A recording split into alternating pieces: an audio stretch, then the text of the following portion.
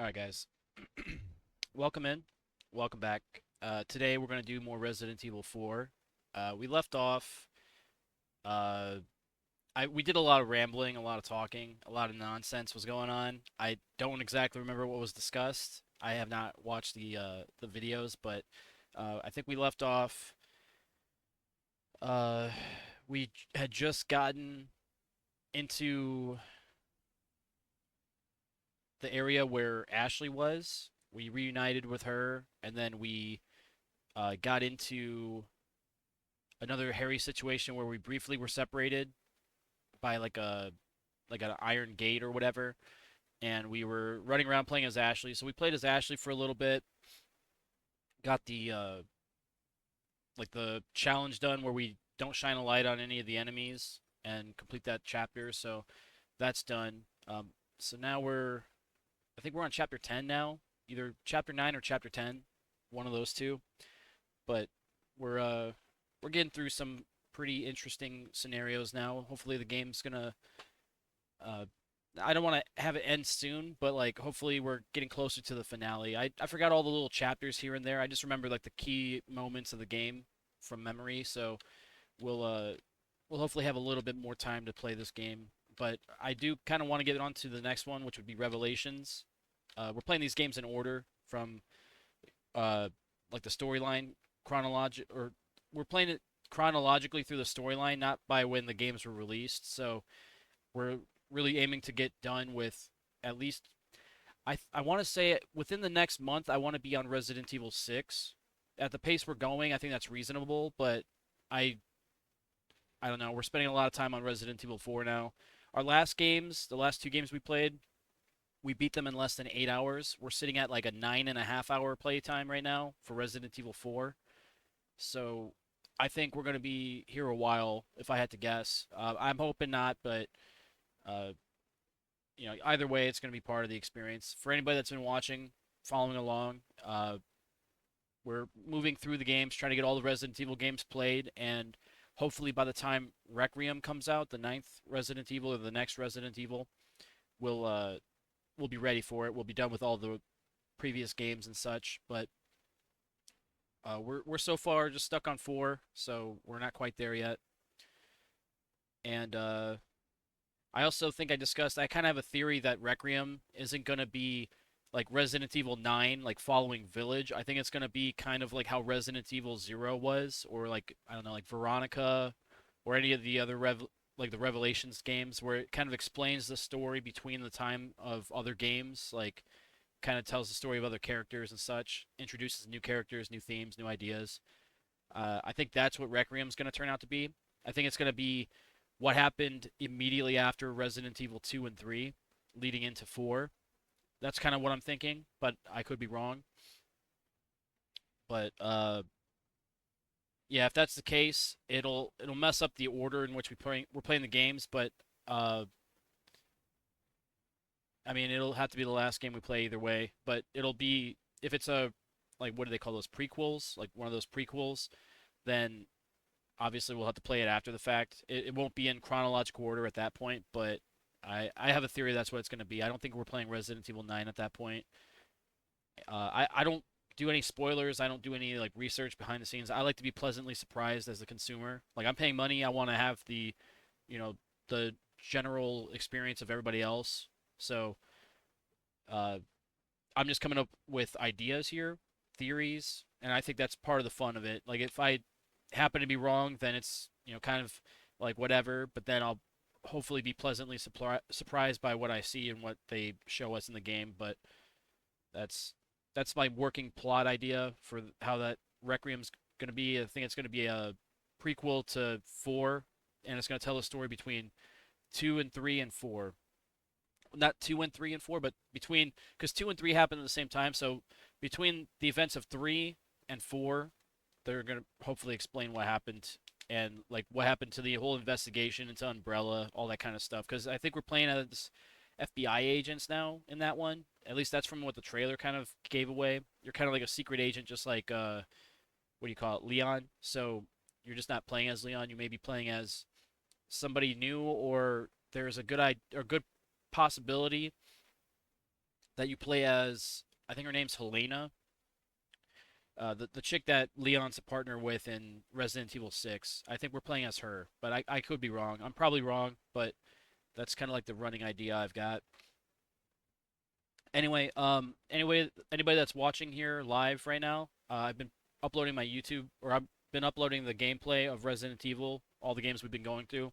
I've been putting them on my YouTube channel, so be sure to check it out there at the HoosierMarineMAK Gaming. The link should be in my socials and also on the channels. Check it out. And then for you guys watching on YouTube, I'm currently live on Kick and Twitch at the moment, so if you guys want to catch us live and see what we're doing in real time, be sure to follow us at kickandtwitch.com/HoosierMarineMAK. We usually try to be live between the hours of 7 and 9 p.m. Central most of the time. We stream most days. Sometimes there's going to be a day or two where we just take it off or whatever, and we're not live. But usually I try to give warning, at least to people that are what's the word?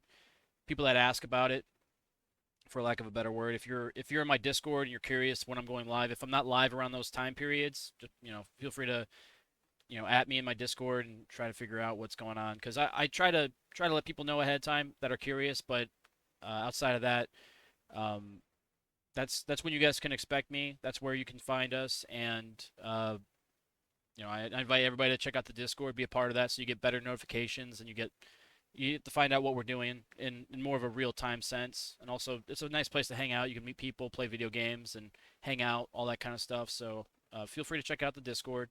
If the link needs to be updated, please let me know. That invitation always expires. It has like a 3 week timer on it. So if I'm not actively updating it, please let me know, and I'll get the newest link out there for you. Just let me know in the comments section if it doesn't work or whatever. It should be on the channel above, or I don't think I'm going to link it in the video's description, so just check out the channel. You'll find it there. And, obviously, if you guys are on Kick and Twitch, you're already there. Or you should be there if you're already, like, a member of the community there. But, yeah, that's all the plugs I got. We got Baxter sleeping on the bed. Let's get a quick look at him real quick, and then we'll get our game going. All right, guys. Say hello to Baxter. He's sleeping, as always. He's not in his usual spot. His usual spot's just off to my right. Like, you'll see him, like, on that corner where the flag pillow's at. But, yeah, he moved spots today, so he'll be right behind us. If you guys see him moving around, make sure you say hello. And, yeah, that's all I got. Let's get some games going, guys. Did, like, an 8.5-minute intro. You guys like that? Yeah, this may be another episode where I'm just rambling and talking a lot of nonsense.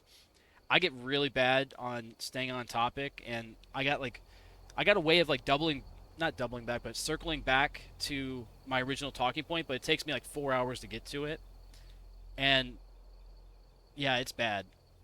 Like if you watch the VOD, you could clip out certain parts and then get to the point quicker, but yeah, it's been interesting. I've watched like one of my videos playing back when I'm like just rambling on and talking a bunch of nonsense, going on different tangents and stuff. And like some of it's very very interesting, but a lot of it's like very incoherent. So take that for what you will. I'm not saying I'm a smart guy or I'm well spoken or anything. So if you guys think I'm a jackass, that's probably a good assessment, probably fair to say. But um, yeah, just going forward, just be prepared for some nonsense and some bullshit to be said. But it's all in good fun. We're just playing video games, hanging out. So hopefully you guys are doing the same and having fun. But yeah, let's play Resident Evil 4, shall we?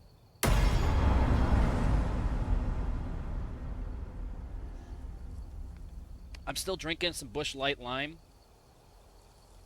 I have come to the conclusion that I will not be buying another case unless they want to sponsor me.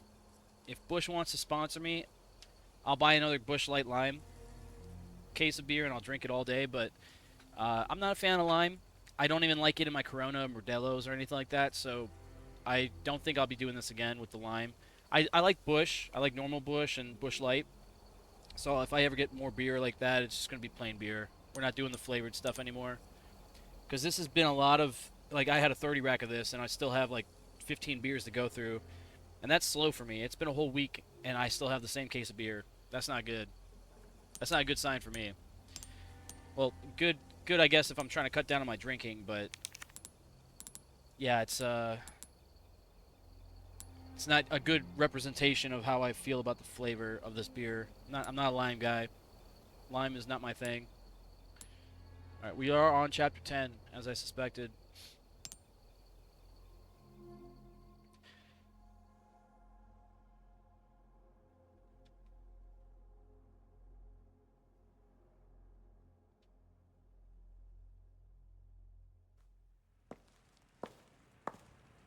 Ooh, Ada. Hello. So, what's become of the amber? Sorry, nothing yet. But my little helper is creating quite the commotion. Everything will work out just fine. As long as you can keep your dog under control. He's a good boy. Predictable. Fine. Keep your mutt. But don't come crying to me if you get bit.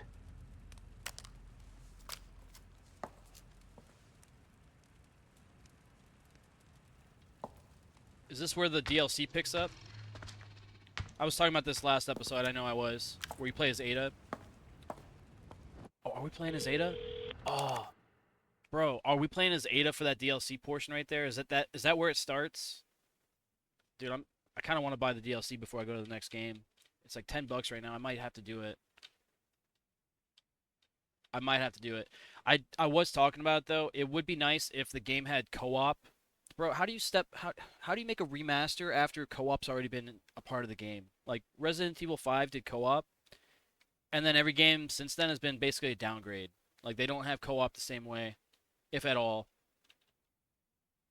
I don't know, man. A lot of these like the remasters specifically, like I get it, like you don't want to play like the original, you're playing the newer version. Make it co-op. It's not going to be the original. You're doing your own little spin on things anyway. Just make it a co-op experience if we want to, you know? And if it's a single player experience, then make it a well, so you have the co-op version where you're playing with your partner, but then when you're playing single player by yourself, when you're not playing with a friend or somebody that's like a real person, there's no AI companion. That's a different campaign story that you have to play. Like, you know, kind of how you already did it with Leon and Claire, and then also with Jill and Carlos and such. Um, those moments that you're away from your partners, like that's the single player experience, and that's all that should be part of the game for like the non-primary character of the game. Like obviously when we play Resident Evil 2 and we play Resident Evil 4, the main character is Leon. Um, when we're not on screen with Leon or like the main character, that's when like you start playing. Obviously, they already do that where you play as like say like Claire, Jill, Ada, whatever, Carlos, and I think I think those moments like that would be cool if like they had like the DLC like co-op mode for that as like those moments that you are together or away. That's where you're able to play co-op together online with a friend. But I don't know if that's making much sense to anybody. I kind of talked about it last time in a little bit more detail and probably more incoherently, but yeah, if I'm paying $10 more for DLC for a single player game and it's not adding co-op to the game, I want that to be included for free in the game. That's how it should be. If it's not co-op, if it's not adding a new mode or a new feature to the game that wasn't part of the base game, if it's a single player game, anything added to the story should be part of the game's base price. Because then otherwise, if you're going to charge $10 for something that's a DLC, I would justify that being like, hey, that's the multiplayer. If somebody wants to play with their friend and their friend wants to go out of their way to play it, they'll pay $10 to have the game by themselves. They'll only play that perspective, and to them, that'll be the single player experience too, because they won't have the full game. They'll only have that small portion of the game from the perspective of the co-op character. In most cases, like in this case, for this game, it would be Ada Wong because there's DLC for where you play as Ada, and I think also saying that you play the base game, you pay for the base game, you get the DLC free, and then what you can do is you can have a friend pass, kind of like how some games do, where if you own the game, you paid full price for the game, but you want to play with your friend in that moment, they don't have the game, you can invite them to your game, and they should be able to play your game without without having to purchase the game. And then it's basically just they're playing like a streamed game at that point. They don't have to download it. They don't have to install anything on their computer. Well, maybe some small updates or downloads or something, but nothing too crazy. Just something minor to let them play the game and connect to the server. Like maybe they had to buy, or maybe not buy, but they had to download all the server and hosts information just to make sure they have a stable connection to the player that they're trying to play with. But there should be a friend invite or a friend pass kind of system for situations like that. I'm just so surprised that we've gone back in time with the development of Resident Evil games to this point where we would have Resident Evil 5 come out with co-op on launch. Like you played with your friends, you play as Chris Redfield, your friend plays as Shiva, or vice versa, and that was part of the base game experience. You didn't pay a fucking extra cent for any of that. But then, 15 years later, or however long, 10 years later, we're coming out with remasters of older games that aren't even the original depiction of the games, and they don't even bother to put co-op in the games. That's where I kind of have a problem with that. Um, I feel like it's a huge missed opportunity, especially since Capcom has the potential to, or has the capability to do it. Like they have the money, they have the funds, the notoriety, they have the fanfare to do it. Like that would be a huge success for them. And it's not part of the mainline experience, so you don't have to do it.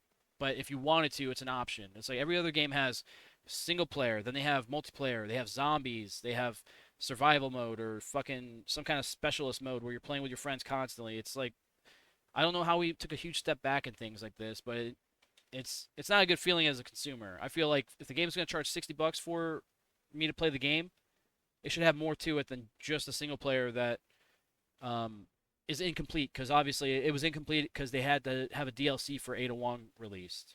Like that's just not right to me.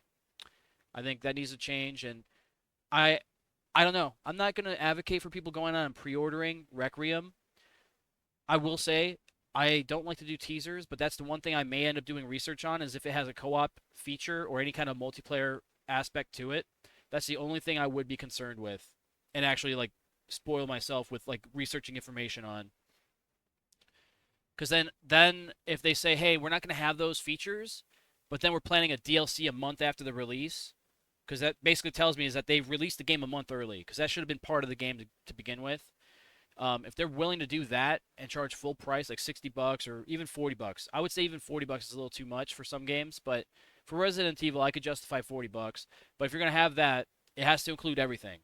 It can't be like, hey, we're gonna release the game and then a month later you're gonna get DLC, and then there's not gonna be a co-op or any kind of other things coming after the fact. Like there should always be like the expectation that you're getting a full game when you buy the game.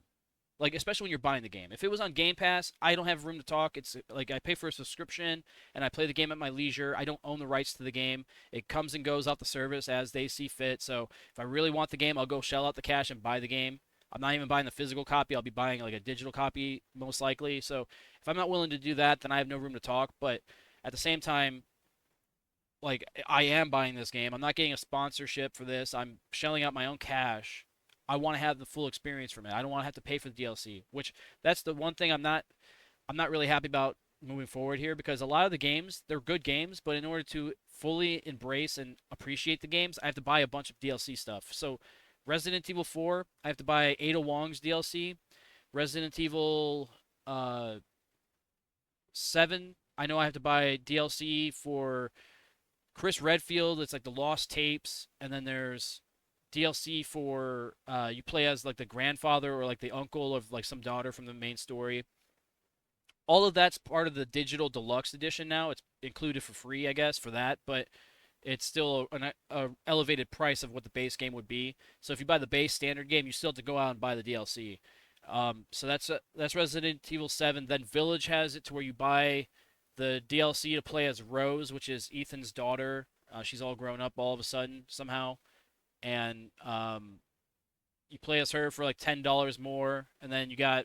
I'm assuming Requiem's going to do the same thing. I don't know yet. I'm gonna have to do research, but I have a feeling that's what the idea or the plan is for that game.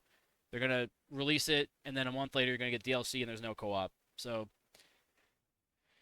yeah, I am cautious. I would say I'm more I'm anticipating a little bit of shenanigans. I don't think it's going to be as clean as I'd like it to be as far as a release goes. I think I'm still going to enjoy the game. Don't get me wrong. There's not a Resident Evil game I haven't enjoyed, but I just don't. Well, there is not. Okay, there are Resident Evil games I didn't enjoy as much as others. I would say 3 is good. I like 3, but I don't like a lot about it that I going back, I wouldn't buy it again. Going back, if I had to go back in time, I would not buy 3. I would just watch somebody else play it and get the experience there. Uh, but since I did buy it, obviously, like I'm gonna play it still. I like the game to a degree, but the large portions of the game had holes in it, had issues that I didn't feel that were fixed by the end of the gameplay, and I think going back, I wouldn't pay the full price for it, which I don't think I did in this case. I bought it originally on my PS4, so that was full price. I think it was $60 back then. But then I bought it for $5 on Steam. So I'm in the hole for $65 to have the game twice. Not bad, not terrible. Uh, but I had to buy it on sale. It was like the summer sale for like all the Resident Evil titles. That's the only time I would ever condone going out and shelling like big money on a lot of games because then you spend $60 on 15 games instead of $60 on one game. Like that's obviously a great deal. So I always try to encourage people to go out and spend their money on sales. Wait for games to go on sale. Don't just rush out to buy and support because a lot of these games are going to be garbage. Like like I'm not gonna say like Resident Evil 3 was complete garbage, but it wasn't what I was expecting, and I wasn't satisfied with the price that my total price that I have invested in it. I'm not happy with that still.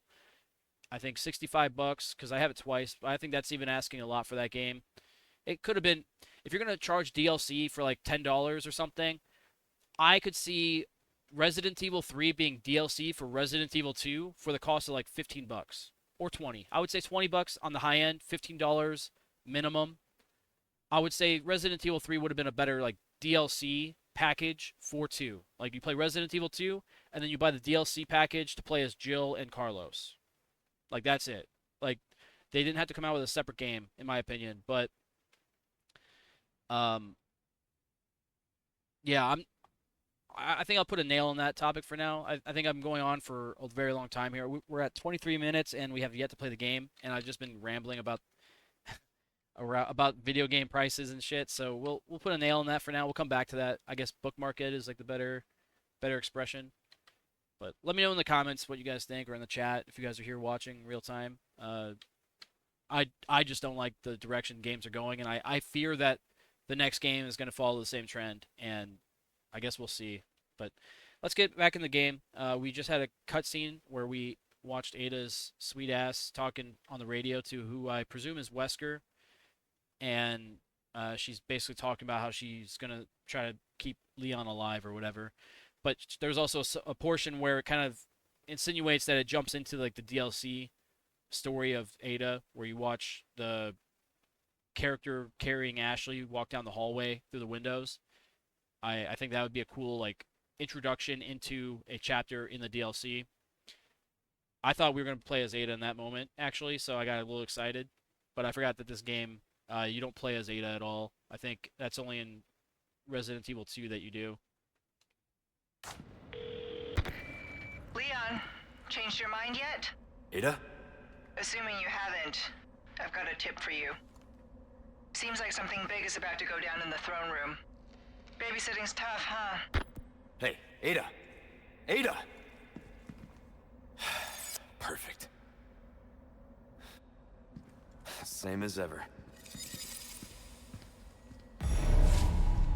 Alright, map updated. Let's see.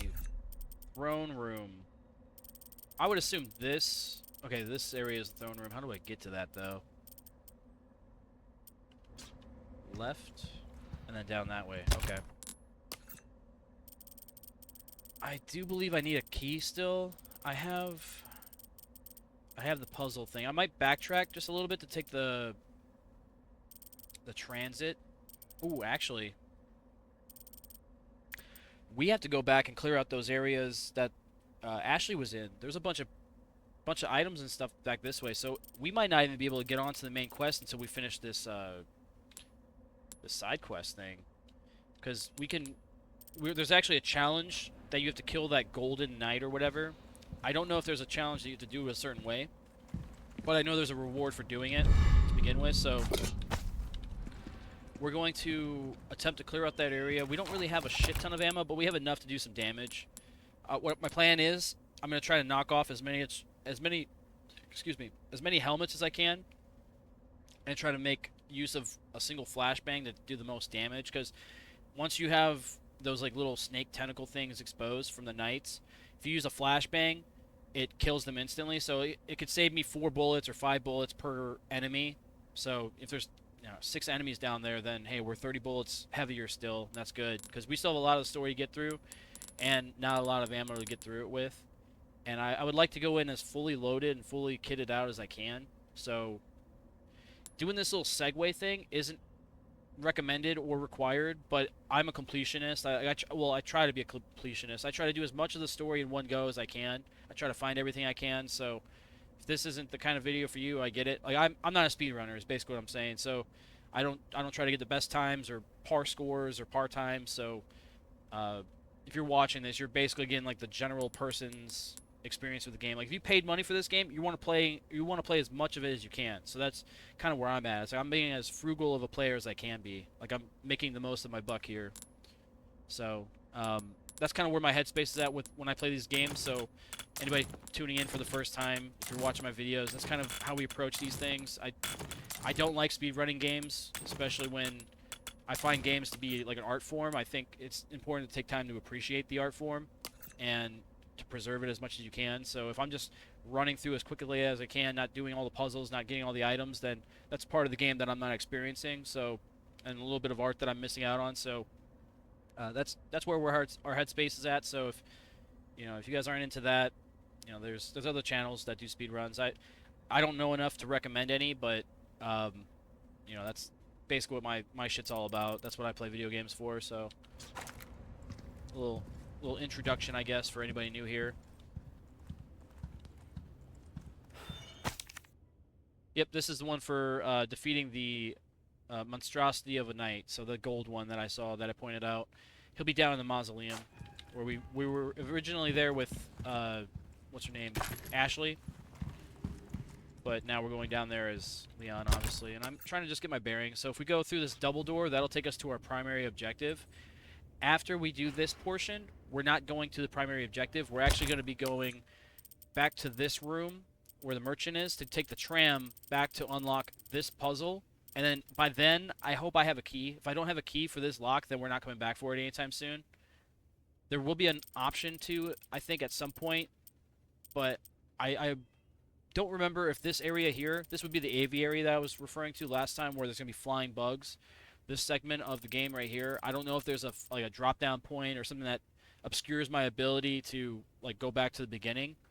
But I mean, we're in the castle, like from the start to finish. That's kind of crazy. That was the bridge right there, the drawbridge, and then this is all the stuff we've been fighting through this entire gameplay so far. It's actually kind of an impressive map. I was looking at the actual map layout, and it's so cool looking. It's built into the mountain.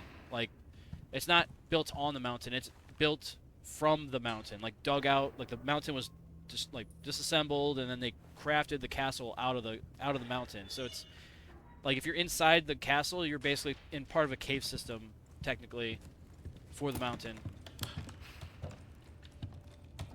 I think that's so cool. I think castles in this game, they did a good job of portraying, and I'm big on like all the details of the game. Like I always try to take time to appreciate rooms and like the ceilings and everything. Like all the scenery that we have. Like it all took time to craft and put in. And if you're just speed running through the game, you're not looking at details. You're simply not. So you're missing everything. And I don't know. I think this is a really neat idea. I'm a big fan of. Well, my favorite building, I point out all the time, is that I like. That's the last mouse we need. Yes. Sorry. Resident Evil 2 RPD, or Raccoon City Police Department, I think is one of my favorite buildings because it's one of the more notable and like memorable for me. Like I think there's moments when I'm in that building that remind me of other films and other things that I've watched that are horror related or whatever. So like, there's a staircase. It's famous actually. The first staircase that you approach that goes to the third floor on the west wing of the RPD.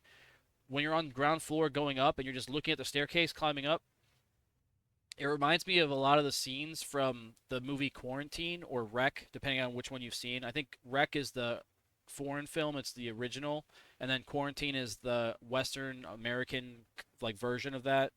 Oh, it's like not subtitles or dubbed or whatever you call it. I think I think that staircase reminds me of when they're going through the first film, and then like where the firefighter falls down, breaks his neck, and all that stuff. That staircase reminds me of that scene from that film, and that's another reason why I love that map, that building, because it just there's so many similarities to other things.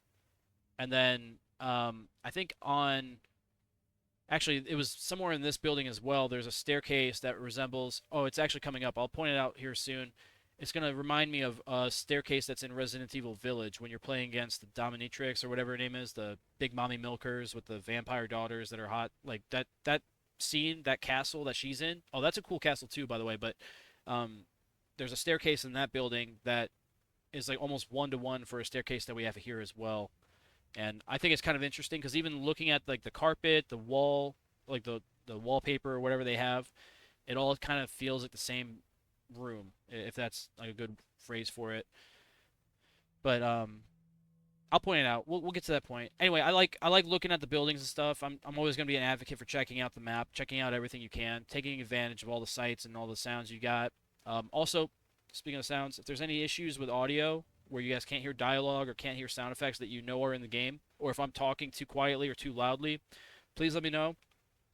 I'll try to do what I can to adjust so it's more uh, like like a stable audio quality, I guess.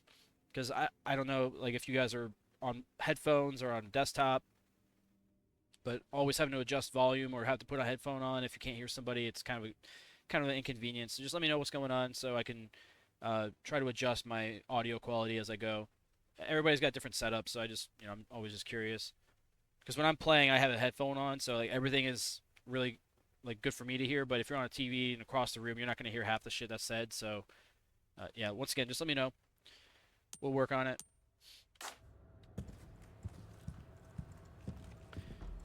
But yeah, like this is all one person's home. Like, or essentially, like if it boils down to it, it's one person's home, but it's like managed by like hundreds of thousands of people. Well, not hundreds of thousands, but hundreds or thousands of people. Because based on the size of the enemy threat that we have, like there's always people coming and going, killing a bunch of guys, and I feel like the number of enemy targets doesn't go down. It's like an endless like supply of bad guys. So I'm just wondering how many people it takes to caretake for this entire castle and the village surrounding it. And just to make it like built it up like the way it was, like how much time the construction took, and the fact that there's like laboratories built into the castle as well. It's like that's insane. Like it's very elaborate. I do like that a lot about this game, and all the maps are actually really cool. Like they're all well thought out and like well structured, and at first glance, like it would be practical to see something like this as well. So there's no reason you can't imagine this being a real place. You know what I mean? And I just think that's kind of interesting too. Like it's a good way to like look at the game and try to appreciate it on a different level that may not be like immediately apparent at first glance, if that makes any sense. But before we go down to the elevator to fight the monstrosity, because you even see it on the map here, that's the room where we had all those knights that we had to hit the bell and then dodge them, and then this is where you get the light. There's going to be other jewels and treasures back here, so go as far as you can, and hopefully you have keys. If you don't have keys, you may not be able to get everything. But this is the area that we were in, and then we ran to the elevator, and then ran to that elevator, and then we met up with Leon. That's what we're essentially going to do. The elevator that we go there with, I don't know if we necessarily can use it. I think it collapsed. I don't think it works anymore. But there is a staircase here that I believe goes up, and then there will be a square lockbox there as well. That's where the like this door, or not this door, but this wall next to the door on the north wall, or the north wall of this room. That wall right here where my icon is, where my mouse is pointing, or maybe a little to the right. somewhere in this little space here, there's a shield emblem insignia thing that you have to put into the wall to open the gate or open the door to gain access to this main room. Uh, there's a square lock there, so we're going all the way through there to get back. We're not taking the elevator because I don't think the elevator works anymore. I think it collapsed because we went up here and then we went down and then the elevator collapsed down in the library and we climbed through. I think that's what happened. I'll have to check that when I come through again. But there's also this lock over here, and it's all the way back in the library. Square lockbox, so we'll have one square, two square, and then a third square puzzle back here. And then a locked chest right here, or like a drawer. That's all we have left of like boxes or treasure-related items until we get to the aviary, or this little circular dome area. It's either an aviary or it's some kind of like really massive like biome that they built into the structure that can like have wildlife thrive, but also be like a library or some kind of crypt or something like that. It's pretty cool. It kind of reminds me like I've never been there, but I can only imagine it's kind of like how what's that? There's a monument slash like structure called the Louvre, I think, in like France or somewhere in Europe that I think it connects to the crypt where they have like a bunch of bodies buried and stuff. Like that's pretty cool, and I think that's kind of tying in or maybe drawing inspiration from that. I might be wrong on the name. I'm not well like what's the word, well traveled in that area or those parts of the world, so I don't know what the place is called. I think it's called the Louvre, and I might be wrong there, but that's what this aviary. I call it an aviary, but it's going to be a dome structure. This part of the castle reminds me of that. And in theory, it's kind of like the same idea how we're all in the castle together. It's all interconnected and stuff, and there is a crypt, I think, at some point. Maybe I already passed through it, but yeah, I think it's a really interesting thing to see in video games, how they kind of draw inspiration. They may be drawing inspiration from other structures and different places, and maybe even their own games. Like I said, there's going to be a staircase here that I'm going to point out, and I believe it's coming up. I think it's actually this staircase here, if I remember correctly, or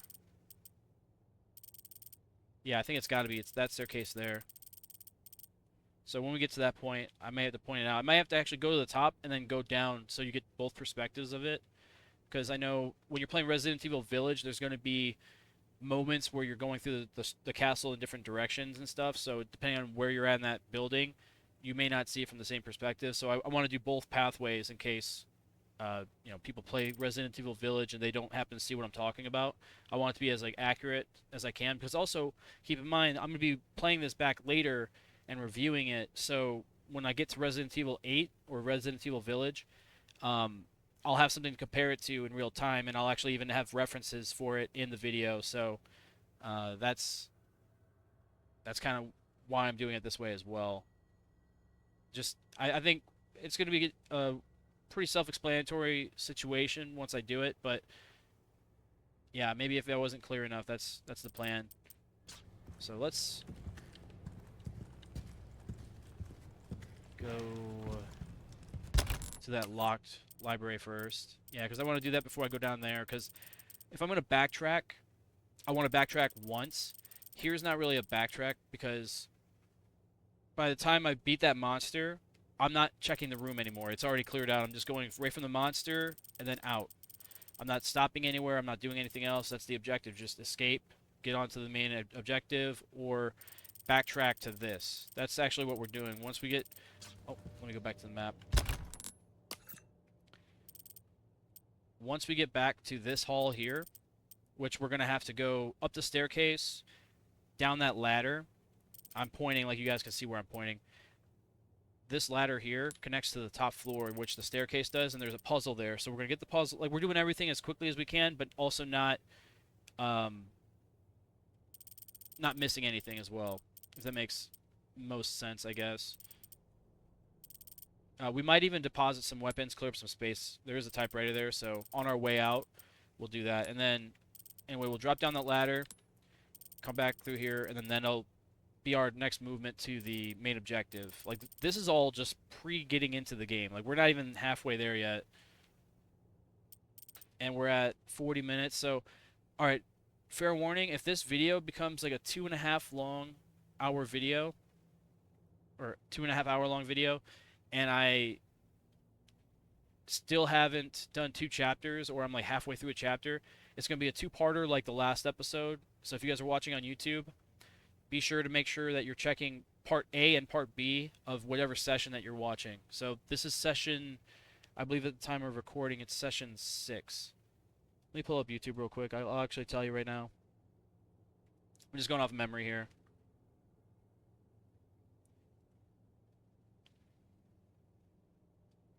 Alright, give me one moment.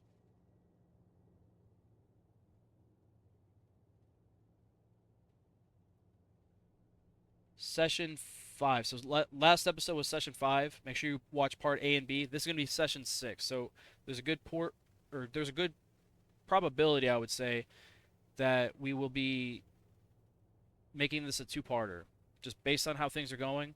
I don't even know how difficult this section is going to be. We still have to fight the boss, or that night, so depending on how long this situation takes will dictate whether or not we have a two-parter, because we might end up just doing 1 chapter for this episode. I would like to do 2, so that's why if I want to do 2, it's going to be a separate video. So once this video gets closer to like the 2-hour mark, I'm going to have to start pumping the brakes on things, and then that'll be the end of the part. And I'm doing more talking, so I'm just adding to the time of the video, but I guess it's just part of the plan, I guess. Maybe we'll just do it anyway. Like, I'm just going to leave no doubt and just do it anyway, just to get it done with, and then the stream will last as long as it takes to make 2 videos, I guess. So, yeah, feel free to just hang out, check out from time to time.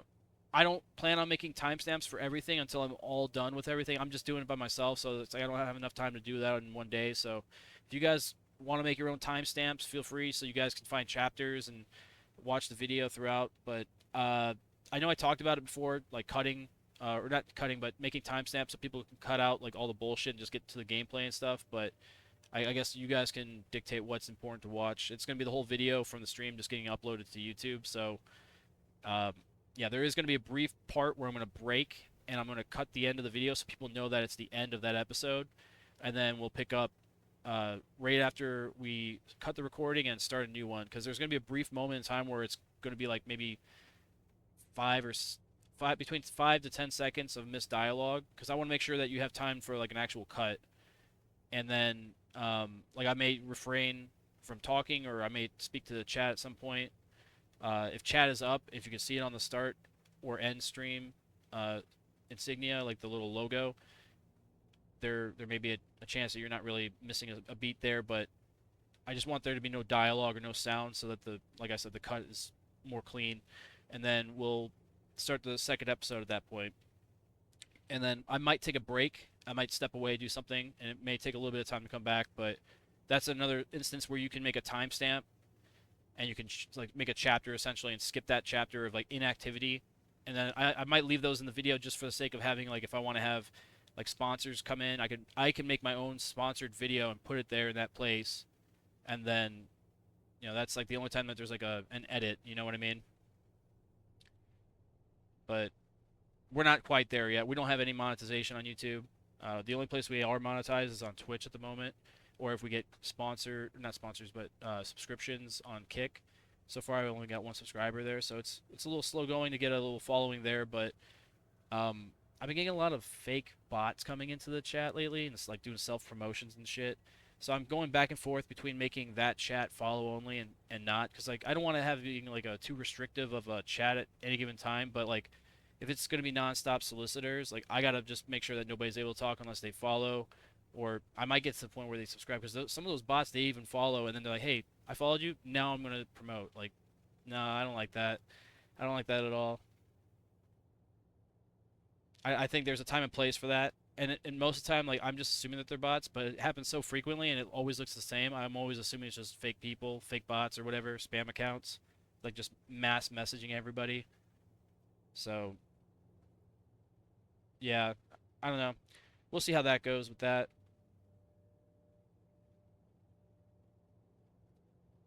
I do believe right now Kick is at follow only. So if you're in Kick right now, Kick chat watching, just know that there's a good chance you won't be able to message me or talk in the chat for up to 10 minutes or longer, depending on the whenever you're watching the video. Um, just due to the fact that I'm changing the settings so that people have to follow for X amount of minutes or X amount of time before they can, solicit in my channel. Because like sometimes I'm in the middle of a video and then like I see a follow, I'm like, hey, cool, I appreciate the follow, welcome in, and then like a minute or two later, I'll get a message in the chat for their, they're trying to get sponsored subscriptions or something like that off of Discord or through your stream or something, one way or the other. It's not a good feeling, especially when you're streaming all day. You're like, hey, someone came to hang out. Hey, how's your day going? It's like they just respond with, hey, we're gonna fucking promote on our channel or promote our channel on your channel, and it's that's stupid, dude. I can't stand that, and that's the thing that makes it so hard to make it like not a restrictive way of people just hanging out and coming into the channel. And I don't know. It's been weird streaming on Kick compared to Twitch, but Twitch had the same hiccups first starting out. And I think you get to a certain point of followers where that doesn't happen as often. And yeah, it's very intrusive. I don't like it at all, but here we go going down a tangent unrelated to the game. Sorry guys. I'm just like I said, this is part of the live experience. You're going to get a little bit of the ranting and a little bit of the tangents. Hopefully I'm making sense to people. And if not, if you're just jumping in, you're missing out. Make sure to watch the VOD. Clip out the bad stuff that you don't want to watch, and then there we go. That's the whole point too with YouTube. People can do that on the channel as well. They could just do a timestamp when they're watching, and then they could skip and rewatch later. So if that makes sense to you guys, I don't know. I use YouTube from time to time, so there's like certain features of that I use more frequent than others. But yeah, let's get fucking back into the game. Actually, we were talking away for a while, but we're still planning. We're still in the planning phase.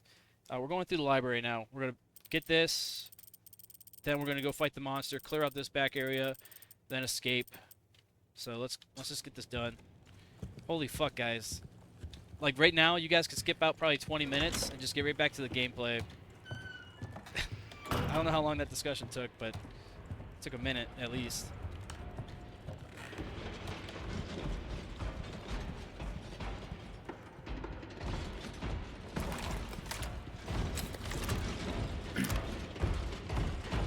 And you know what the thing is? Real life, like, if this was your house, say for instance, and you were trying to defend it, you're not trying to shoot through the fucking thing, because then you're shooting all your books and everything behind it. You're ruining that, like, the room basically. Or you get your tapestry, not your tapestry, but your whatever these things are, the where you make like a mannequin essentially out of living or dead like fur and stuff. It starts with a T. I forgot the name or the word of that I'm looking for. I might not like these things. Hang on.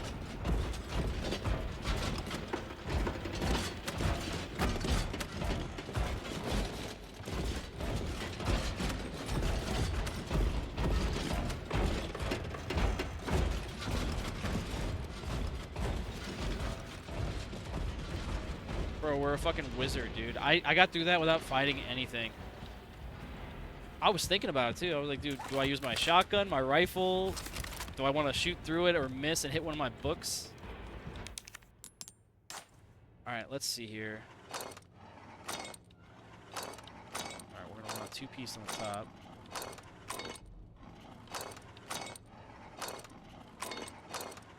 Trying to rotate it this way.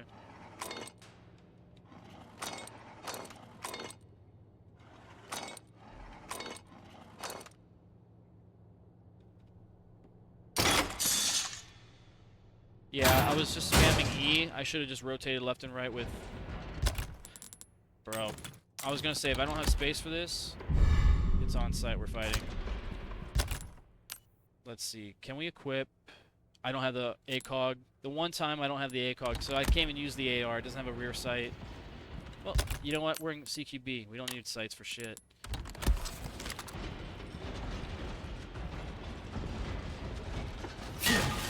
All I need is muzzle awareness, you know what I mean?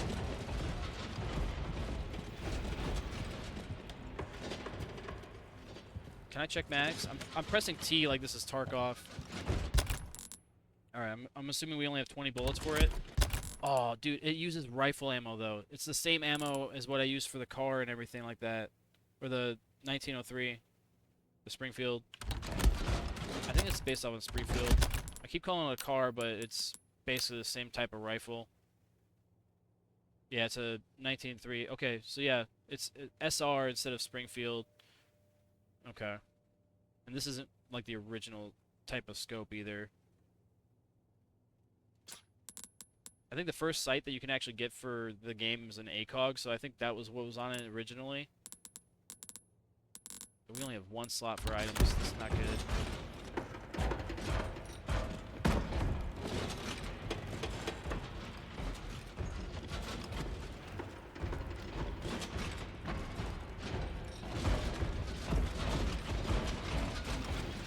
We're eventually going to have to come back through here, so fighting might occur.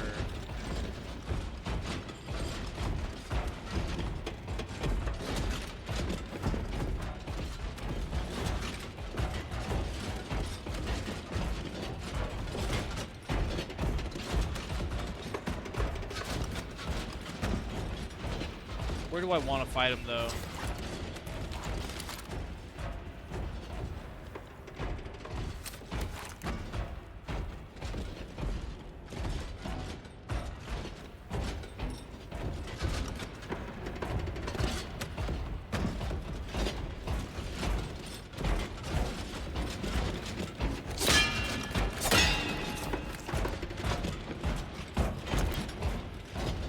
Dude, I don't want to hit the shit behind him. You know, I was just talking about preserving the art.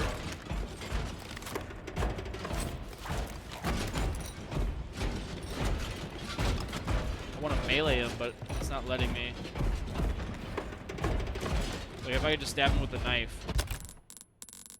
Which I do have. Why can't I...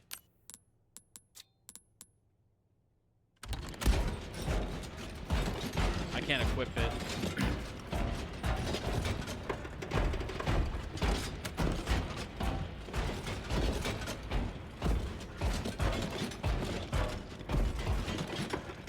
I wish you could toggle the flashlight off. You know what I mean? Like, I wish I had control whether or not he's holding up his flashlight. That way, instead of a flashlight, I'm akimboed with my knife. I got my pistol in one hand, knife in the other.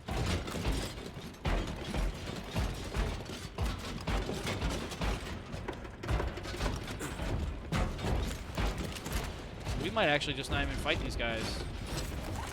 Like, just bypass them altogether.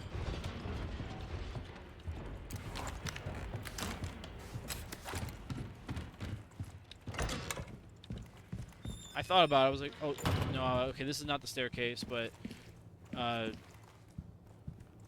guess you could say this reminds me of another staircase, but not the one in question. We're going to see that one on the way back. When we go back through that room with those knights that I didn't kill or didn't fight.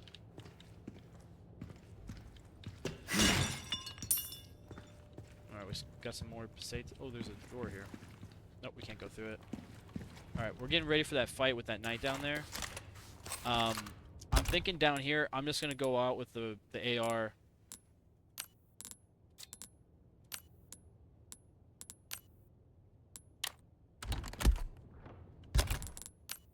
And let's see, how do I want to equip my weapon loadout here? Maybe that one, and then we'll do the rifle as 7. Okay. Just for now.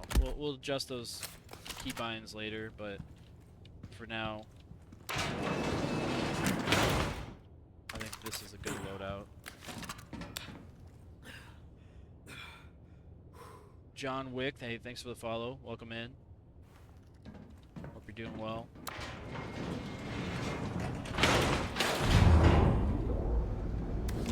I believe it opens up this way. I wish I had a better camera angle so I could check the weapon like I could in Tarkov when it's in my inventory or in my stash. That's not too bad. And at least the scope's mounted on the upper receiver in one piece. You know what I mean? And it looks like it has pretty good eye relief too. It's at, like the scope like actually matches and meets the end of the receiver as well, so it's not really exceeding the stock. That could be a good thing. Yeah, that's actually a pretty reasonable load out there. On an A-frame, probably I would presume it's a. They say CQR is probably going to be less than a 16-inch barrel, so what was that, 13.5 or a 10.5 barrel right there?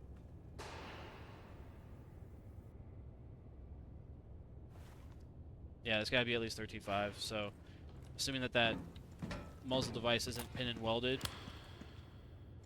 it may or may not require a tack stamp. And if it's a single fire, that's pretty good. I don't know if it's or not single fire, but semi-auto. I don't think it has the capability of doing full auto, so it would be like a civilian grade AR-15 essentially, and it may even be legal without a tax stamp. Well, depending on the state. If you live in California, then you obviously don't have that ability either way. But I don't know. It'd be kind of neat to have like a workbench to actually sit down and look at these weapons, like.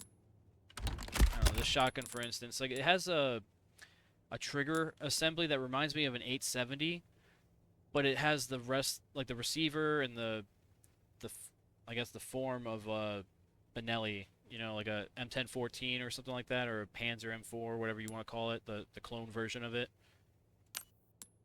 Like this gun, I don't know if it's a semi-auto shotgun. Oh, it is. Okay, so it is. So this one isn't a pump action, so it wouldn't be. Basically, it wouldn't be the 870 unless you converted an 870 into semi-auto somehow. Yeah, the safety is the same, but okay. So I don't see the oh, actually, maybe I do. Maybe it's pushed in all the way, but you got your it would be basically your tube release, so you can cock the shotgun if it was pump action, but it would be further up on your trigger assembly there.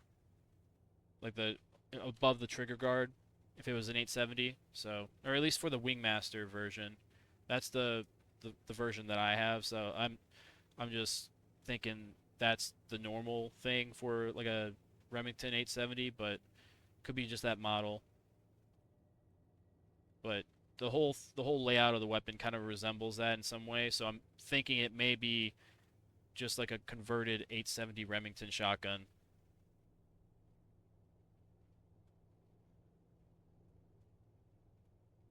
I also don't have a Benelli M4 in front of me, so I can't really compare it to anything else, you know what I mean? Anyway, I think I might roll out with that first. But at distance, we're going to use the AR.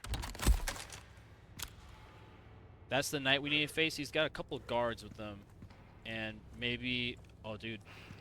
We got more threats in the room, possibly. There may be more that come to life. There's a bunch of not guard, but bodies around here. Armor sets, whatever you want to call it. Can't tell if there's anything in there, but for the ones that are like the living ones, it'd be nice if I had a shot or a flashlight there on my rifle. That'd be so cool.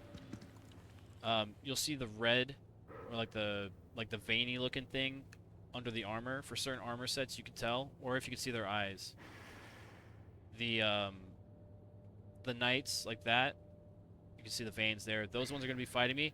I can't tell if, say, that armor is going to have one in it because it doesn't have any gaps unless you're looking at the thumbs or listening. I don't know if you can hear them. Yeah, like that armor set, I wouldn't be able to tell you if there's a living one in there or not. But I know for a fact we're fighting that guy for sure. I mean, yeah, you could see it. That is a pretty cool looking outfit, though. The guards are ready for business, too. I don't know about these guys. I think they may they may be able to pick up weapons that are on the ground, so if they are not a threat now, they may be later. I'm also assuming that these guys aren't them under a cloak, so we have to be cautious here. Oh, shit! Right. Not gonna lie, Time that to get scared the shit medieval out of on your me. And I was expecting it, too. That's crazy.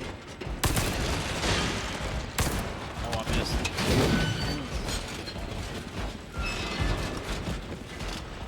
It has a full auto version, I guess, so it's not a. It's gonna definitely require some.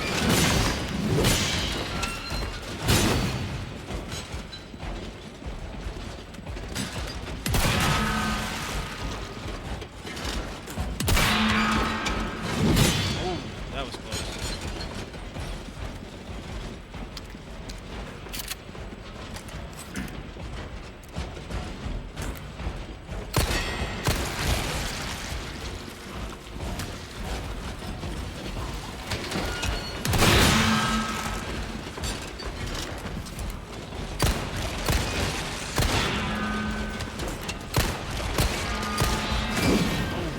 He actually probably would have hit me.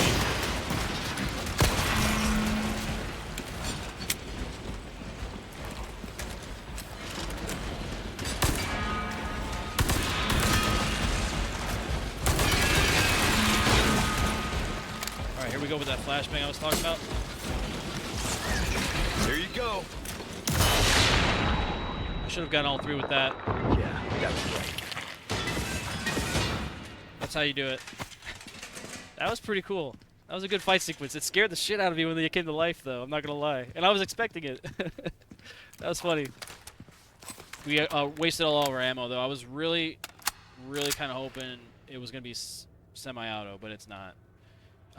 So we don't have the permit for that. We're gonna have to put that one away. We're gonna use the bolt action from now on. We may not use sights on it. We are gonna be close quarters for a little bit here, so this makes sense. If we can get more of my Magnum ammo, that'd be great.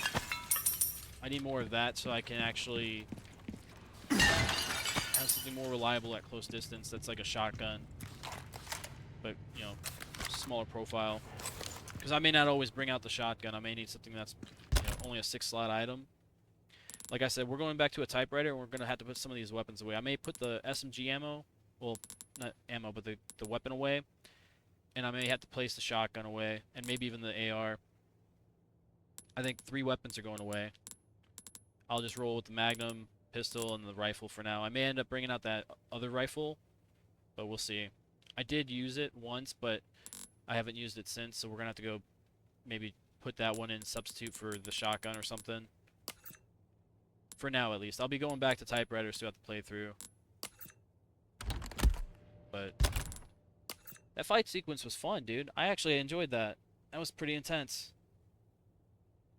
But now we're moving through the back. I want to make sure we try to get through all of this in one go. But I think we actually may end up be missing something here. The only reason why they're not attacking me is because of that blue torch. And there's one right here, I think, above this room. Or this doorway. I don't know if there's a locked door or a locked drawer that's back there. But that's one of those situations where I have to play as Ashley to get through. And I'm hoping that I don't have to. There is probably still a chest that's right back here that has an item that you can sell. And I don't know if I have that with Ashley already or not. But we're going to go back through the elevator now. There's nothing else in this room that I care to look for, so we got that boss fight done. Now we turn that contract into the merchant. We unlock new things, I think. I don't remember exactly how it all plays out, but now the plan is to... Let's go back up a floor. We're going all the way through to the library, and then through that staircase. This is going to be the staircase that I was referring to earlier when I was talking about its comparison to Resident Evil Village, or 8. There's a scene in that game where you're playing against like the Dominatrix or whatever her name is, with her vampire daughters, that whole castle that they're in. There's a room or an area or a hallway, whatever you want to call it, that it almost feels like a one-to-one from that game. Like it's the same prop or something. That's maybe something that I noticed in the gameplay. But I'll go up the flight of stairs and then I'll come back down through the flight of stairs, and it'll be the best comparison. Because when I play Resident Evil Village, I'm going to be going back and forth through that area anyway. So if people happen to see that, they'll have like something directly to compare it to. That's already been discussed once. So that's the plan. We're doing a lot of talking now, so we're just going to move on with the plan and go out here. When we're up on this floor, we're going to do that square lock puzzle. We're going to go back around, drop that ladder, and then we're coming back through this grand hall to where the merchant room is. Let me go down to that floor so I can map it out. We're going to deposit weapons, items, whatever we're not using. That's when we get our loadout. We turn in our contracts to the merchant. We go back, do this last puzzle. Hopefully get a key by then so we can go and get this drawer open. I think it's a drawer or like a desk or something that we have to come back with a key for. We don't have the key. Or we would do that in one go. We may be able to come back to this area, but I'm not quite sure. It's been a while since I played the game. I know that when we get to like the aviary area where the flying bugs are at, it's there's a possibility that you may not be able to go back that way.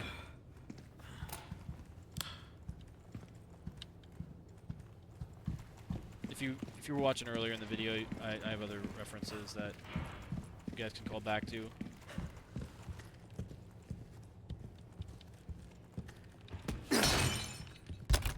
Ooh, we do have the room, we just don't have enough space. There we go. We can craft stuff right now if we need. We are going to be using the rifle, that's for sure. So we'll craft that now. And I'm happy with that. So now we have a little bit more space. We'll do that. And this as well. We still have a flashbang. We only used one flashbang for that fight. We used a little bit of ammo for our pistol. I hope that I wasn't overexerting a lot of ammo. I tried the shotgun out. I used my rifle. I actually, you know what I did? I definitely overexerted. And also, when I used the rifle, I was missing, like, pretty much the entire mag. So, that's a shame. We should have used the bolt action the whole time without the scope. That would have been cool. We can always go back. Well, you know what I kind of wish? I wish the game had chapters where you can go back to those moments and start the game there with your exact loadout without making like a save file or something. Well, you know what? Looking back, I could have made a save file there. Wynn did it. And then just always reverted back to the save to do that again because I had all the stuff I needed. Yeah, missed opportunity. No, moving forward, if I ever play this game again in the near future, that's what I'll do. I'll plan accordingly for that, so I always have that moment. However many save files we get, if I have to make like a local save on my desktop, and then when I play the game I just import it, then, you know, that may be a way to go about it. But yeah, that's the plan we're moving with. But we'll obviously have to play this game again. That was actually a lot of fun. That whole fight sequence, I actually enjoyed that a lot, actually. That was a really good boss fight. A lot of movement, there were a lot of moments where I had to tell myself, all right, do I fight or flee? Or fight or flight, whatever. Do I just move? Do I evade being hit? Do I stay committed to my shot? Or, you know, my lack of shots if I'm suppressing or just moving around, dodging? I got lucky a lot of times there. It was there was a moment there with the pillar where the gold knight, the larger one, I guess, the gold one, stabbed towards me but hit the pillar instead of me. But I was in a spot where he easily could have killed me. And even with those tentacle things, they weren't striking me. They weren't like super aggro. They were just kind of inactive and like moving around. So I'm wondering if I played this on professional. I do have a save that's on professional, but I think we're not quite here yet. I think we're on chapter 1 or chapter 2. So we may have to play that at some point. And right now we're playing all the games on standard because I want to do a review of all the games up until Requiem comes out. And I feel like the best baseline for each game would be to play it on the way that it's like classified as like the normal or moderate playset. And then I'll dictate which game is like inherently more difficult to play or more frustrating to play and for what reasons. I'm using like all these gameplays or these like game playthroughs as like my perspective on you know how the games are performing. It's like basically my own personal like review or opinion on my issues with the game and what I think needs to be improved on for the next ones moving forward. I already had a whole spiel about the fucking DLC, so I'm not going to go back to that point, but I guess we're just reminding people to make a chapter for that if they want to go back to the beginning of the video and watch that to get a little bit of insight on what's going on there. But yeah, that's a whole nother rabbit hole. Let's get back into the game. doing a lot of talking, not a lot of playing. So we're at an hour and 10 minutes. So yeah, we'll definitely be making a two-parter for this video because this is only chapter 1 still. So once again, I'll remind you guys, we'll be cutting this video and then starting a new broadcast, or a new recording, I should say. So you're not gonna miss much. You're just gonna miss like maybe a couple seconds or like a couple moments there where um, you're not getting like a one-to-one live feed. But the overall length of the video for stream will be the accurate representation of the whole experience. So if you guys aren't watching live, you're kind of missing out on only like 5 seconds of the content. So don't feel like you're missing out on a whole lot. I doubt there's gonna be a lot that happens in between that time. So just be sure to watch both the videos together. Is kind of what I'm getting at.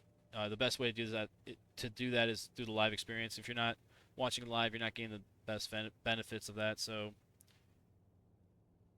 yeah, I mean, you know, a lot happens in 5 seconds. Just ask your mom, you know. Anyway, let's go. You guys like that? Is that a good one?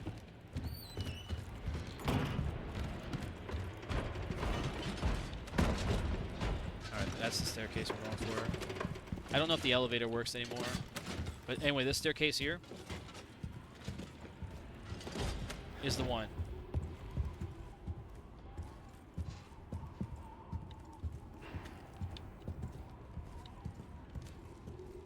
And the thing is, the area in question... Yeah, I can't even look out those windows if I wanted to. There's actually a separate room here on either one of the landings or at the base of the last floor. There's another room, and then the hallway would go a little further down if need be, I guess, and then it would open up the same way. But also, depending on which route you went, dictated if the area was closed off or not. Like, I don't know if I could re-crank that handle, but if I could, I would do the counter motion to, I guess, reverse what was done to open that door, and maybe it would open another path. I think that's how that room or that area works out on Resident Evil Village, but I have to go back and like replay it. Obviously, we're not quite there yet. We're only on Resident Evil 4. The plan is we're going to get through all the Resident Evil games in chronological order until the release of Requiem, and then we'll do like reviews when we can, whenever it's like available when we're at that point. All right, we have this puzzle to do, and then we have one more, and then we're done with puzzles. No more games.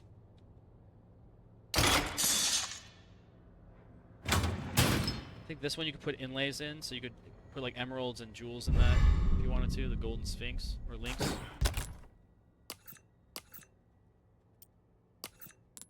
Yeah, you could put, looks like 2 jewels and 1 emerald, so 1 squared and 1 circle. But we're not doing that. That is a cool fucking cat. Imagine if that was like your urn for your pet, and inside like the animal still existed. Dude, imagine if like that's how they preserved life, and then they made a clone that way. Like, hey, we're gonna bring this cat back to life, and then somehow have its consciousness back and everything. So he's like, it's like technically like respawned back into life, like a video game. That'd be kind of cool. Technology's not quite there yet, I don't think, but you know, never say never. Just know whatever it is, it's gonna be expensive probably.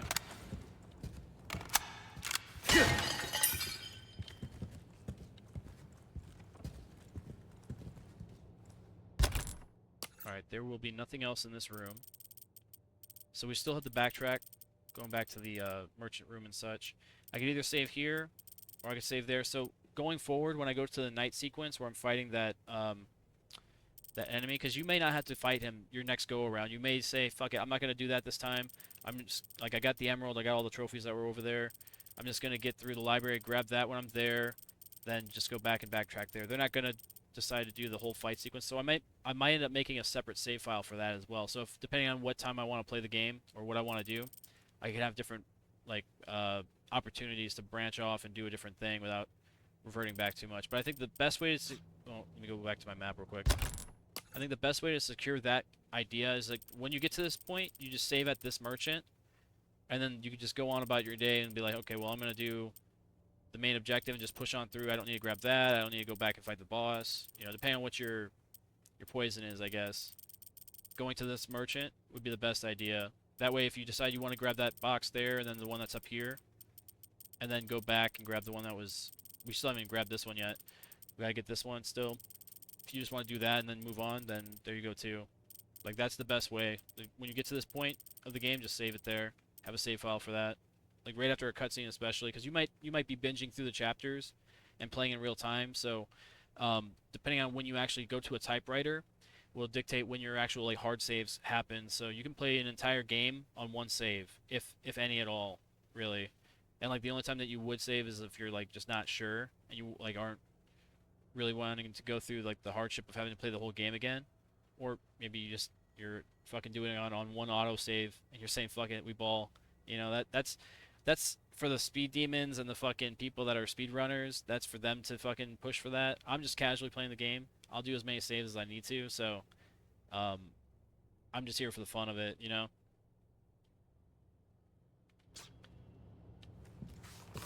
No disrespect to anybody that does that. You know what I mean? But that's just not what we're doing. Anyway, hopefully I was able to demonstrate that staircase. We went down and up, but we'll do it one more time in case you're running through this area and you're not really paying attention. That's the quick look.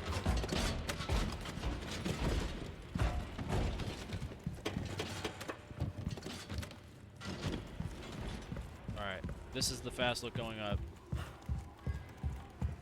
When we get to Resident Evil Village or Resident Evil 8, be sure to keep an eye out for that in case it comes up again. You're able to see it.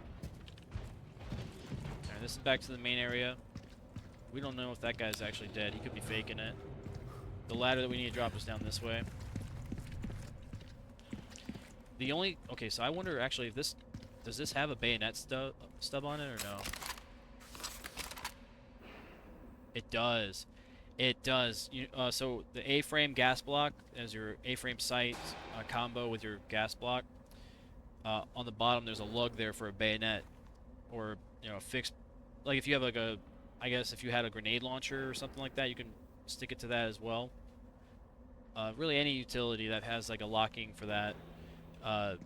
That would be kind of the point of putting a bayonet. So if I'm not sure if that guy is dead, I just put my knife on him and like just jab him. You know what I mean? Or like my poker. Like I would put this on there if I could. This primal blade. That's what I would put on the end of that.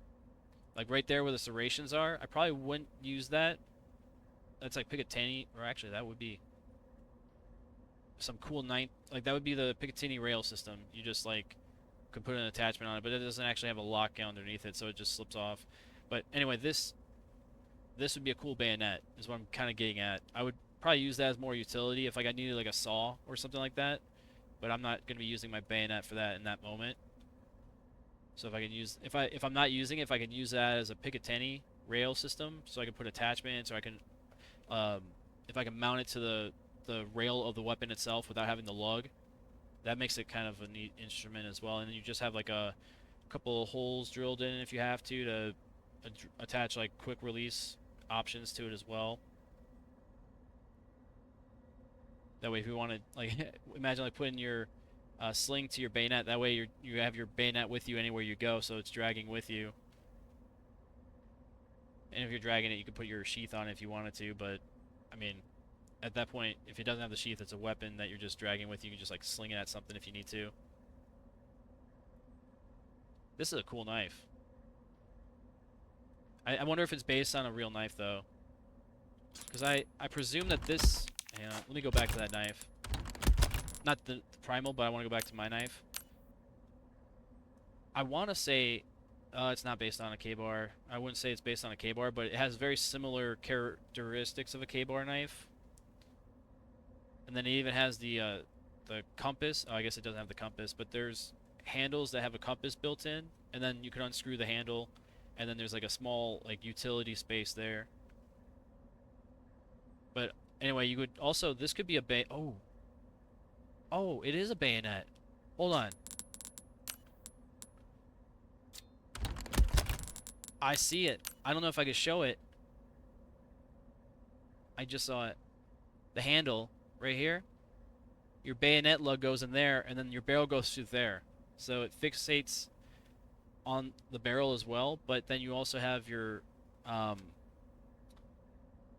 your lug space there. And then as long as you don't have like a weird compensator that doesn't fit this, you'll be able to use it.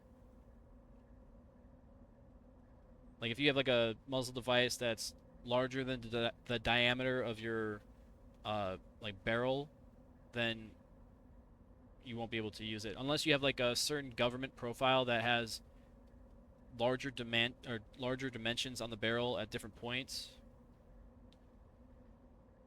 There's like Hansen barrel profiles, there's bowl profiles, there's pencil, there's I guess I don't know if NATO has their own standard, but uh, basically the point is there's different like dimensions and outer dimensions of the barrels, and depending on how they're shaped, designates it a different profile. And I don't know what profile of barrel you need for this to fix properly to, but this would be so cool to put on this rifle right here.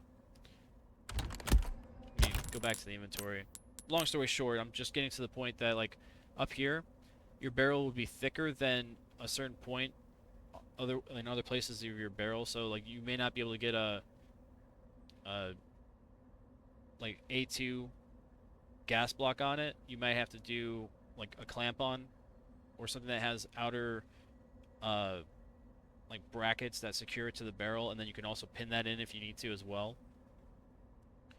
This is all one like cast iron piece or cast metal. Like it's all one form, except where they milled out the holes for the gas port and like the gas tube to tie into. Like there's a little push pin right there, like a pin that you tap in.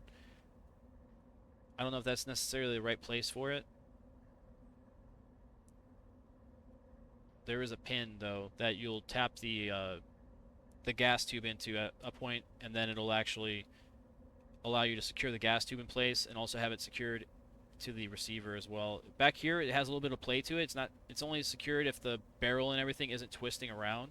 If for whatever reason your barrel and your gas tube gets crunched or turned, you're no longer using a semi-auto rifle. You're using a bolt action at that point. So like you can only get one shot off at a time, crank one out, and then fire another.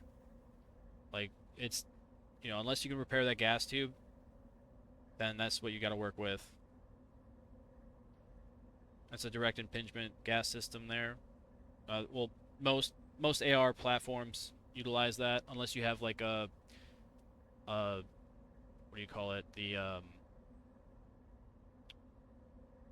There's a spring system instead of it's basically like a hydraulic system for your buffer, or not your buffer, for your gas tube to push a piston to your like bolt face. Like you wouldn't have an actual tube connecting to your bolt face. You'd have like a lug, like just a flat surface that the spring and the piston would push into to basically cycle your bolt. And it, that's the same thing. If you turn that thing around, like you're no longer working with a semi-auto. You're working with a bolt action. Every time you fire, it's the same idea. So you don't want to have anything that's like too fragile up here. The more reinforcement that you can have between the handguard and the receiver to keep it from rotating that way, the better. If you had it all one piece, kind of like I want to call it like a SIG or like an MCX or something, how it's all one receiver, like the whole like handguard and the receiver are one combo. That's the only way you're going to have that kind of assurance that you're not going to have a rotating barrel with your gas or whatever system you're using, like a piston system or like a piston operated AR, or if you're going to have a gas operated AR or direct impingement. Like maybe I'm in the weeds on things right now, but just talking about firearms, like that's the consideration to make there. And it's not cheap to have one solid combo, so unless you have money like that, you're not going to, like, basically AR is an affordable platform. It's probably the most like consumer friendly as far as like, most affordable for, what you get out of it. But this is not a AR-15 that a civilian could get unless they had really specific permits or tax stamps for. And like you have to have like I think it's SOT or SRT. I think it's SOT, where you have a license to carry your own machine guns essentially.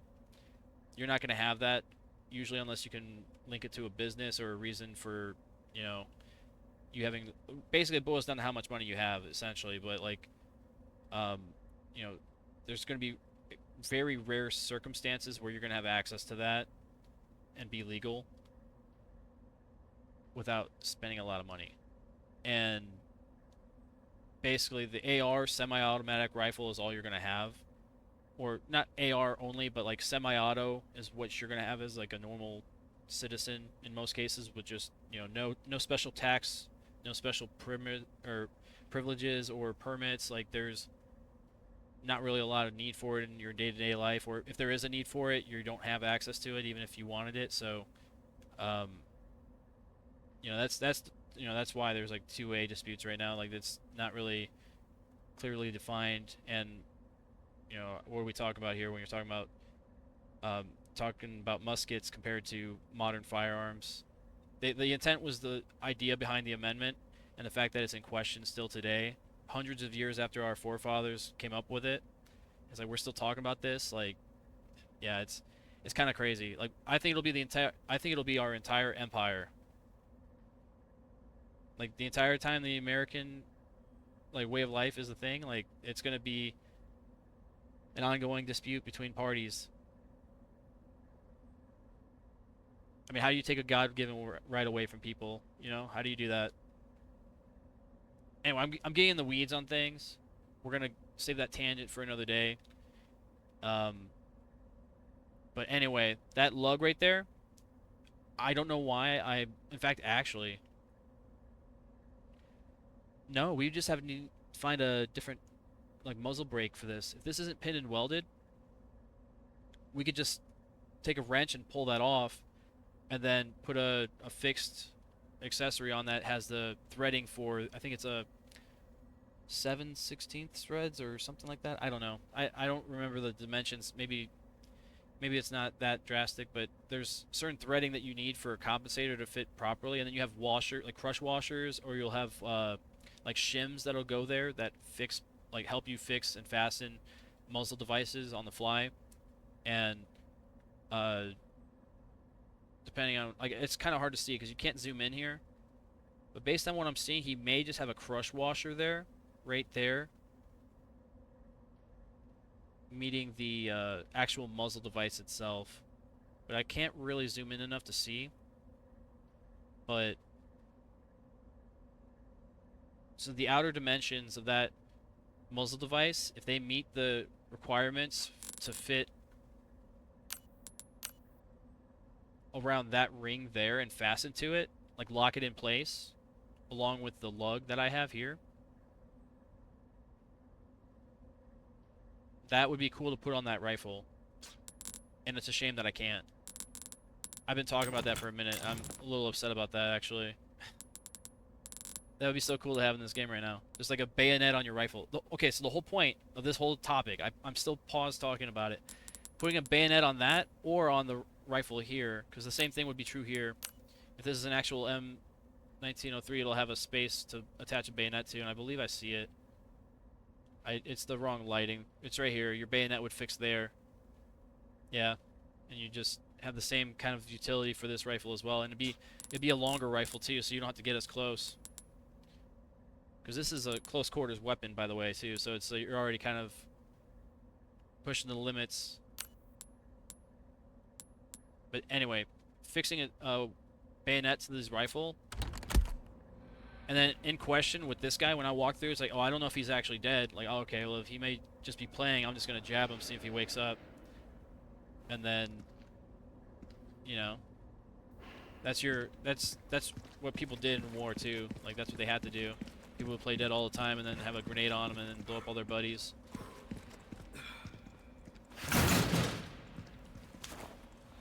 Dude, bro, there's a ladder for a reason. I hate that he always does like the Superman approach in this. I hate that so much. This man, he's 100% hell-bent on getting 100% disability when he gets done with this job. He's like, fuck it, dude. Like, I'm jumping off a 15 or 20-foot drop-down point, not using a ladder that I just spent all that time kicking down. He does this for cliffs and everything. Like, it doesn't matter. He just fucking sends it, bro. I fucking hate that. Like, I have pain in my body that when I watch that, it makes my pain really, like, come back. I'm like, dude, that's how it happens, bro. He doesn't know it yet. He's young and dumb. and I guess you would say full of cum, but like the Leon we're looking at now, you're seeing anguish and pain on his face right now. It's not even the start of it, dude. It's not even the beginning. You guys see that facial animation there? And the hair. They spent a lot of money on the hair. I hope they didn't do that with the other game, but if you screenshot that, it looks like he's getting eaten by a snake. Yeah, dude, that's kind of cool. Oh, it cuts out there. Hang on, I want to get another close-up. Yeah, that's pretty cool. You see that snake behind Leon? My camera's in the way. You guys won't be able to see it. Damn. Yeah, let me get back. Ah, fuck it. That's pretty cool. You can take screenshots. Actually, you know what? I don't know if I've looked at it, but I think there is a photo mode in this game. If it's not in this game, it's in the other games. I know for sure that with Resident Evil Village and Resident Evil 7, you're able to screenshot different moments of the game. And that makes like you have the ability to photo like certain scenarios. I think you can do that in the remasters as well. I think that was possible in Resident Evil 2 and Resident Evil 3's remaster. I just didn't use those as a feature. But that I think that's built into the Resident Evil games that we're getting now. I think that's pretty fun. I like that. But I think you may only be able to see it maybe on the main menu. I don't know. I don't know if this game has it, so I don't know where to look for that. But I think it was available for Resident Evil 2 or 3. I kind of glanced over it. We're still backtracking. God damn, this is such a long process, guys. Hour and a half into this game, we haven't even done one thing yet. We're not even at the main objective. we're not at the aviary yet, and I think I'm going backwards to the wrong area. I'm always on the map, dude. Yeah. Yeah, we gotta get this together. Alright, so the merchant's gonna be in here. You always know if the merchant's around because you'll see a purple flame or a purple light somewhere. That's his signal that he's open Took for care of her business. request, did ya? I can tell by the look on your face. Yeah, we gotta get... Well done. You've proven yourself reliable. I didn't mean to push that, but that was we're turning in the quest for killing the rats. I killed the first rat when we went I've through the got hallway. something new for you, mate. And when he said, I could tell by the look on your face, I was just talking about his face. Like, what are the odds that he mentions the same thing that I was saying? Like, yeah, like, he could tell he was taking care of business because he's all fucked up looking. He went through some shit, and now his knees are fucked up, and he's got all that look of pain and anguish on his face. Oh, the striker shotgun, dude. That's semi-auto. Why not try your hand at a new gun, stranger? Oh, it's expensive, Might though. save your life. It is expensive. I don't know if we can take that right now.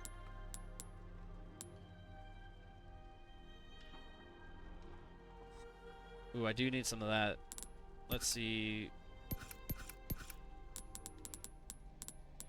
It's not super expensive. We could craft heavy grenades with that recipe if we wanted to. Maybe we'll sell this because we can't engrave anything or inlay any of the rubies or any of the jewels, basically. We're gonna sell that snake that we had. Pleasure doing business with ya. And I don't think I'm gonna sell anything else. Can I'll I trade for buy anything? almost anything.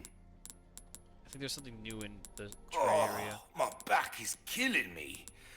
Years haven't been kind to us, I suppose. Yeah, even the fucking merchant's saying that I'm like fucking falling apart. Playing as Leon, dude, that's what it's like. We have 50 of these, I forgot what they're called, like they're the currency for the trade area. You could get a new pistol, a light for it, like a laser sight, and then you could get the original Matilda, and then a stock for the pistol. I sold the pistol, I think, and I don't know if I can buy it back. Actually, you can. Yeah, repurchase. So you can rebuy the guns, but it's probably All for an my elevated wares price. are in tip-top shape, I assure you. He does have the 870. The 870 is the gun in question. I can already tell you right now, it's not like the Wingmaster version of it in any way.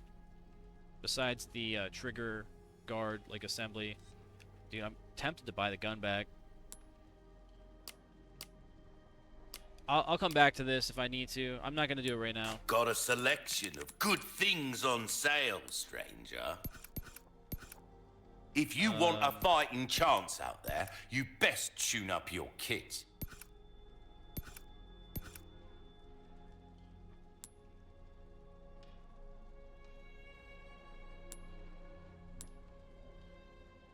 I'm tempted to just upgrade the capacity for the TMP. That way I can get rid of the ammo a little bit quicker without having to shoot it. Dazzled, are you? Our craftsmanship demands no less. Because I don't use the SMG that often, but I always have extra SMG ammo because I just find a lot of it in quantity. Knife needs care every once in a while. Could be the difference between life and death. Yeah, my knives are good. Oh, the AR. Okay, I can upgrade that as well, but it's already got like a 2.0 damage output, so it's not that bad. I could upgrade the magazine. It probably goes to like a 50 or a 60 round magazine because this is already upgrading to 23. I would assume stage 3 would be 30 rounds. And then, I don't know, maybe based on the percentage left, so maybe somewhere in between here, I would say like you probably get like 28 rounds here, and then 32 over here, and then that one's probably 50 as like the elite bonus, or maybe it upgrades again. I'm not really sure how that works because we originally only had 3 that we could buy at one point, and then they suddenly added 2. So I'm thinking they may add 2 Not seen more at a later anything stage you of the like, game. stranger. We're not gonna upgrade the capacity for this because we already do like the one in the chamber thing. So I do like that a lot though. They have the ability to put 5 in the magazine and then 1 in the chamber. So you know you'd have a fully loaded weapon at that point, like a condition 1 weapon with a fresh mag, like a fully loaded magazine. I don't know if I'm gonna worry about repairing the vest at the moment, and I'm tempted to save up to buy my 870 back. You'll get some bang for your buck, I guarantee it. Will that be all then?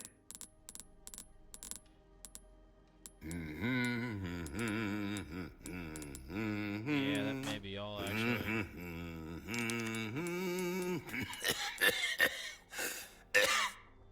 What's that? This trader needs to shut How up. have we procured these curiosities?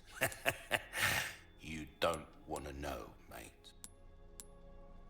The Matilda's only 10. I could just get... I do have 50 of them. I kind of want to see how many more things I unlock. I see 3 more spaces here, but I don't know... We have another contract to turn in, actually. We'll come Hang back anytime. Welcome. on. Don't we? Did it do both of them at the same time? It may have done both at the same time. Because I did the rat one, and then I killed the knight that was down there. Next. Is there a way to check that? No, it wouldn't be in the options. Okay. It wouldn't be challenges either. Time. Buy something, eh? Where's the typewriter at? Or actually, we're not even done backtracking. Let's find the tram system. It'll be down here.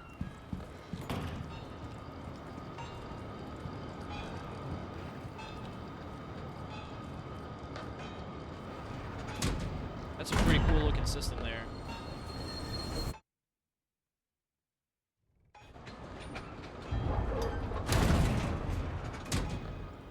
Like imagine this is all yours and you're just going through your castle and like you're like fuck walking, I'm gonna take my tram system. Alright, so we're just backtracking to the audience chamber and then getting the that lock open. We don't have a key for that yet, so we can't do that.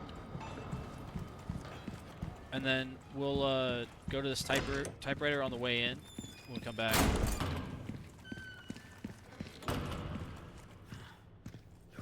No, it's not upstairs, it's through here.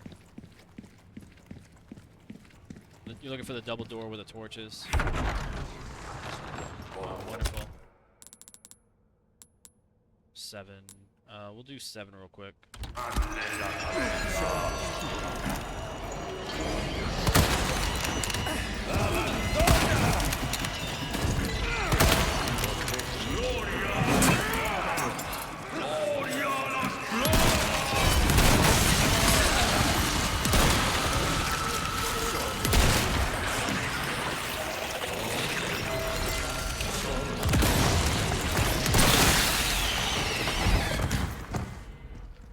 just like that, the noise is gone. We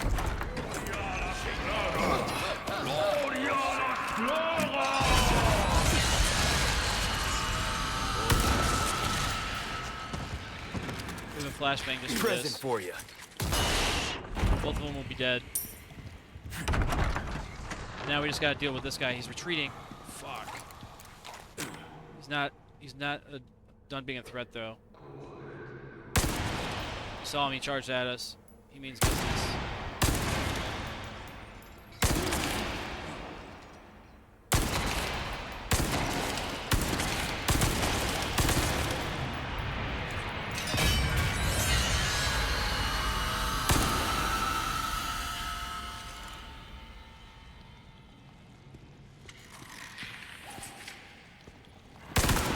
Oh, my last 2 bullets. I was gonna kneecap him. Just couldn't find his knees. Oh, got me.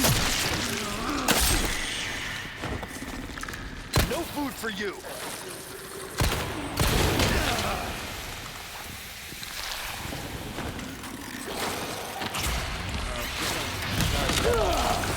Dead.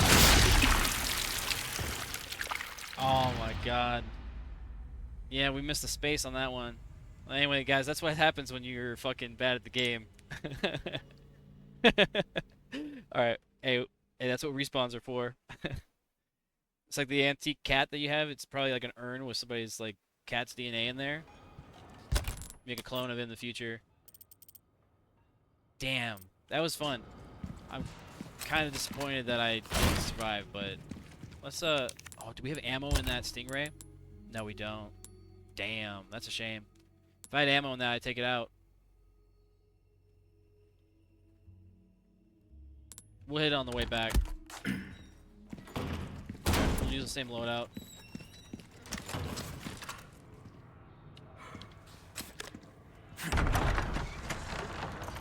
There you go. One down. Don't do that at me. Don't do that, your mom's a hoe.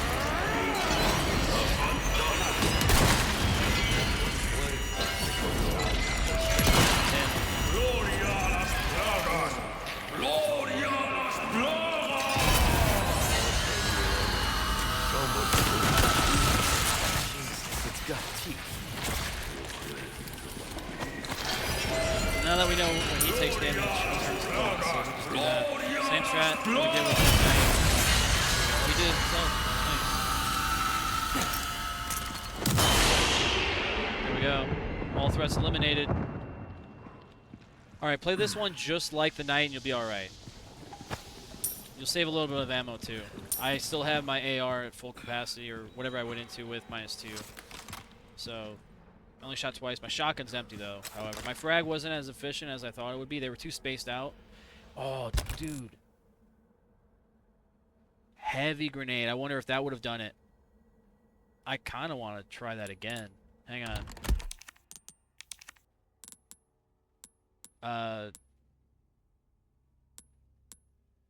Yeah, is this how I would do it? No, that would go back to the save. I gotta somehow fail. Shit. I want to replay that and throw a fucking heavy grenade. But if I save it now, it'll skip that ability. Dude, if I just leave game right now, we're not going back for anything. We're not fighting that boss again. Do we do that, or do we just push on? I'm torn, man. I kind of want to do it again. How do I quit out of here? And then come back to the moment before this. Oh, dude, it won't work. It won't work. Because this is the most recent save. I think it auto-saved already. I have no way to like make sure that I go back to the point where I'm not like replaying the entire chapter. We might have to. We're gonna have to. We're doing this one. Sorry, guys. Wait. Let's quit game first. That way we'll still have an autosave available, hopefully. So if we need to back out, we can. Alright, so this autosave, underground railcar audience chamber, Head for the throne room. This is our autosave. So I'm going to check this, see where it is. And if it's not where I need it to be, we're just going back to this save, okay? That's the plan.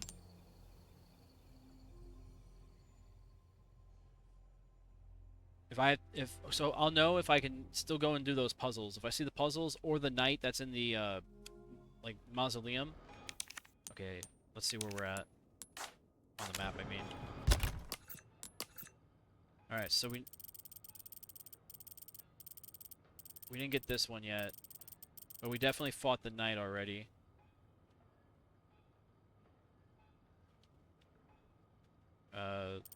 Let's go up a little bit here. But we have these already as well.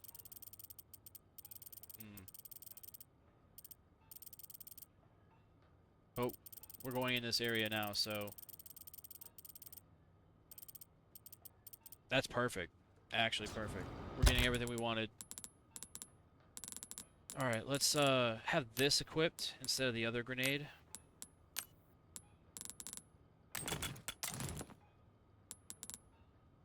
And I think that's all we need. Right? Am I on the right side of the map? Yeah. Alright, let's do this.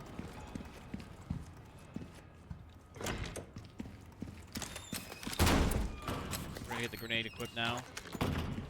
Hopefully I don't have to be closer to throw it.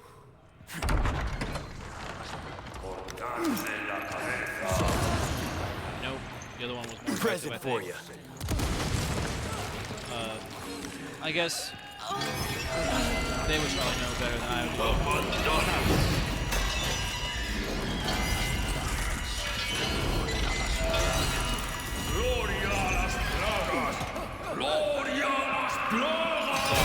I only have one more to deal with, so I had to use 2 of those heavies.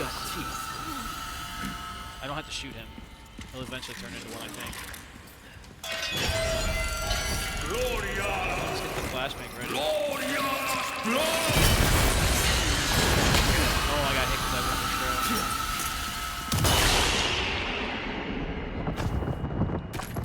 throw. Alright, if you're not stupid like me, you'll do that without getting hit by that guy, but you can do this perfectly without getting hit. It is possible. I just wanted to test out that heavy grenade, and I now have no heavy grenades, so I would say it was pretty devastating to the first 4 guys that were in the front row. I think it blew up one person next to the boss. We're going to test it back again. We're going to quit out. We're going to do it real quick again. All I have to do is equip it and run to that room. We're good. It'll be quick. And we're just going to load that chapter again. And we should be right next to the tram system leading into that fight, and that's the first thing that we do. So it's so good that it's like really early on and not further into the game. Let's register that as the grenade. And you know what? Maybe we'll register this as well, just so I can have the option there. If I need like a long distance throw, maybe this has better abilities to go further distances, I guess. This one's just more powerful, it says. It doesn't say anything else besides a heavy grenade. Alright, that's good. The heavy grenade ready. And then I'll follow up with the lighter one or the smaller one, if I need to at all. I'll try to do as many as I can in one throw, but maybe if I crouch in. Can I peek the door? Nah, he strong arms it the whole time. Present for you. I got the whole room, minus this guy here. Oh, señor. Somos tú. It might be possible to do it in one throw. If you had an RPG, that would be with keyboard.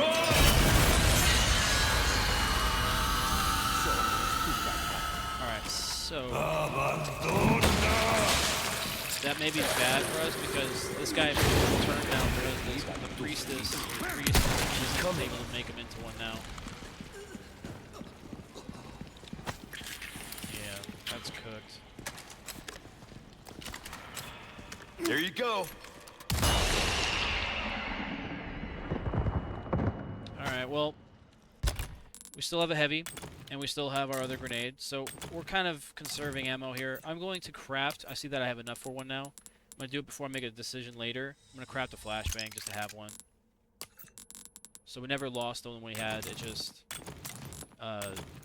wasn't stored in our inventory the way that I thought it would be. It's actually in the form of resources and gunpowder. You know, it's in 3 spaces for 1 flashbang essentially. Like now I have no gunpowder, so you know I consumed everything. So it's back to the 2 to 1 and 2 to 1 for the resource. So I guess at this point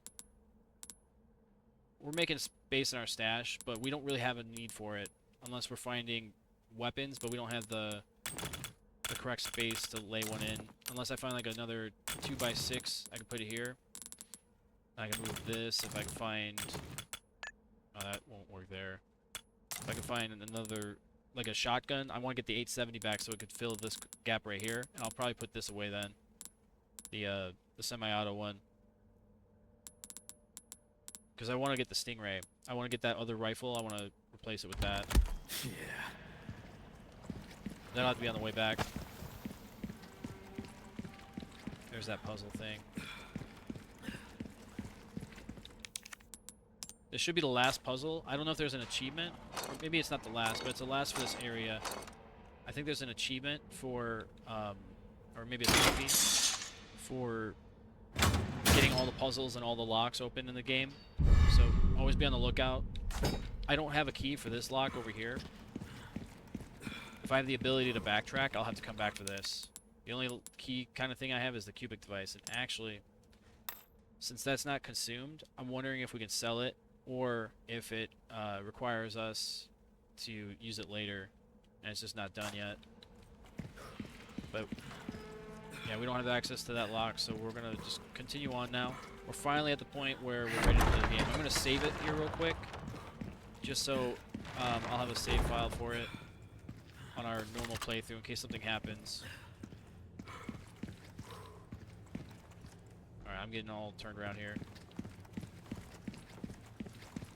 I don't think there's a need anywhere else in this area, so we're just going to take the tram back. Then we're going to use the typewriter that's in the merchant room. I think that's the play. Or that should be the play, at least.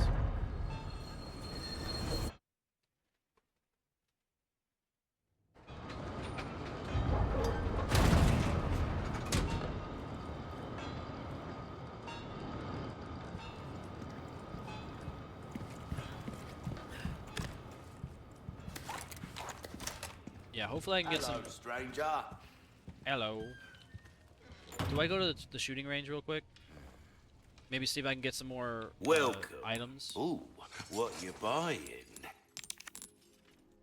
Alright, so this is... I didn't even look at it. Next Hang on. up.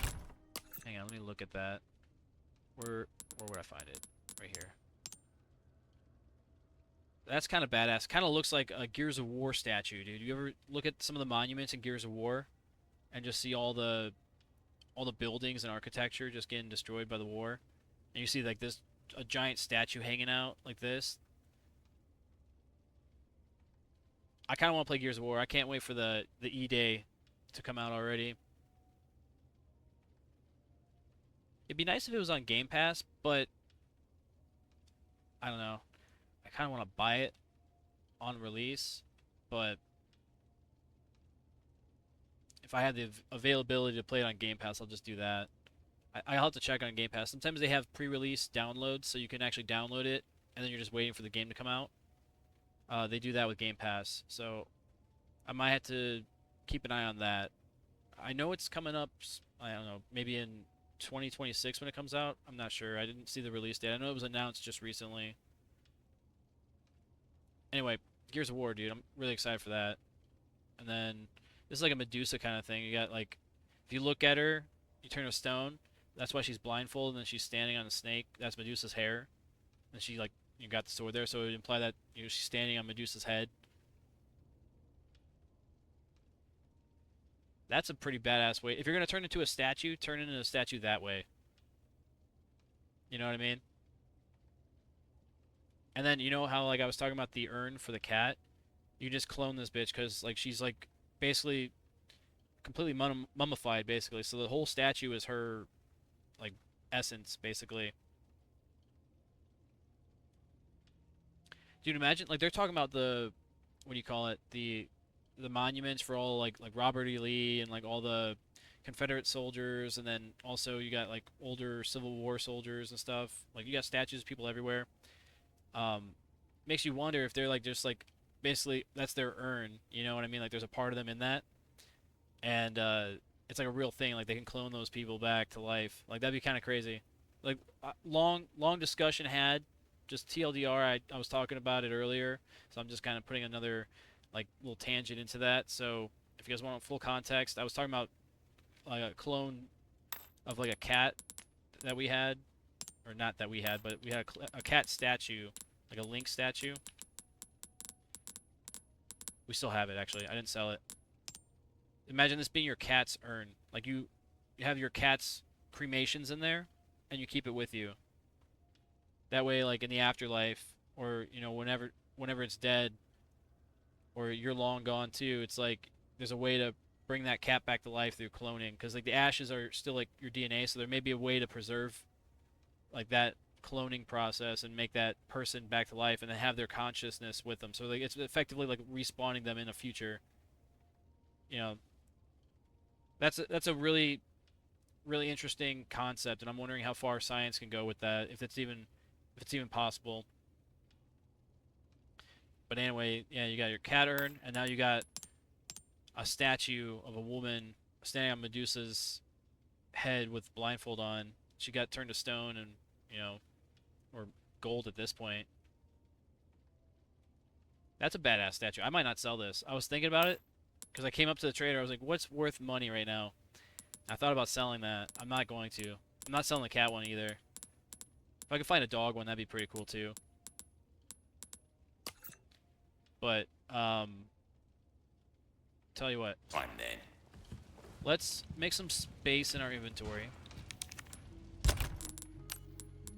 We don't have shotgun ammo, so losing the riot gun, I'm at least putting it away with ammo. So I have a gun with ammo ready to go. And we'll equip this, actually, to the AR.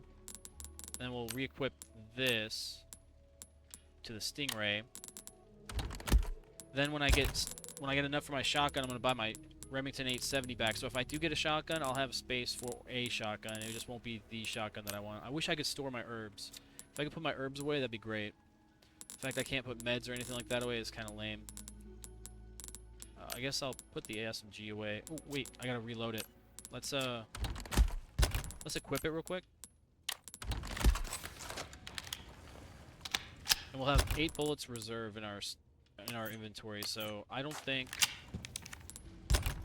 we're gonna carry this anymore. We don't even use it, so we're gonna store that, make up some space, and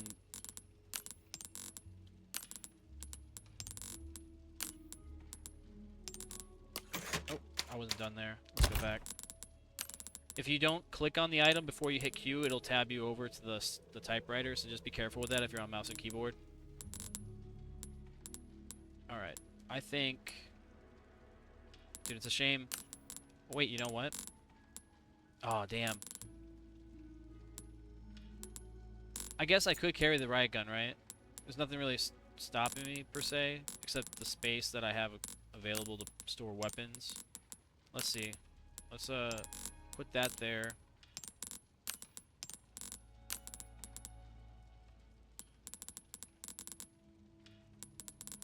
Alright. We're making space here. We're playing Tetris.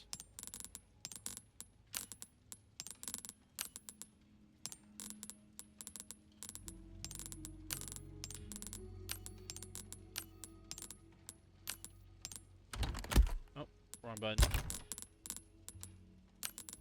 Oh, you know what? Here we go. I think it's the same length as the AR. Oh, but I can't load it in that way. Right, how many spaces? Oh, it's an 8x2. So that'd be like the whole... Yeah, it'd be up to here. So it has to lay this way, because this is only a... What is that, 9? Oh, maybe it would fit that way. Why is it not fitting that way? Does it not load in that way? No, it is all 8. Okay, so I miscounted. 1, 2, 3, 4, 5, 6, 7, 8. Yeah, I wasn't looking at the rifle as the end of the box, so I only counted I guess I counted in the barrier of it. Alright, let's try to make some room here. We can do this. We can figure it out. Nope, go back. See, I didn't click on the ACOG, I just... There we go. Now we got it. I didn't drag the ACOG, I just hit Q, and it tabbed me out to the save. Alright, so we have a shotgun with us now, with ammo. I was going to put it in storage, but I guess since we're putting a fully loaded TMP in storage, that's more than enough, I guess. And it even has a stock for it if I want to pull out the whole thing. When I do have the available option to get that shotgun that I want, we're going to be... I guess this thing's a fucking... This is an ammo hog. We're going to put this away, actually. Or, no, we have the ACOG for it now. We got to keep it. Fuck. I guess we'll put the sniper back. Yeah, we're not even going to use this. Damn, it's fully loaded too, so that's probably good, I guess. I think we're fine with that.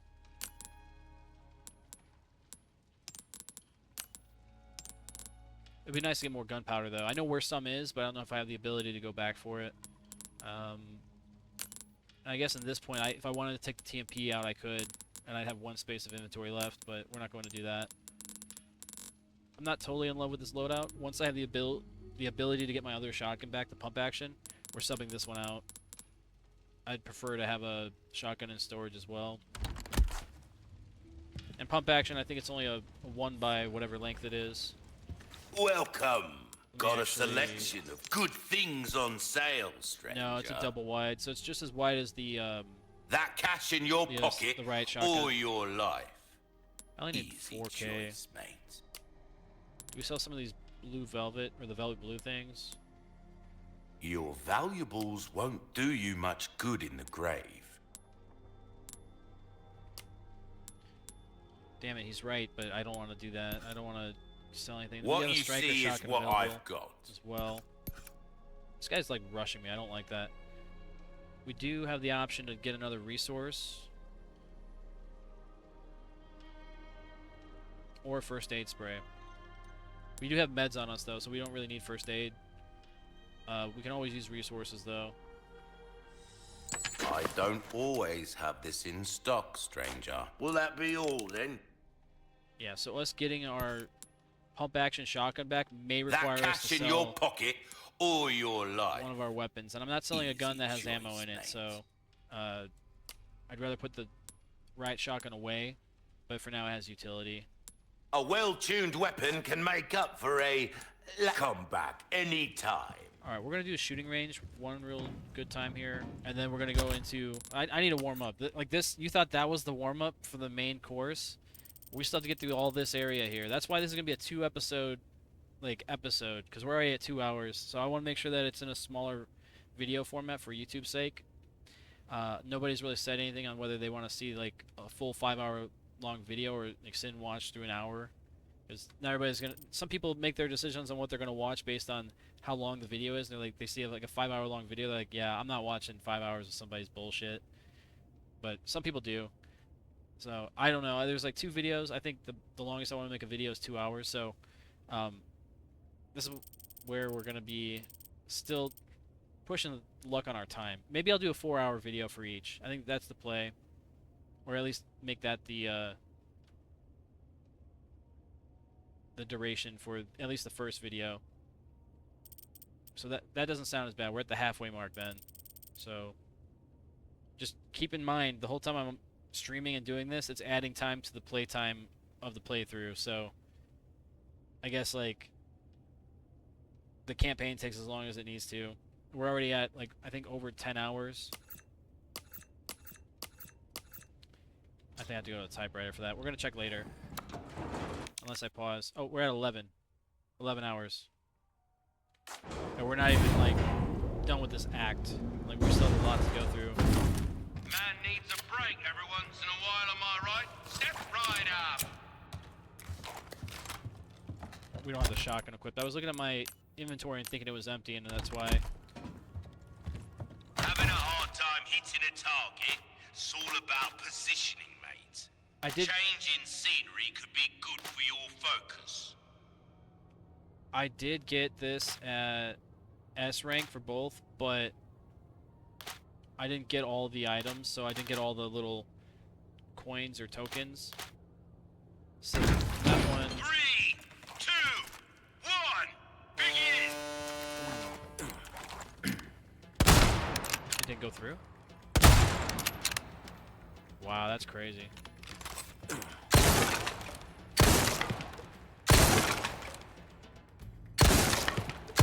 Oh, you suck, Mike. I'll have to penalize you for that, I'm afraid. Yeah, I don't blame you. I would have done the same. That one too. This is not a good run for us. Come on. Alright, we're gonna just get through this one. Reload! Yeah, that's probably a good idea. We're gonna just do all the target practice ones for a little bit here.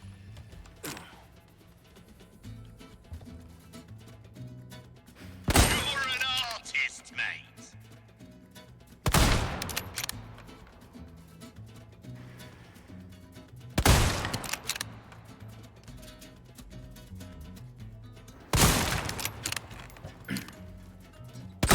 Beautiful. Oh, it went through. I was kind of hoping it wouldn't.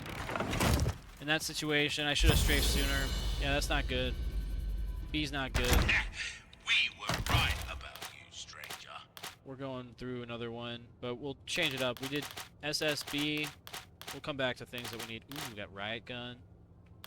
What are those? We got a TMP and riot gun. I'll do the riot gun before I do the TMP. I don't use the TMP 3, enough. 2, 1, begin!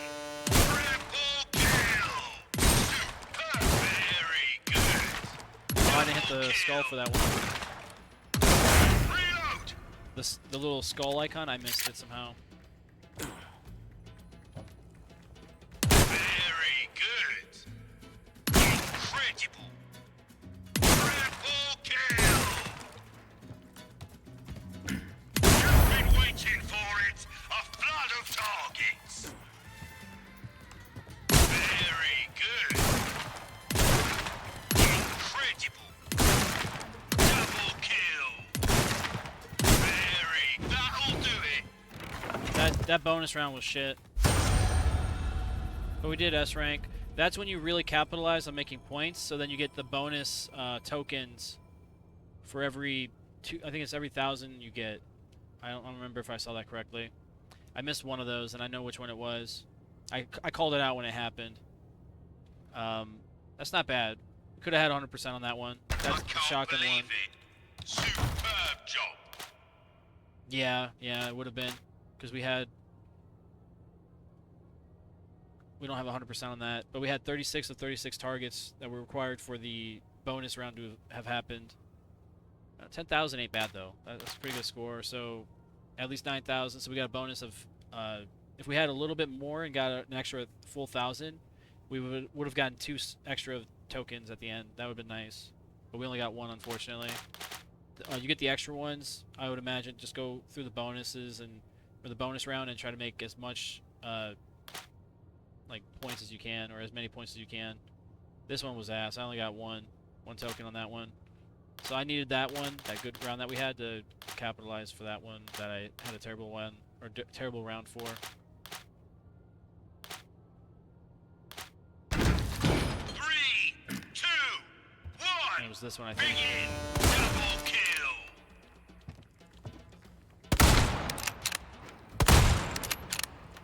You're an artist, mate. Brilliant. Beautiful. You're an artist, mate.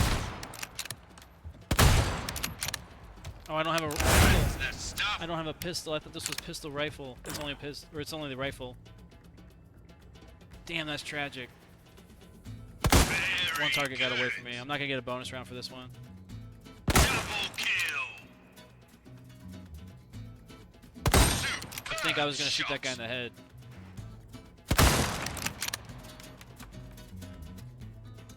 That's your lot. I'm glad I didn't rush to shoot the guy the first time. Damn, dude, there were 5 that I missed. I'm missing 5 of those things? No way. Oh, they do spin. If you shoot them in the face of their person that doesn't have the skull, the little icon, you don't get it. And I remember missing the one target, so we weren't gonna get the bonus rounds for that. So Yeah, scoring for this, you need to hit the bonus rounds if you want to get real good points for this. I'm speechless. Where were we at? We had S, S. This is the B. So in that scenario that we needed a pistol, I would have drawn my pistol and finished that one target that I missed. I'm still trying to account for the other 5 skulls that we didn't get, but I think it's on the spinning targets. Or the ones that flip back and forth.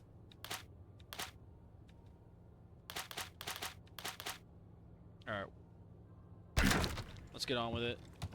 I got a good warm-up in there. That was good. Let's see if we get any token. Do come again, stranger. We got 6 of these. We'll just use all 3 of this.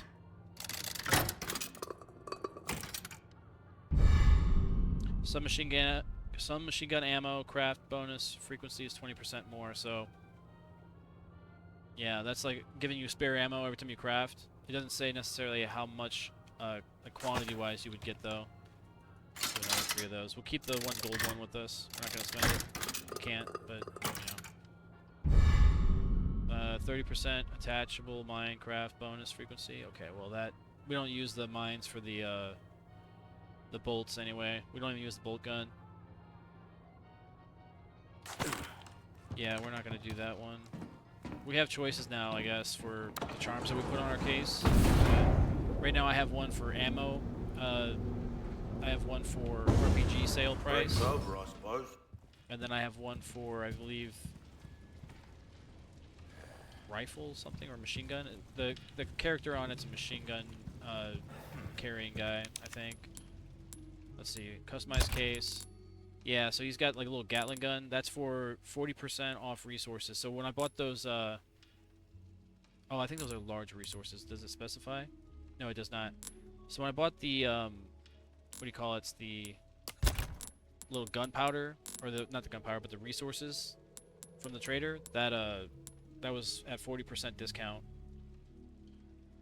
So I kind of made double my money, and it was like already at 1,000 like pesetas or whatever the little credits appear. It wasn't too expensive, so that was a good play on my part without really knowing it at the time. I forgot that little charm does that for me, so it's a good thing I had that. Yeah, we already made the loadout idea. Let's save real quick. I am going to... I'm going to save it a little further away. Just so it's out of the way, so I don't fuck it up. But we're still on this save. So when we end this playthrough, we're going to save it here. But this will just be a moment in time where I can go back and play this portion forward after just beating all of the other bosses and such. That way, moving forward, it kind of all worked out for the best. Moving forward, all I have to do is come from the Grand Hall into the main objective area. So I don't have to backtrack. That's the whole point of this save. I wish that I saved it before this as a separate save so I can actually go and individually fight certain moments in the game. Like if I wanted to fight the night boss again, or go back all the way and fight the audience chamber boss with all of the guards around, throw a grenade or whatever at them, I could go for that as well. Like those were key moments that would have been fun to play, like over and over again. So like having a separate save file would be the only way to do that. And I wish in hindsight, I wish I did that. But now, if I watch the video, obviously it's giving me the idea, so I can go back and play the game again, and when I get to those points, just be ready for that kind of scenario to play out. But we're gonna move on mission. We're not gonna save. I don't believe I saved yet. Out on our main file, we made a separate file here. So, yeah, once we get through this chapter, guys, we're gonna end this video, and then potentially do a second chapter, and just as long of a time, because I don't exactly remember what happens after the throne room. So, yeah, I guess we're both in for a treat here, guys.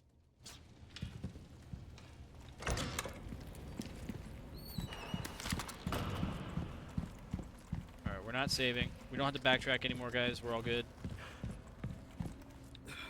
As far as I know, I've gotten all the collectibles minus one chest. So this is actually outside. So if you wanted to escape, I don't know how far down that would be, but however far down you're willing to go, or traverse that, feel free. But, dude, check out the scale of this building, dude. This is like a little hive kind of thing. Let me see if I can... Hello.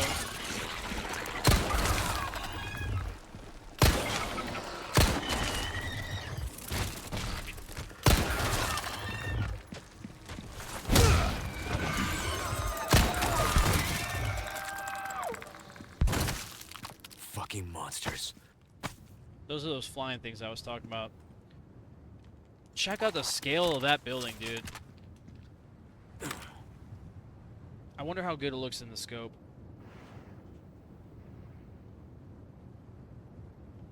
I mean, I'd be impressed if I had a scope that had the capabilities to see it in that great of detail to begin with, but that's not bad, dude.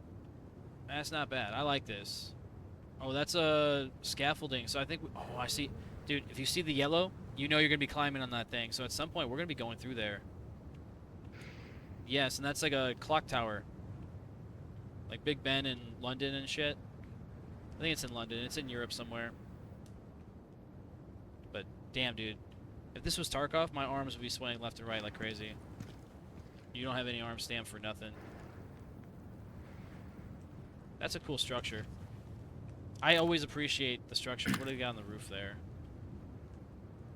Yeah, I can barely tell. It's... from this distance, it looks like... maybe that's how it... imagine, like, during storms, it, like, gets electrical charge, and that's how it gets power for the building. Like, it's just... it only stays powered because it's so tall that it's in the clouds, always generating electrical charge to power the building.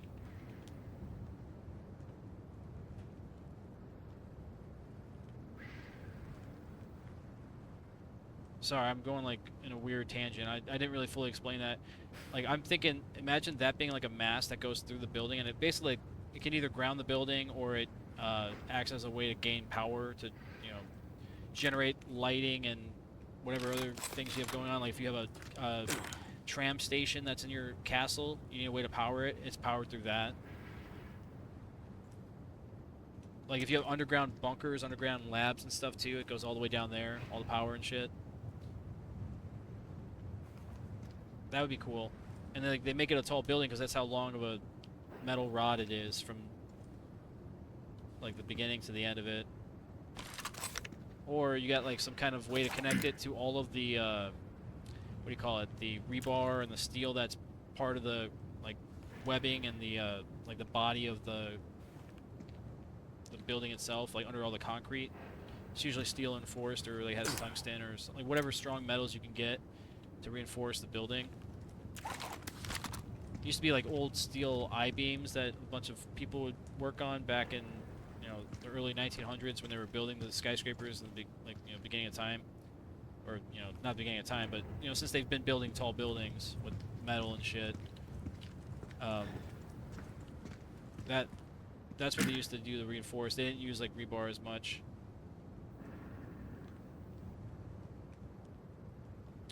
And if they did, then maybe that's why they're still building standing today. Castles, dude. I think this castle concept is so fucking cool. Dude, I hate that I get so distracted with this game. I can't help but like just get distracted by... oh, this reminds me of playing chess. You got the knights on the sides. But let's see. One more look through the ACOG. I want to see how good the ACOG is. So it's not quite as good as the other magnified scope, but you can still see the scaffolding out there. Yeah, you can still see some of the details. And let's see. You can maybe see that a little bit better. And then it would go from the tip of the building all the way down into the ground, like however far down you have your bunkers and things like that, your labs, whatever. Then you draw power from that for the rest of the building. Whenever like lightning or electrical charges are like powering, or not powering, but like there's like you're getting electrical charge on that pylon. I think it's a pylon at that point. That's the way you would describe it as, but it has to be high up in the atmosphere, like near the atmosphere, so you're actually getting like constant like radiation from you know, things. Because like the closer you are out of the atmosphere, you're gonna have exposure to certain radiations and certain things. So I'm not really saying it in a smart way, but there's risks involved in flight. So yeah, here we go. I was getting lost there. I forgot we had to jump over here.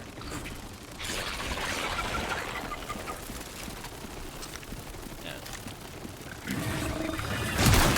Oh, as soon as I shot him. My body armor's still good, so I'm assuming I'm still healthy. But yeah, these buildings, man. And then, so anyway, I was talking about that. Imagine that being like greenhouse glass.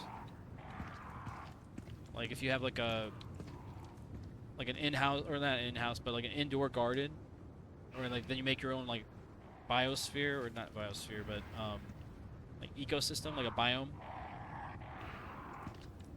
You're like segmenting off a portion of the building to have like alien species survive on the planet. Ooh, more shotgun shells. I don't load these shotgun shells, guys. I wish that if I wanted to, dude, it'd be so cool if it was kind of like DayZ, where you have to unload the magazine, or not the magazine, but the box of ammo. So it's like, hey, I'm not gonna be reloading my gun right now because these shells are gonna stay in the box until I need them. No, you consume right from the box, dude. I don't like that. DayZ with like oh, dude, Resident Evil DayZ would be sick. Anybody throwing up any modded servers for DayZ with Resident Evil game design and ideas in mind? Like, I think that'd be really cool.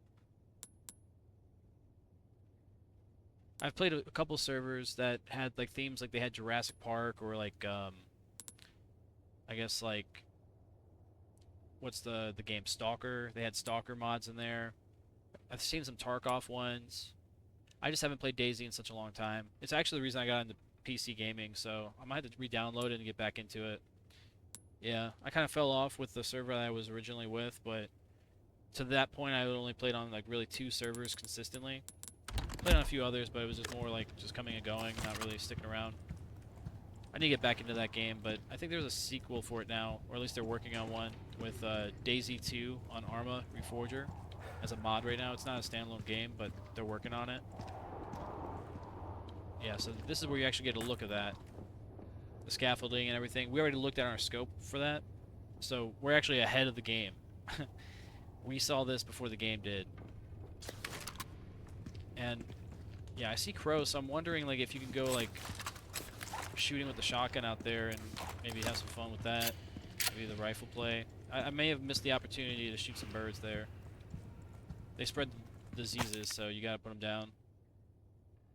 Chronicles of Pursuit 1. Okay, so we're not really reading this. If you guys want to pause the video and watch this video through and pause when you need to, take the time to do that now. But we're going to be moving on. We're not reading lore unless it has like green text in it. I'm not really paying too much attention to it. And yeah, we actually... I kind of want to make more space, but I can't put... Like, I never use my meds, and I never... Well, I never say never, but like, I hardly use these items, and I wish I could put some of them away. I kind of want to still test if I can put the bayonet on the rifle. Maybe there just needs to be a lot more space for it. I need like a whole column put away, you know what I mean?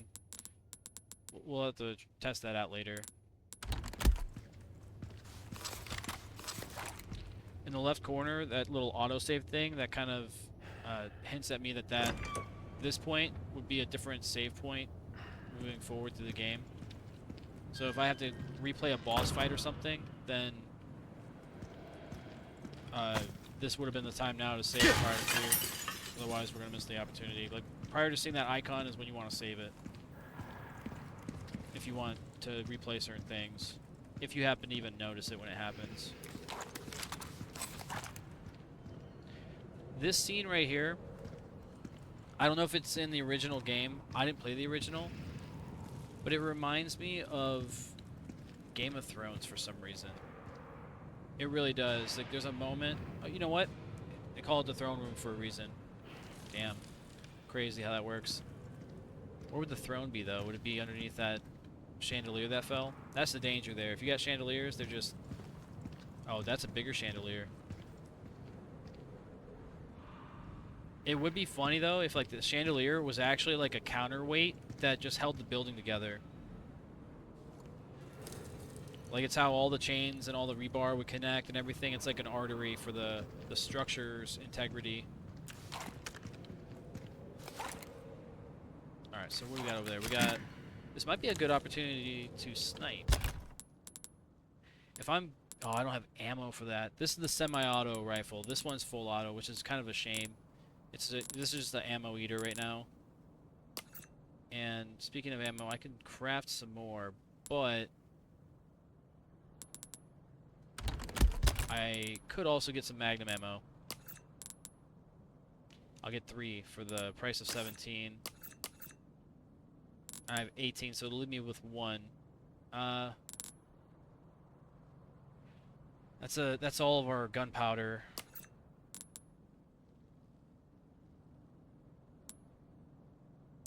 Yeah, we'll do it.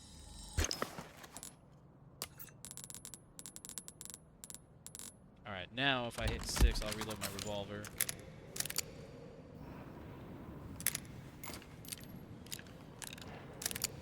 Okay, so he didn't dump the entire cylinder. He only dropped the 3 and then loaded 3 that he needed. That's good. Or at least I didn't count the ones coming out. He may have loaded or unloaded the entire thing, but I only saw him load 3 bullets. Alright, so as you guys may be able to tell, or may not, there's a bug right there. That's like an outer shell for it. It won't become active until I alert it, or until something interacts with it. And if I see them like that, I want to leave them like that, because then they're not a threat to me. But there's going to be some that come to life that are unable to be seen at the moment. Yeah, like those.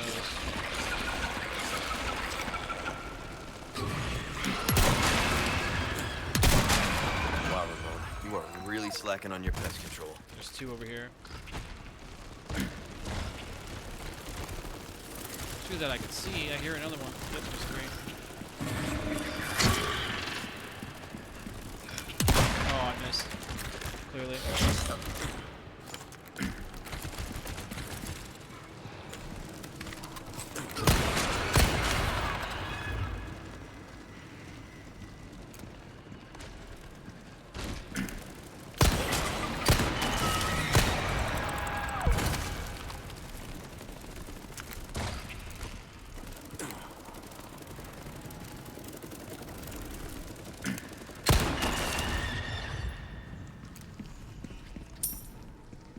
Oh, I don't want to hit that staircase there.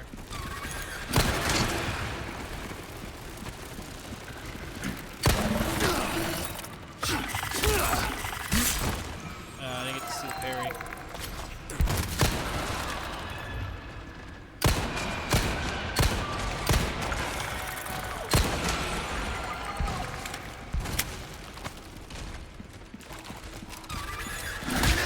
Oh, he was a stone. Yeah, we gotta look out for those guys. I was talking about that and I still watch for it. We're about to die here. We're gonna have to use some of our herb. It sucks that the herb isn't on paper anymore, because now, like, you can't imagine it's like rolling a joint or something. That's why, like, you have to unpack it from the jar, have paper as a separate thing. Same with the ammo. If you want to use the ammo, you have to have the ammo out of the box. So that if you wanted to smoke this, you'd have to have the paper already open and ready for the herb. And you know, it just kind of sucks because this is the first one that the first one that I've seen that they, instead of having on the paper, it's in a tube. Right? I'm not just tripping on that one. At least from the ones that I played in the order that I played them. I don't know if that's how it's always been for the game, but yeah, that's kind of disappointing. I think that's a change that may not have been the greatest at the time, but you know, I'm also trying to I'm trying to make the game have more things to it that would be more of an inconvenience now. So unless I'm into that like DayZ style inventory kind of management, it's not going to be as fun. So it has a little bit of that aspect to it. It's more like Tetris, if anything, but it doesn't have as much interactability as, like, say, like Tarkov or DayZ or games like that. Like if you play Arma or whatever. Oh, I didn't even smoke my herb. Hold on.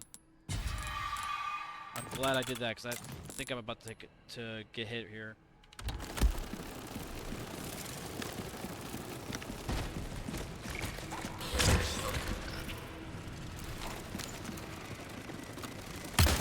Next. Oh, that overpenned. It went through him and hit the wall. Well, that's good to know. This thing has some power and some pen. Alright, well, we gotta keep an eye out for... Oh, the other one came alive, yeah. If you guys look, if you guys remember, the one that was over there isn't there anymore. So he must have already come to life, like the other one that hit me. For anybody that hasn't played this game yet, that's a little pro tip, I guess, or something to keep an eye on. I played that section like ass. I used a lot of ammo and a lot of hits.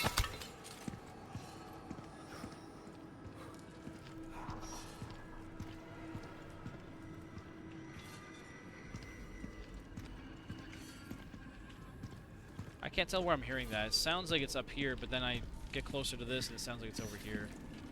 Okay, so it was over here. Got a ruby for that. And grenade. I got a couple grenades now. Nice. Yeah, they blend in with the rocks really well too.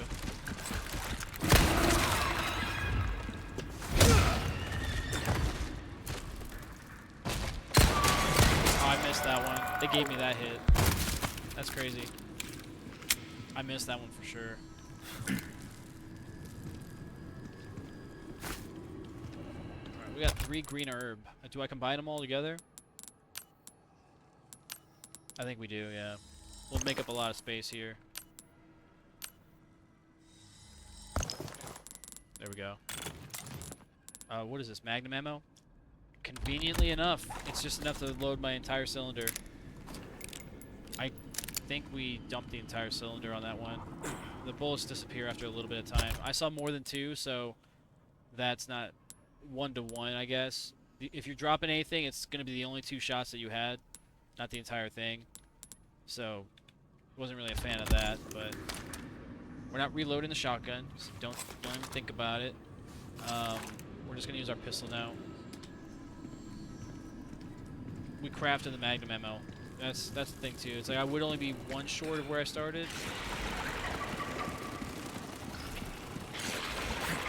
Yeah, let's try and maneuver this without spending too much ammo. So we're not even out on the main objective yet for the chapter.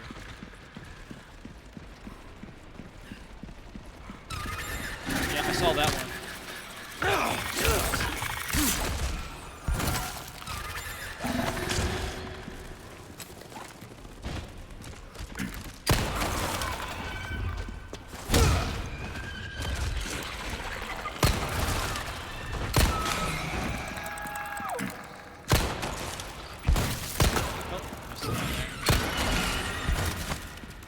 Oh, they're dropping whole, like, jewels. That's crazy. That one had a sapphire on it.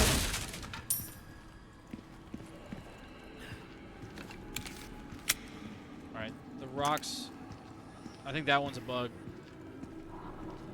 Yeah, looking at it, it's a bug. That's what you're looking out for. I see them this time at a distance, and now I'm more confident moving forward with this. Shotgun shells, I don't know how many that was. It looked like 3, but I maybe just saw that.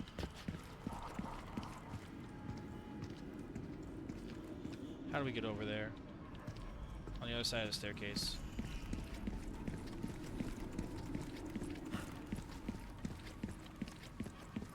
This is all, like, this building is massive, this room, but it's all connected to an even more big, or more large scale, like, castle. So it's like, the scale of this room is crazy.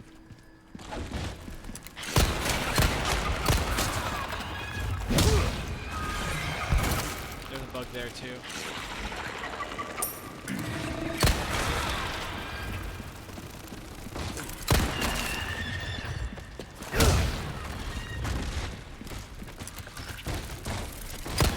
coming.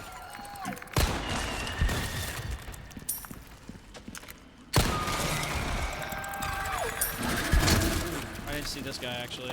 Oh, you know what I did? I forgot about it.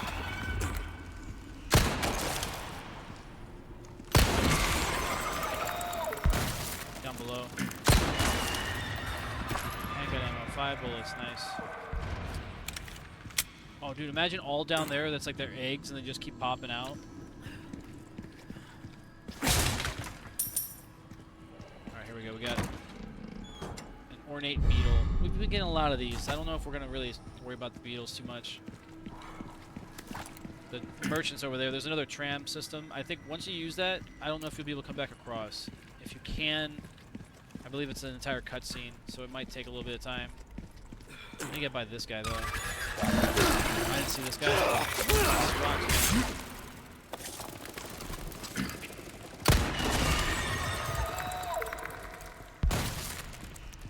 Alright. Oh, there's 2 now. They're facing opposite directions. What if the rocks, like, picture, like... Have you ever played, like... If you've ever played, like, Lethal Company, the spring heads, how, like, if you're not looking at them, they move on you? But when you're looking at them, they're like they don't move at all. And that's the bugs here. I feel like that's the rocks. Like, if you ever played, or not played, if you've ever watched Apollo 18, the horror sci-fi space movie, where the moon, or the rocks on the moon are basically just aliens. Like, they're just like, picture like Andy's toys, but they're out to kill you from Toy Story. Like, when you're not looking at them, they're moving around, they're doing stuff. And the only time you're going to see them move is when they're trying to kill you.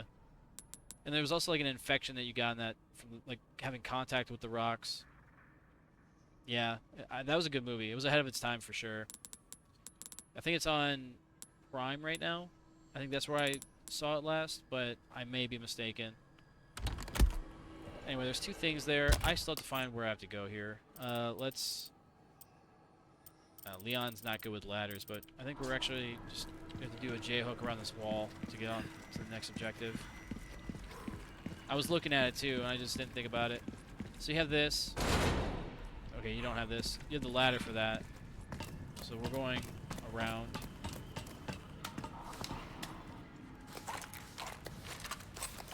I'm not a fan of the scroll feature. I kind of wish that it wasn't the only foremost inner circle. Like, if you do the scroll wheel in one direction, it only goes for the first 4. It doesn't, like, cycle through all of the items. I kind of wish that it did. Or you had the option to, like, quick, like, alt scroll wheel and then move the icon to the next row quickly. If that makes any sense. That would be a really cool feature to have in the game. But unfortunately, this is not present here.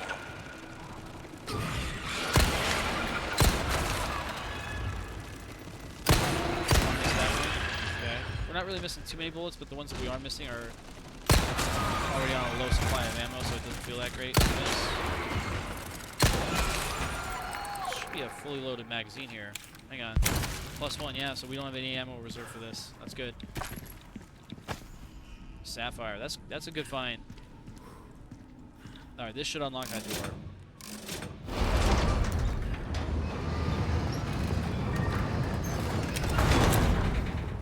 Or the gate, I guess, if you want to call it that. Alright, so instead of using the ladder, he'll just jump. That's what I'm talking about, bro. Leon's a fucking insane person, jumping down from what I would presume is probably at least 15 feet. At least.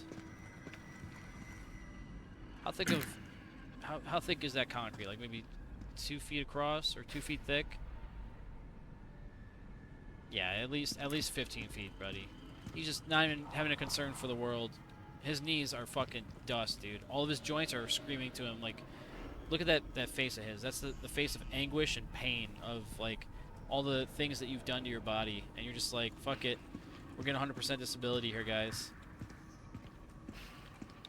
It wasn't this game. It's over there. Okay. No, it's not there. It's over here. It's somewhere. It's in this room. We'll find it. I'm not pressed. That's the door we came through, I believe. Or no, we have not come through that door. It's locked though, so we're not gonna bother. Is it that door there? What gate opened up?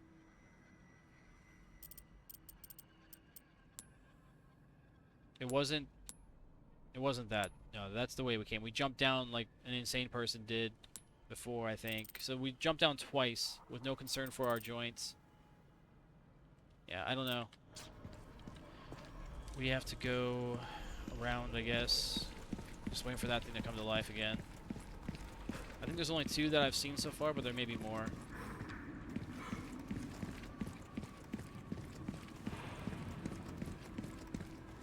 It's not this gate. But this courtyard kind of... Oh, look at that. The art style for these buildings reminds me so much of Gears of War. If you ever played Gears of War, looking at the structures and the layout of the terrain you're going through, it's like the castles and like even if you want to argue, it's like the Phoenix Mansion when... Ooh, I can shoot that. Hang on. I missed. I didn't miss twice though. Something fell.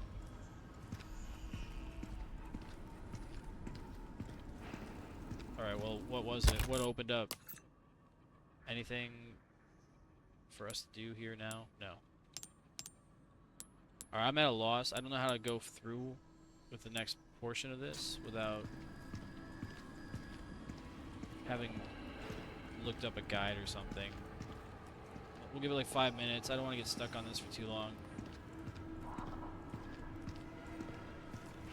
I really don't want to fight these 2 things in the middle here, but I feel like if I get rid of them, it'll give me access to just freely move around the court or the room, but I feel like more are going to spawn in from these like caverns, so I don't necessarily want to just commit to the ammo there as well, because there's going to be an endless supply of bad guys to kill. We do have more gunpowder, so we could craft ammo, so that may be on the table still. We just don't have large resources, so rifle ammo is not on the table.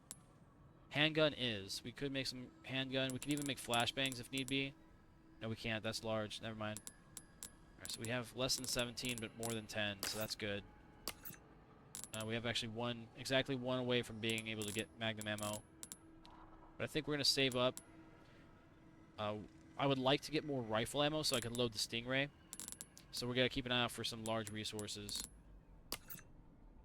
But that's obviously secondary to finding a way out of this room. I did one lever so far, and I'm not really sure what gate it opened. It cut to a cutscene, and then it just kind of stopped it there. Like this door to my left, it's going to be locked. The door to the north end of this like spherical building or circular building is going to be locked as well. And going up the ladder, that's the area we came through originally, so that's just backtracking at this point. Because then it goes downstairs and then back to this room. We don't want to go through here because there's not anything for us to do over here. Yeah, there's literally nothing for us to do. So, somehow we have to get that door open, but I don't think we were able to open it because that's the first place I think we looked. It was leading to the tram. It'll be directly to my right here on that side. I'm a dumbass. I specifically wanted to avoid that guy. Nice. Maybe instead of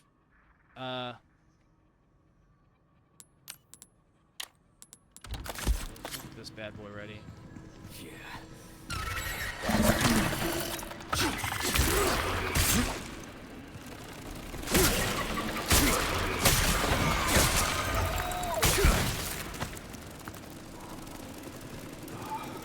There's more.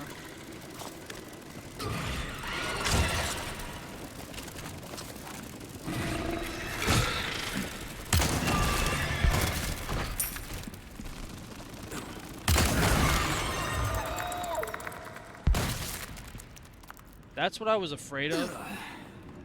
I was afraid of more spawning and it being more of like an expenditure of ammo to get through. And that's exactly what it was. I ended up using my Magnum. And then I basically burnt through an entire knife and then I started on another. So we'll be repairing that, obviously, but that was... Ammo-wise, we didn't really do too bad. We only spent a couple bullets for the Magnum. Now we don't have a fully loaded Magnum, but that's fine. We didn't... We had 4 threats, only used 2 bullets and a knife. I'll take that. I'll take that all day. But we can't go through there, and it showed a gate opening. I'm wondering... You know what? I'm wondering if the gate over here has the same kind of mechanism where it's like... a stone or a rock I have to shoot down, like a counterweight. Anything in the distance here, anything close. Typically you'll hear the chain moving around, or like you'll hear the rope swinging left and right or something if there's something close to you. I'm kind of doing that as well. I'm listening for that sound and I don't hear anything, so I'm torn. I don't know what to do here.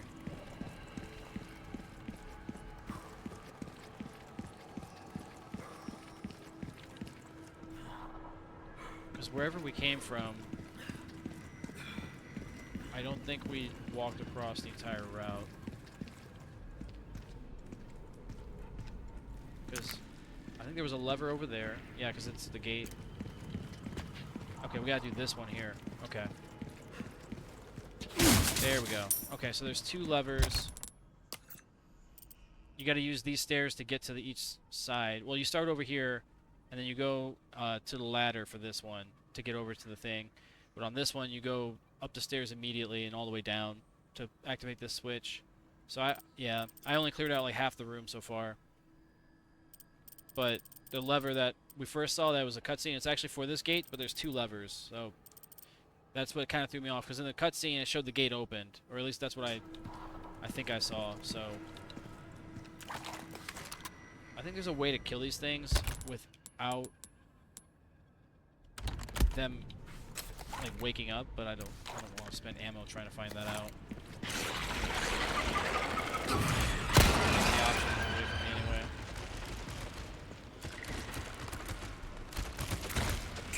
Oh fuck, you came out of nowhere, dude.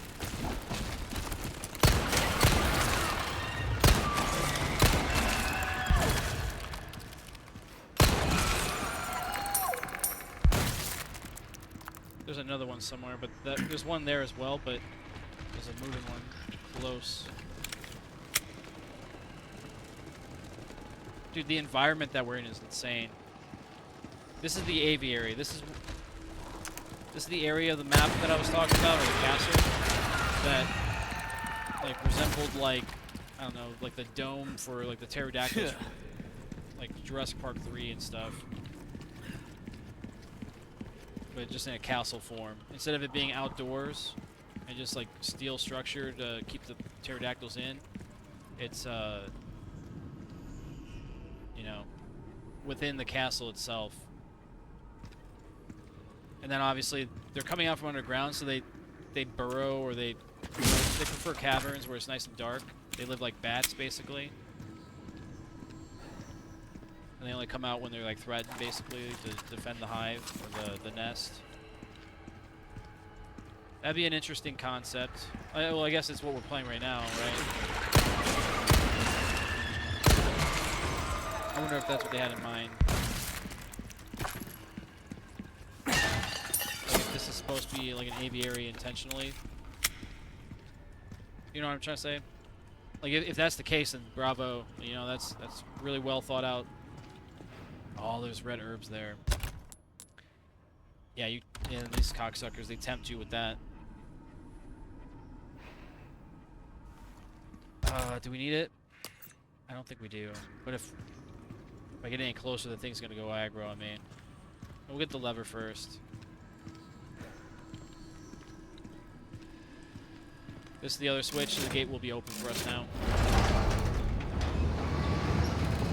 And I was wrong. There we go. It won't lead to the tram, it'll lead to the, like the little courtyard that I was talking about that looked like the Gears of War art style, or architecture. You know, I kind of want to shoot this guy.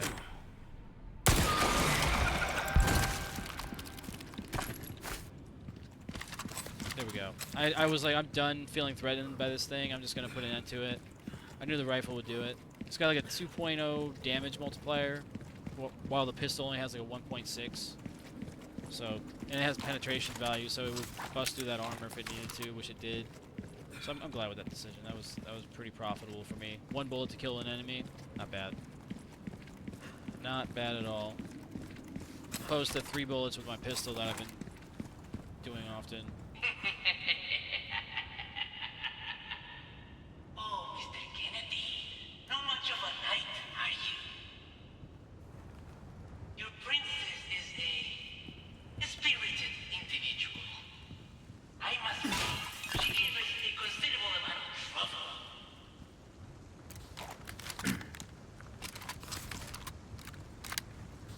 Oh, I wanted to load it. I was telling myself from the beginning, I'm loading this gun as soon as I find ammo, and I'm glad that I did that. I half missed what he said, but it sounded like he was implying that you know, me and Ashley are friends. I think he has this mistaken. I just think she's hot. And that's as far as it goes. She's flirting with Leon, but Leon's he's got the hots for Ada, so that's the route we're going. This is the president's daughter, by the way, guys. In the lore of the game, can you imagine? You're sent by the president to rescue the daughter of the president, and you sleep with her. That'd be crazy. That's Leon's life, dude. This guy's a fucking player. Alright, I think we gotta shoot those cables, but I don't want to waste the ammo if it's not the case. Maybe the gears? This little... I don't want to waste the bullet if I don't need to. But this is the way we need to go. I'm wondering if there's another... There was one counterweight. We're gonna look for another. There was one counterweight that I shot, and I think I see it. Yep, this is the other one.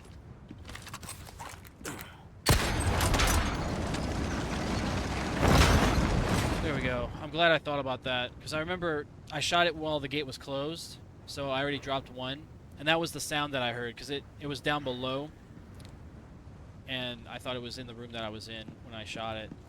That's what threw me off. That whole encounter threw me off, because I was looking for another one of those counterweights as well. But we have 2 spare magazines for the pistol. That's not bad. Not bad at all, actually. I don't remember if we're facing Salazar at this moment, but it may be coming up soon. I don't have a layout for the map, but I can kind of get a shape of the outer part of the castle. But you got to bear in mind it's inside the mountain itself, so just because you can't see the terrain features doesn't mean there's not more structure there. Especially if you're in like a bunker or something way down deep. Yeah. Alright, anyway, let's get this done. These guys. That one. Great. There's 2 of them.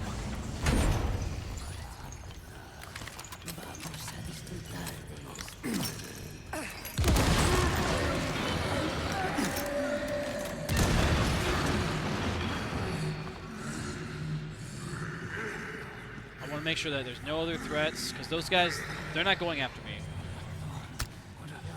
Alright, I'm hearing talking, so there's definitely more enemies. I want to clear them out before I go in that room. I don't want those guys with those little weapons on their arms to swing at me. They will charge me.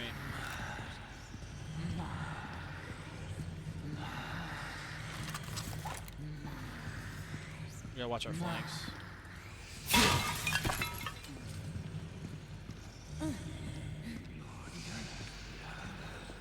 Is she above me? I'm just hearing her weird over there to the left. Oh, I see her. Okay, she's on the other side there.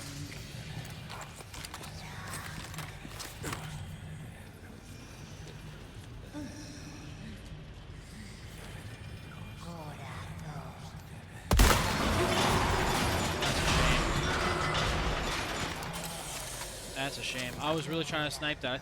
I think you actually could. I just see that they're moving on me now, so I don't want to test my luck. They're activated now.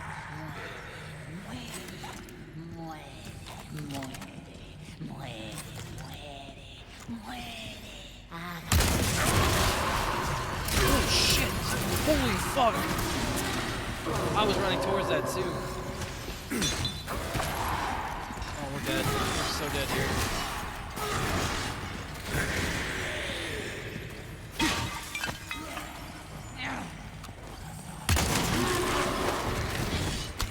Holy shit. I missed that shot. We're dead here.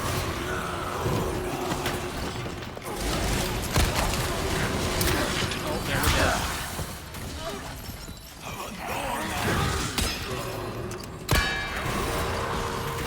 Oh, I pushed the wrong button. I'm fucking... Yeah, I meant to hit my tab to fucking...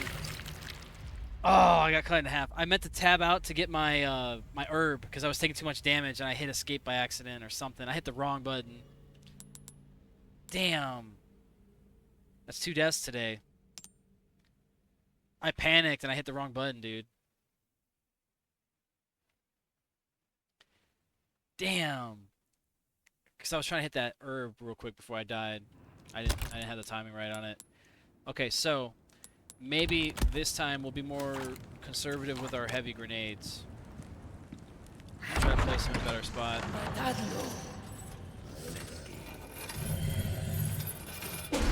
Great. There's 2 of them.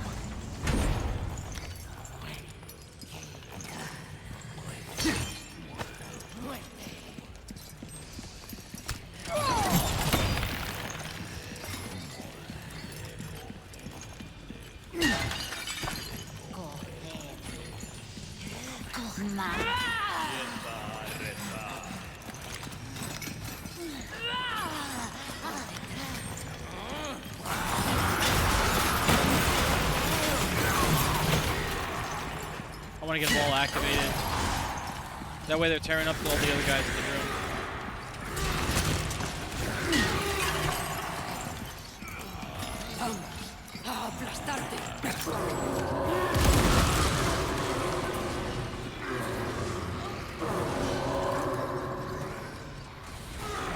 Alright, they're fighting each other. No, they're not. Damn, that would have been so cool if they would.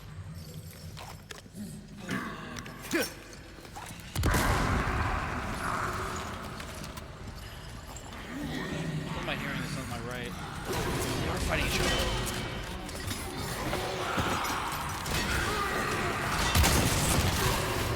Damn, they were fighting each other until that guy came behind. That's tragic. They're fighting each other there. I really want to see more of that. Oh, he's right on me. I'm dead. I am so dead. I hit the wrong button again, but we're going to make use of this because I saw the end coming. We're cooked here. Hold on. Let's be ready for it. It's going to hurt. Oh, we dodged it.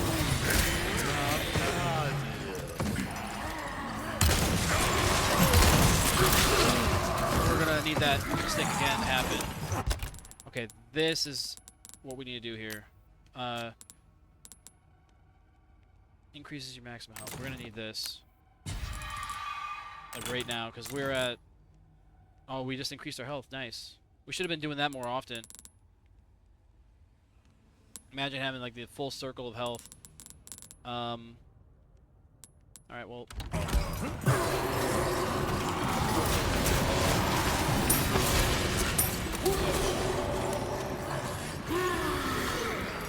I do want to see if they can kill each other. Like if I have to fight these guys, or if they can end up just causing damage to each other as a group. Save the end.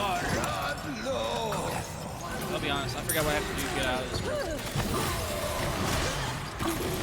Obviously survival is the primary concern, but... So open that door.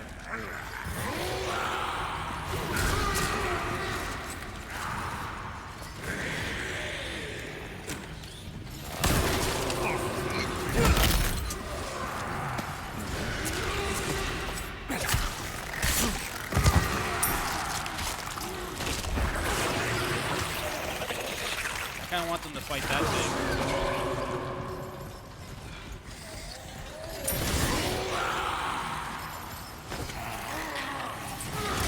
Maybe fighting each other. I can only hope.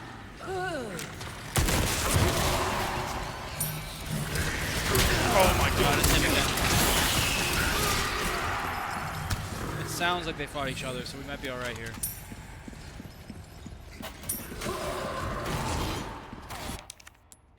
Oh, we need items.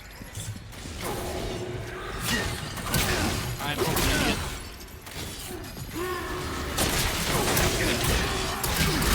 Oh, we're fucking toast here. Hang on. I'm an idiot. I don't know why I put myself in that position. That was kind of stupid, actually. Hang on.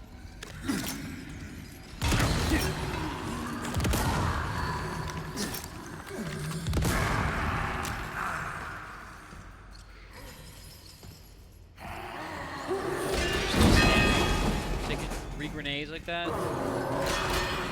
Alright, they're gonna fight to the death. There shouldn't be anybody else in this room. We're just gonna watch.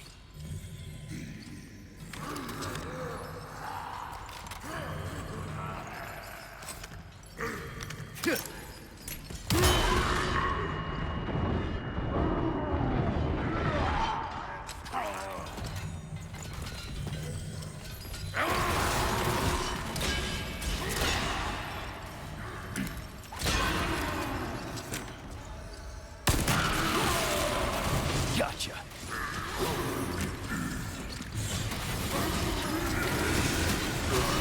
I don't know what to use here.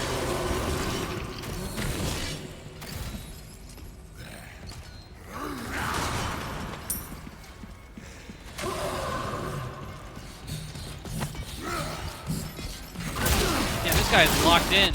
That guy is locked in. We gotta use our other health.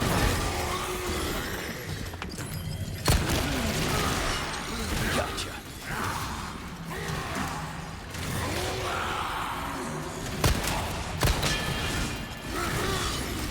That guy is on it, bro. I can't get away from him. We might have to I want to fight. I want them to fight each other. I want to see what damage to kill each other without me getting involved.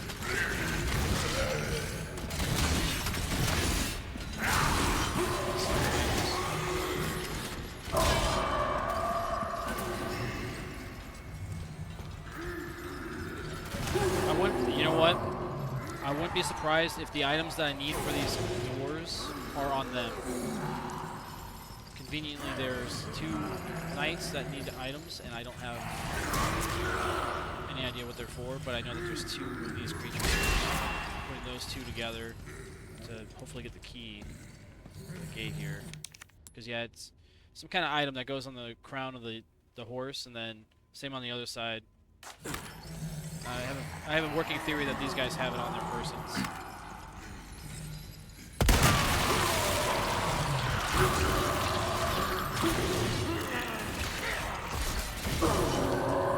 That was a stingray shot for the win right there.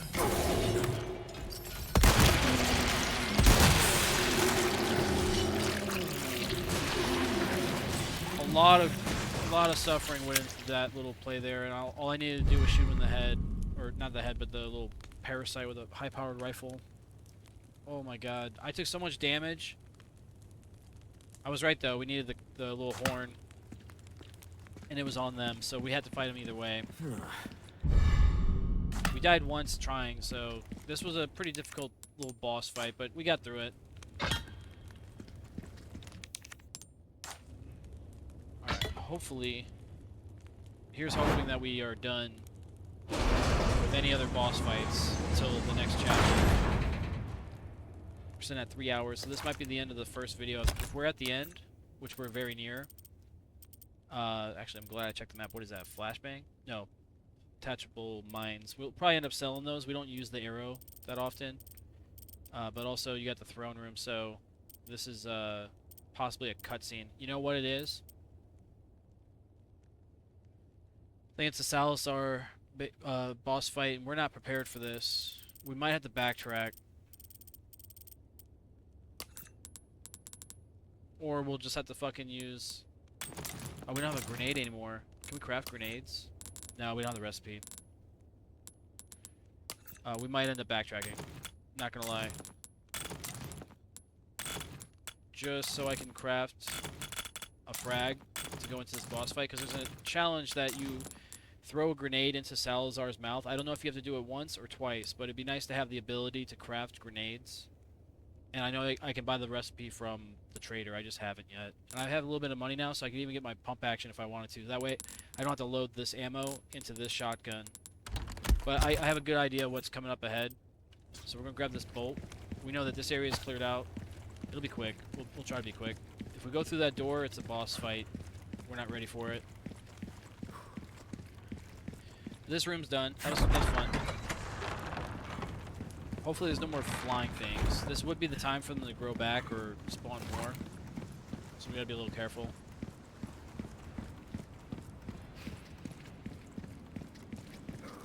And eventually we'll be backtracking to go there anyway. To that tram to the right as I walked in. This door will be locked. I think the way out is actually upstairs. I think. It's over there. Yeah, we went to the wrong area. Yeah, it's this staircase. And then from this staircase, you just go straight out.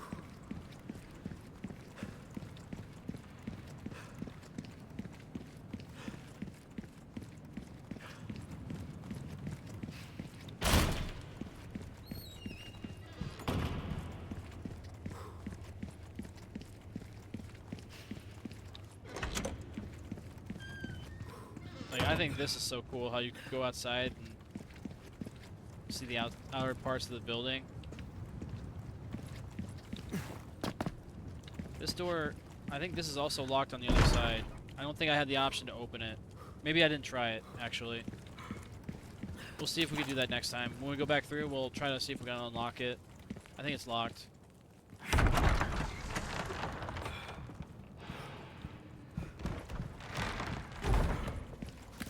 This is a lot of backtracking, but we have to do it.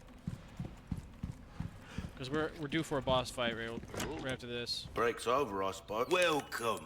Well then, what can I do? We're not worried about the beetles, but we're gonna keep the statue for the A deal well struck. woman and the cat. We're gonna repair our knife Good luck to you, stranger. and our armor. That's good work, if I do say so myself. We'll even do this knife. Easy work. Because I don't know when I'm gonna need these knives and how much of them I'm gonna use, so I want to make sure that I'm going in with a fully health knife or full durability knife. We like our herbs, we do. Heal a man, kill a man, they do it all. Now this ticket thing doesn't really make much sense to me. I kind of want to see what it does, so I'm gonna buy it. So, which weapon will you be giving a shine to? Give us a shout when you want to tune it up. You have a ticket, do ya? Nice. Choose a weapon, stranger, and I'll make it sing. Oh, but it also costs you fucking... Oh, I guess that's how much it would have cost to upgrade it. Anyway, I don't know. Let's see. What is this gonna do? Increase critical hit chance or hit rate by 5% or five times. Okay, that's... Is that all it's doing for the token? It should do everything. Honestly, for that price too, you should do all the upgrade all simultaneously. We haven't even used it yet. We'll see what it does. You've got an eye for this, mate. Okay, so it didn't actually upgrade everything. That's a bummer. I was kind of hoping it would. That was a pretty expensive item to not have that much of an effect. That's a bummer. Oh, my back is killing me. Years haven't been kind to us, I suppose.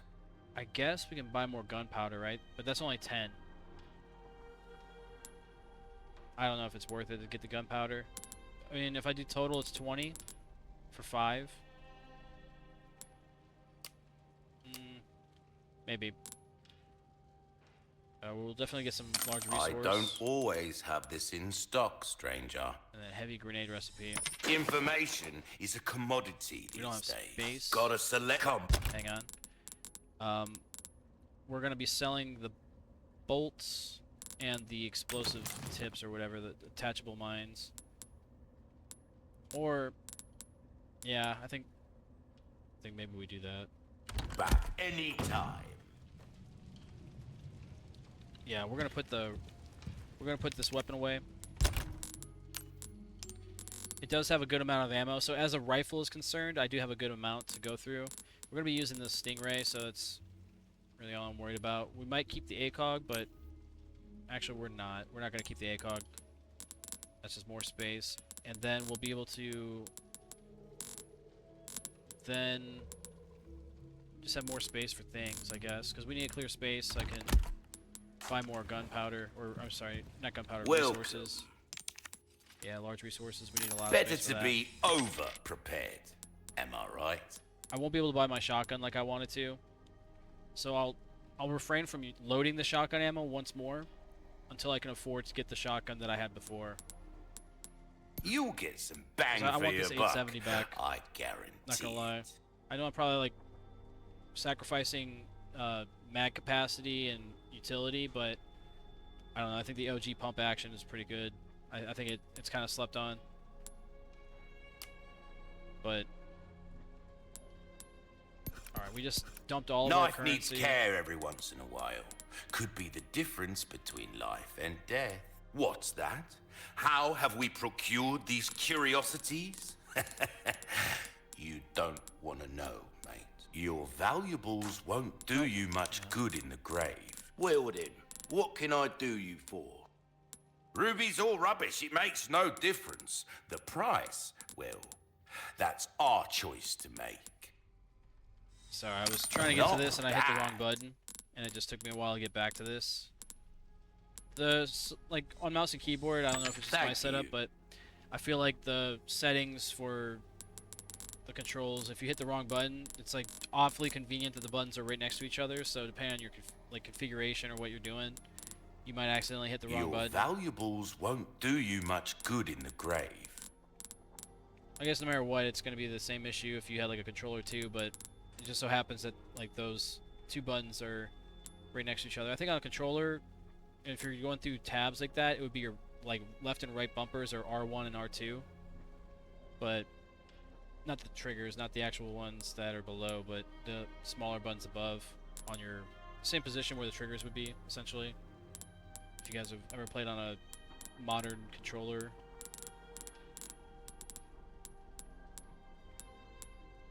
I think that's all we gotta sell, all that we can. I didn't realize I could sell submachine gun ammo, and I'm kind of convinced that I could get some money there, but it's only 400. No, we're not gonna sell the ammo. We'll hold on to it. Time is money, mate. And I already bought what I wanted, I think. I bought the recipe for the grenades. All my wares are in tip, stocking up while you can. Yeah, we're gonna need that. Wise choice. Just because that fight consumed all of our health, all the reserve health that we had, and right now You'll get some bang for your buck. I guarantee it. we may We'll end have up pleasant travels. coming back here real quick just to get more gunpowder, because we're gonna craft the sorry, I'm doing the wrong thing. We're gonna craft the grenades. So it's 12 and one of those large. So yeah, we're gonna buy those gunpowders. Welcome. It's a good thing I stuck around. Oh, I knew you'd choose that one. How much is that? It leaves me with almost nothing. So we'll wait. Come I'm not gonna back spend any more. anytime. All right, now we're gonna craft 2 more grenades, or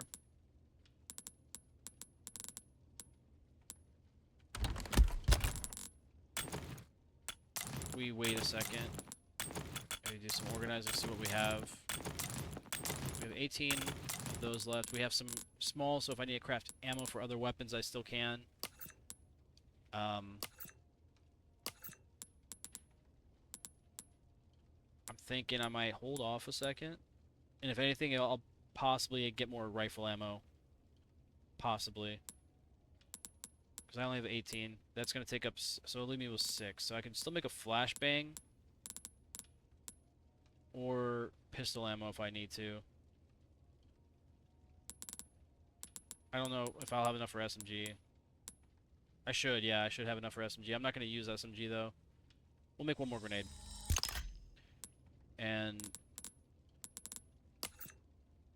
one flash grenade. Yeah, we'll make another flash. That'll be the end of it. And we'll still have one gunpowder left. Exactly one to fill that spot.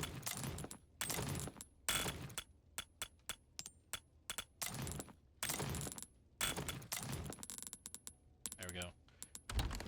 Actually, let's put this knife over here. That way, if I get a weapon that I want to put there, I can.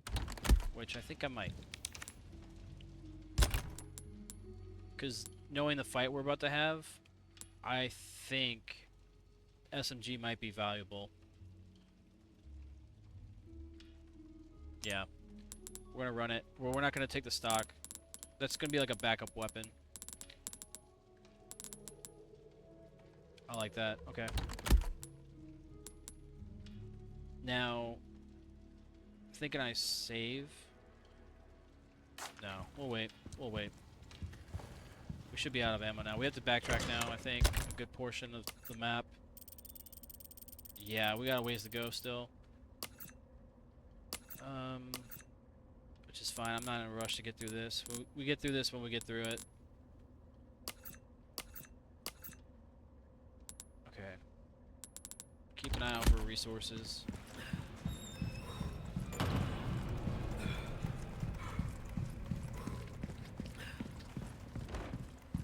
That chair just moved. You guys saw that? This place is haunted, guys.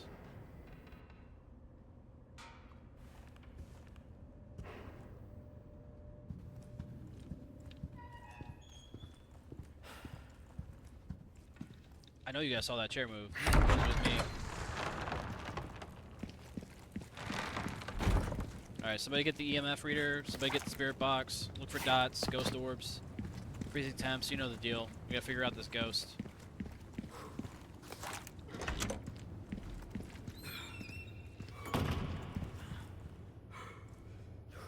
Yeah, I thought the game was supposed to be about zombies, not ghosts. Yeah, that's what I'm saying. That's what I'm saying, dude. Actually, where are we going? We gotta still go through this area here. Alright, I'm already turned around. Here we go.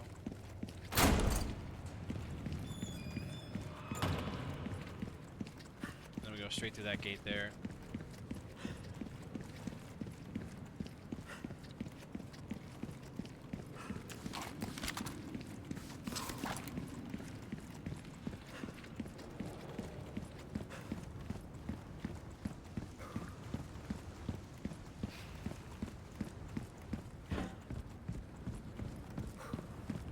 Alright, we are going to be coming to a fight scene here that we won't be able to really get out of without killing the guy. So we ought to make sure that we have a bunch of grenades ready. I think there's an achievement or a trophy for killing or throwing a grenade into his mouth. So when he's opening his mouth and coming after you, if you throw a grenade in there, you either have to do it once or at least a handful of times, maybe 2 times tops, but you have to do a few times to get the achievement, I think. Just if it doesn't work the first time, keep doing it until it succeeds. I have 3 grenades just in case. That's all I've got. So we'll have 3 chances, and that's assuming I don't miss my throws or anything. So we just want to make sure we went back and crafted some fragmentation grenades for this fight. I have a shotgun. I'd rather not load it. I'd rather have it on reserve. So we have 6 shots for it. So if we need to, I'll pull it out. But I'd like to just go through pistol mainly. That was Ashley, I think. Or her voice. This is a trap, I think.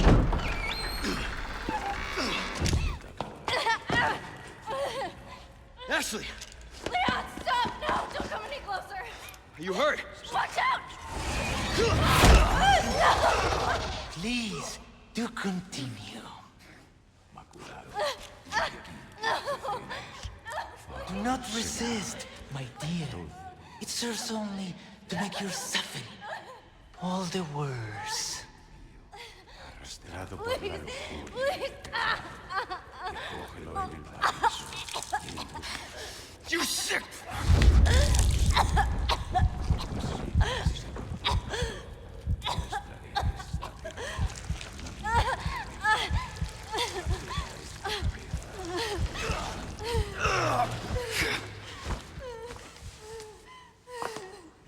Aquino nos despedimos, señor Kennedy.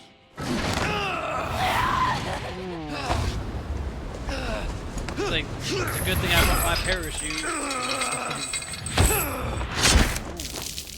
Oh, this is the crypt area I was talking about.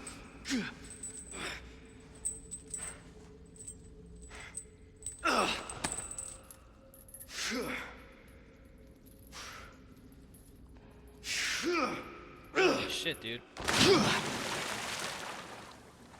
That's kind of crazy. You ever watch Game of Thrones?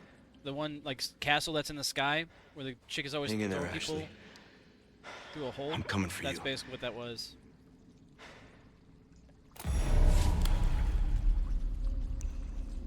Damn, they did. That's not their first time doing it. Look at all these people's bodies down here. There's a skull there, body there. They threw their pet giant alligator dinosaur thing over here. Yeah, they were like, all right, well, you gotta hide it from the kids, so they flushed it down the toilet. You know, the giant hole. And oh, dude, there's spikes too. Holy shit, dude. So even if you landed and found a spot that wasn't gonna kill you on impact, you got pierced by like a spear or something. Holy shit. We got pikes everywhere. Holy crap. We just so happened to grab the only chain that's in the entire area that could have saved our lives. That's the convenient factor is unreal. It's off the charts, dude.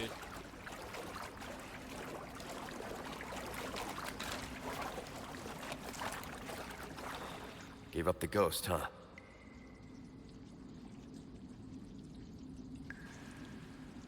Gave up the ghost. It is funny we were talking about ghosts too. That's kind of funny.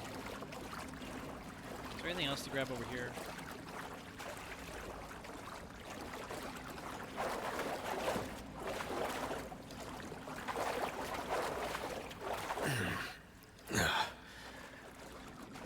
Well, she's infected, I'm assuming. She drank the Kool-Aid. Talk about sticking the landing.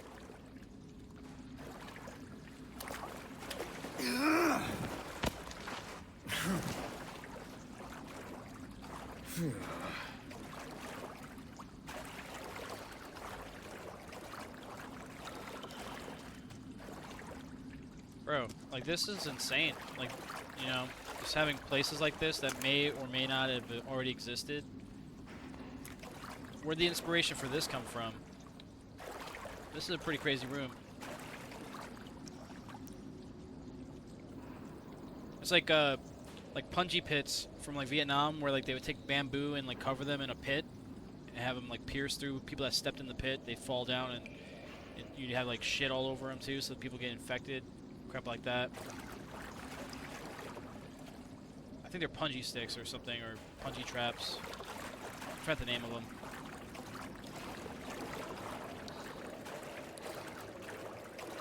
Maybe that's where they got the idea. The hell?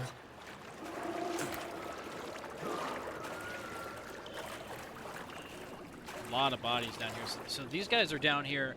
They didn't die from the fall, so they lived for a while. They just couldn't get out. Or maybe there's a way out from down here. Maybe that's why they're down here, because there's a different route.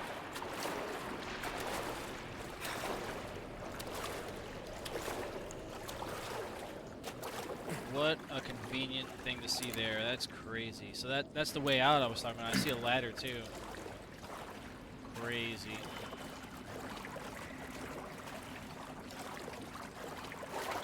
I guess you would need a way out, because like if your king or whoever is owning the castle keeps on throwing people in the pit, you're gonna have to go down there and clear out the clogs, you know? Eventually they're gonna cover up these punji pits, and then they're just gonna land on soft, dead bodies, and then they're gonna come up of nowhere from the bottom of the castle, because they're just, I picture like a toilet that's overflowed. It's gonna come out of the bowl. You keep throwing your enemies down in the pit until like there's literally no pit left to drop them into. That's what we're doing here. So yeah, you need that little entryway to clear out the clogs. Make sure that you don't have that problem come up. That made sense to anybody. I hope it did. The moral of the story is this guy keeps throwing bodies down, and He's not a good person for that. There's another thing down there. Okay, we're not gonna go back down there unless we have to. And it looks like we have to. Like, oh look at that. Like that's what I'm talking about. Like there's so many bodies on it that, you know, they start stacking up. Well, I guess he's on a chain, so he's not really... Oh, you know what? He probably... Oh, that's the other end of the chain. There's probably more chain. Now there's the more chain I was talking about. How are they stuck up there like that? Little hooks?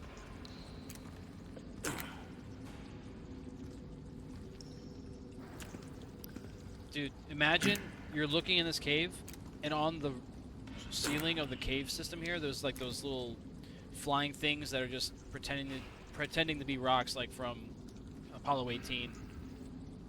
Like this whole cavern is... Oh, what if we're in the nest now? Like we're deep in the nest.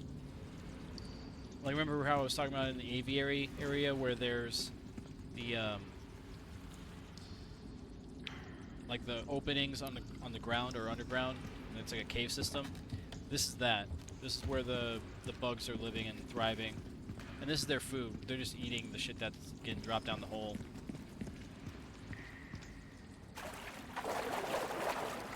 Okay, we have to figure out a way to get over there. I think I have to drop down. I think. I just didn't do it. I just wasn't ready for it.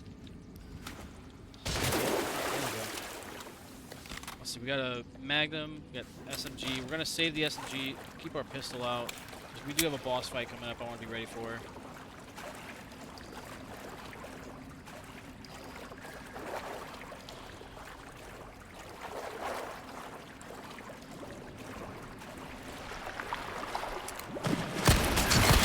It's 2 shots, not just 1.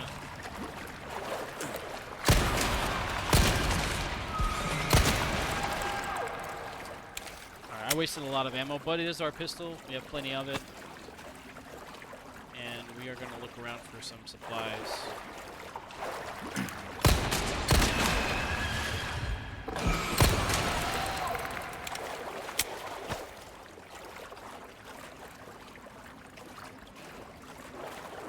Like those bugs, they're basically just making sure that the little pit of doom doesn't get clogged up.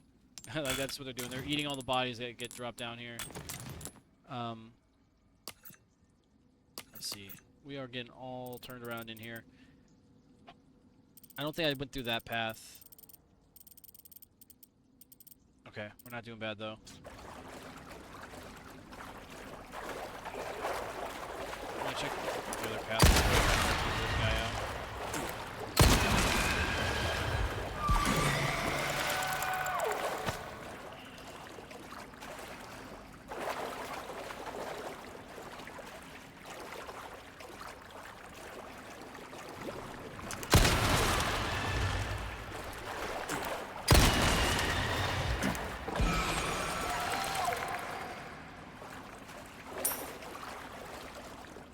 I can grab that through this side, I think. Oh, it's like right there. So close.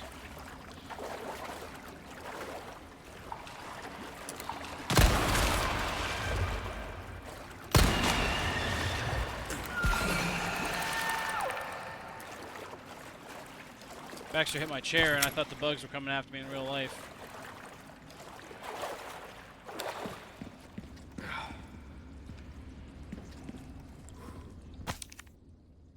You guys can pause as you guys need to read. I'm just skimming through this.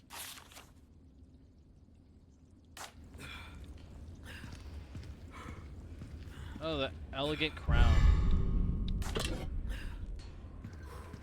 Okay, well, we gotta get that green herb and then we gotta go up a ladder.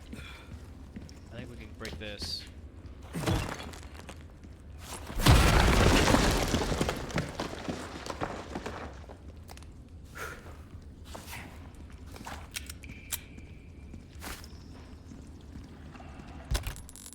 Oh, we can make a 3-color one, which we're going to do. And just to make sure we don't craft the wrong thing, we're just gonna drag and drop. Alright, cool. Now we're looking back in true shape here. We got 2 first aid, we got a bunch of grenades, herbs, some ammo. A little bit of crafting material. We'll be able to craft shotgun ammo if we need, which I think I will at some point. I just need more gunpowder. But we only have 8, so we need 4 more gunpowder. SMG is... Oh, I don't have a large resource. Okay, so pistol ammo is the only way to go now. Just to make sure we got everything. I didn't see anything that we missed, but... Yeah, that's the depths, I guess. That's what the name of this area is. I don't know if there's any challenges you have to do down here. Maybe like a bobblehead or something. I already did that, so I can't demonstrate where they're at. Oh, give me a break. There's bodies everywhere.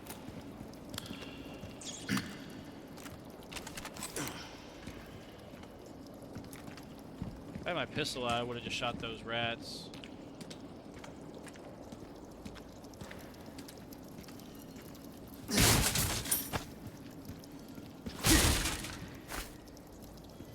You know what? Did we even do a single chapter? It didn't end the chapter. We're still on the first chapter, guys. That's kind of crazy.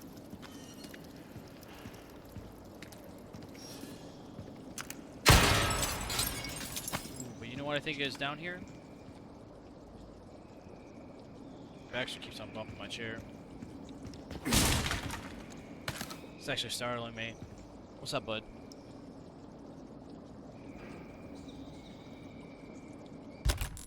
God, I was in the middle of my thought. There's a boss fight that's down here. We're technically like in like the lab area now of the castle. Like that's what I was talking about. He dropped me down a hole that was pretty far down. There's definitely a lab built into this mountain somewhere.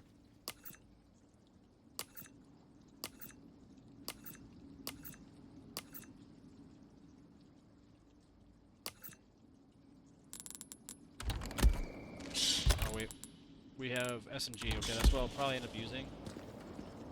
We have the merchant here, so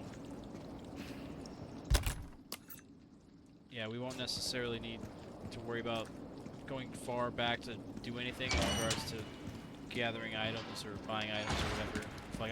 If I actually needed to buy those grenades, this would have been a good time if I knew this was here. Then you go that way to proceed on mission. Oh, break's over, I suppose. So that backtracking I did, I could have avoided that. Essentially, is what I'm seeing now.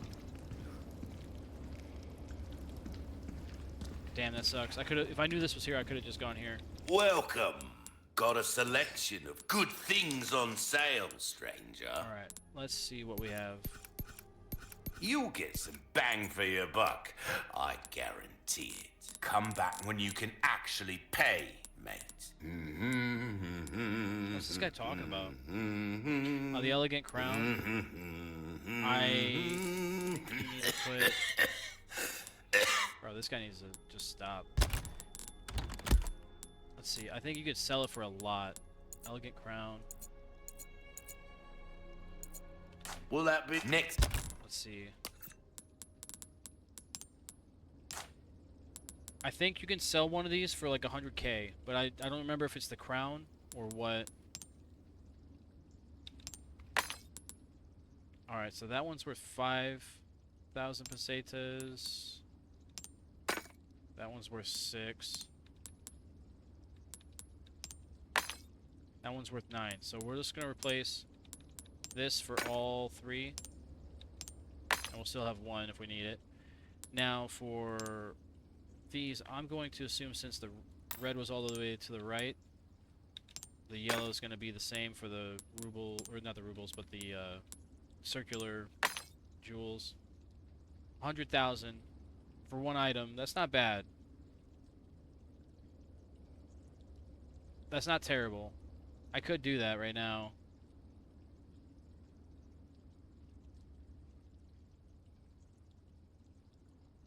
I could. I don't know if I want to, though. I think if you do another playthrough, it keeps your items that you have, and then every time you play the game again, you get more of them, so then you'll just be able to sell them for currency. I think that's how it plays out. Like, the inventory that you have now carries over, minus, like, the, like, maybe items for, like, the keys and such. Like, if you need keys for rooms or whatever, you still have to go through and get those. But all the treasures, I think, are stuff that carry over. I could be wrong, though. I don't know if I want to... Like, basically, I'm just saying I don't want to sell that crown. I want to hold on to it. I don't know if I said that first or if it wasn't stated at all. Time. Buy something, eh? I don't know if I need anything. I wanted to get... I still want to get that shotgun, though. Fuck. That crown will buy it for me, for sure. I only at 4,000. I want to have the pump action shotgun so I can just load the shotgun and be done with it. Yeah, because I've been using this since I basically got it. So I'm thinking maybe a good idea to just get the other shotgun back. I kind of regret selling it. I should never have sold it. Same with my bolt gun and stuff. I should have just stored that stuff and sold the ammo for the bolt gun.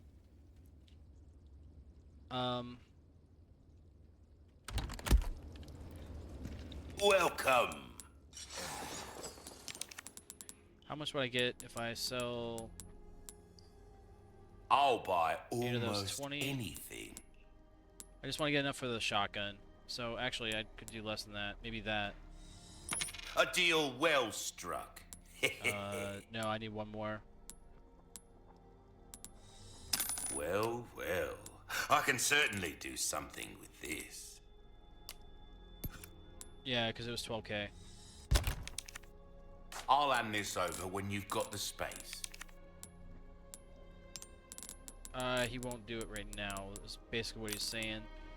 Let me figure out a way to make room here for that. I don't know if there's a way. I have too many things on me. Don't get yourself killed now. We're gonna store that shotgun now. I should have done that to begin with. Welcome. My advice, get them to bunch up, then send them flying with a blast of this. Yeah, he's Come back overexcited for anytime. that. So now we have the normal 870 back. And it doesn't show even on this one. I'm not seeing the handle release. But they have it on the right gun, which is weird. I don't want to pull out my 870 right now, but if I did, I'd be able to have it in hand so I can show you guys the little thing I'm talking about. I wonder if that's the accurate number of pins too. Or placements, actually.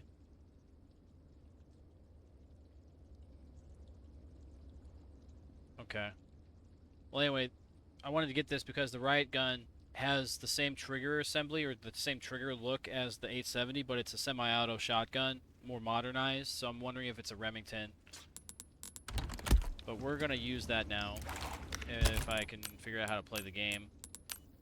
Now we have a big gun we can play with in that boss fight up ahead. Alright, I'm happy with that.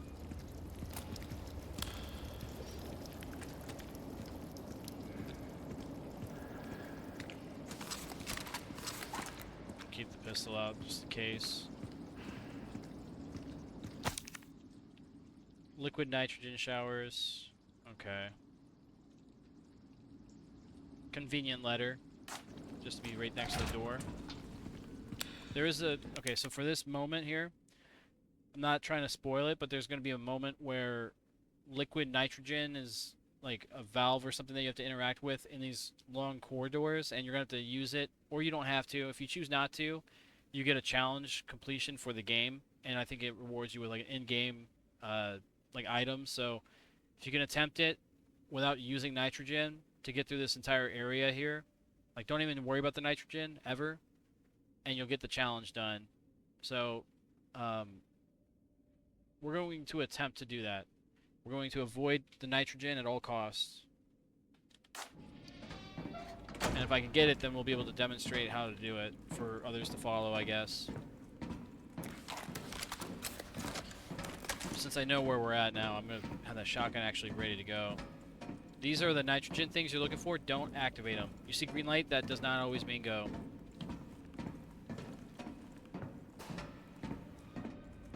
Because if you use that one time, it negates the ability to get that challenge completed. I'm just gonna skim through this one. These are just lore stuff. So if you play the game, I don't know if the lore you have to regather, or once you collect it the first time, it stays with you for good. So you can read it like early on if you wanted to. Not too sure. It's been a while since I've replayed a Resident Evil. I'm kind of just going to the next game after I play the one I'm on. So you guys aren't getting the other like playthroughs. It's just the one-time playthrough, and then we go on to the next game. All right, so this is a lab, of course. This is what I was talking about with like the bunker. Like this would be the underground lab, like bunker for like Umbrella, essentially. Okay, so this seems to double back, but actually that's where we need to go. Yeah, immediately to my left. So that's like a double back area. And it looks like there's a solid wall there. I have not explored this area, I don't believe. Maybe I did. Let's see, did I?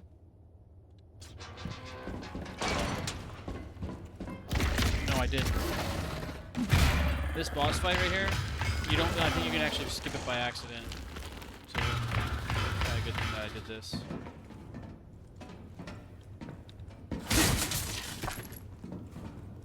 Don't use nitrogen, ever.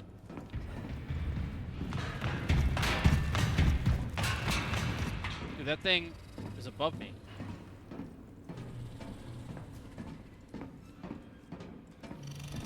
Okay, well we're not ready for this fight, guys. The audio's kind of off. I'm hearing him above me, but he sounds also next to me. Okay, so where are we at? That's... Why is that looking like it's closed off? Oh, because it is. Okay. So this is a separate area that we bypassed already once, so I'm thinking I might go through there. There's also a door here. This room seems smaller. Okay. So that opened up that section now. But we're gonna grab here. We still have yet to go to the elevator. This is the main, like that's the main quest. This is like a side thing, I would imagine. You might be able to bypass this boss fight, I believe. I'm not sure, though.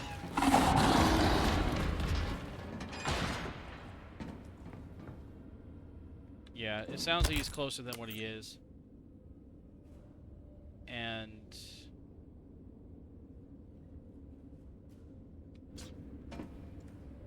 Shit. I am turned around here. Give me a second.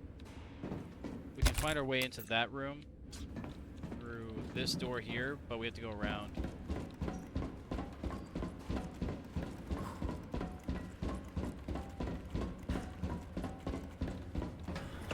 It's locked, of course.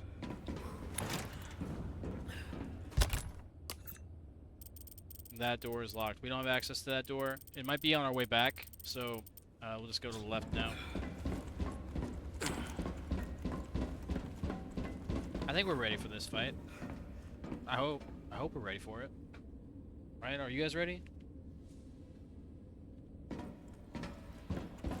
I'm not ready. Oh, you know what it might have been? It might not have been going through without nitrogen. It might have also been without taking damage from the tail or anything. We're gonna use a first aid spray right now. No, actually, we're gonna use this to increase our health.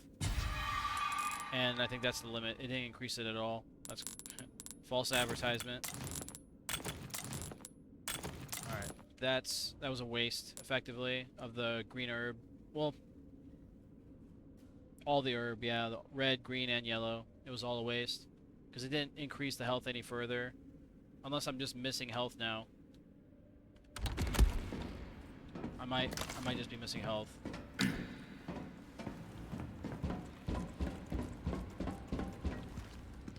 It kind of sucks that C is next to my movement keys, because then I have to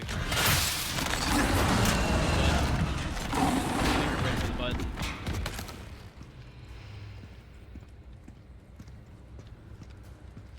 Alright, this room is a weird shaped room. I don't know if I checked all the corners. but I came in through this way.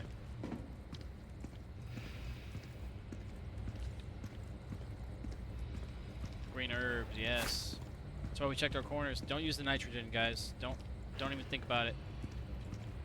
Alright, so on the map, this is where the other lever is. It's right here. So the first one was in this room here. I believe it was on that wall or either that wall. But it was in this area. And then the second one was here. So those two will hopefully unlock this underground lab for us now. And we'll be able to go through there and then also through the elevator if we need to.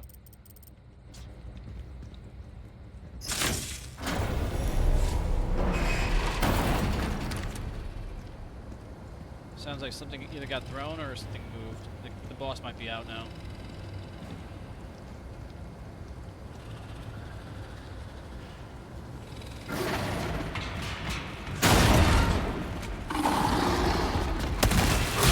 You son of a bitch!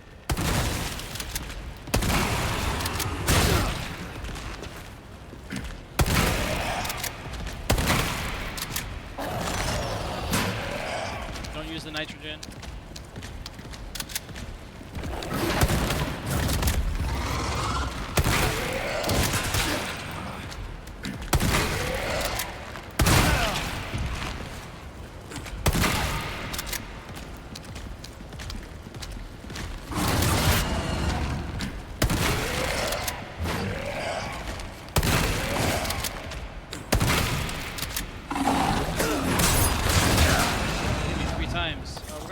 Probably heal, because I don't know if it... Oh, you know what? We'll put these together, just to save space. We're not going to use this yet. If we find a yellow herb, we'll try to maximize our health again. We'll use first aid. Okay, so I was worried that the little sliver there was a little health that I was missing. And if I used the first aid spray, it would go all the way. It did not. So, the green and red and yellow don't exceed a certain amount of health, so I won't be getting any more value from those. We're going to use the SMG now, since we have a lot of ammo for it.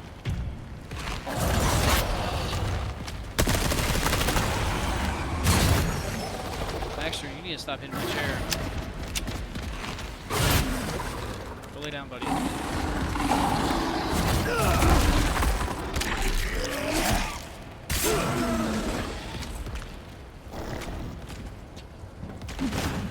Oh, he went through the tunnel, or the tube there. So we're playing hide and seek, is that it? We're going to see him later on in a different area of the lab here. Let's get all of our guns loaded up. That was a pretty ugly confrontation. We lost some health and used some items, so let's do an inventory here. We used all of that shotgun ammo. I think it was like exceeding 12 shots, so we lost a lot of ammo there. That was not good. And now we don't have the ability to craft shotgun shells. We're still 2 gunpowder shy, so we'll be close, but no cigar. We have a full magazine for the Stingray. We might end up using that now instead of the shotgun. We'll keep the shotgun as a backup weapon, but for now, we're going to use the rifle. I'm thinking I kind of want to try it without the scope.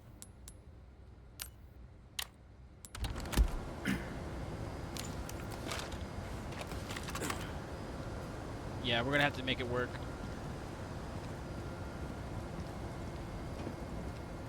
This is where the switch was. Okay, now we're going back to that lab area. This is all one chapter, guys. We have not finished a single chapter yet. We actually haven't done this. Oh, this is how we get back in. Okay. I guess it closed behind us. That's how the boss came in, and then we were kind of trapped here. So unless you can get through this section without fighting him, you can evade him and get to that door and open it to move on, you might have to fight him. I don't know if there's a stealth option there. What's your move?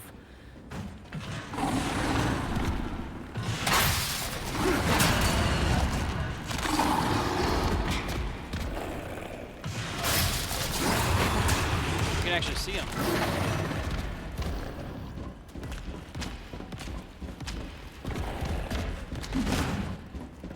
He went into a tunnel.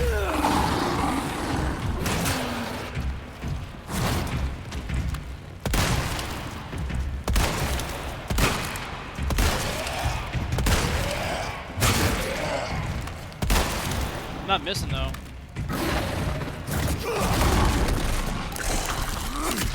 Neither is he.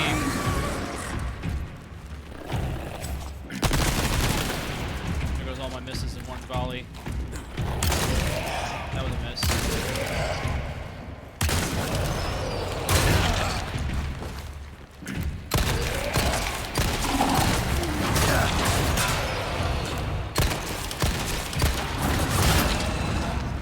Keep taking damage from this guy. We're probably gonna get really hurt here.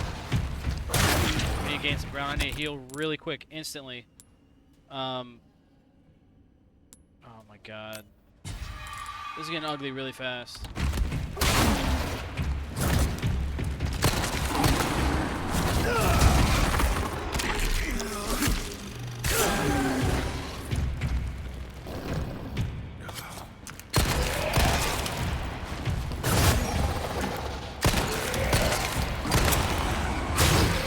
That click is the loudest silence I ever want to hear.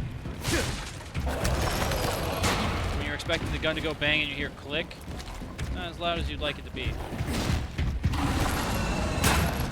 Might have to use a flashbang here.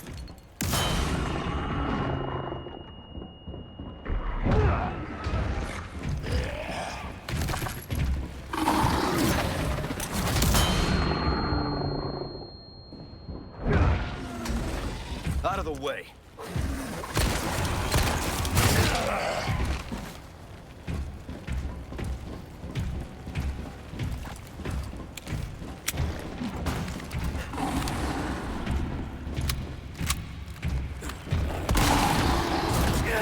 Can't dodge that shit.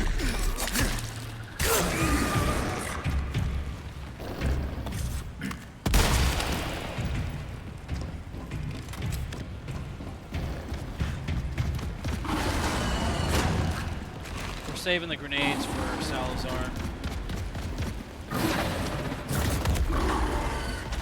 We're not using nitrogen.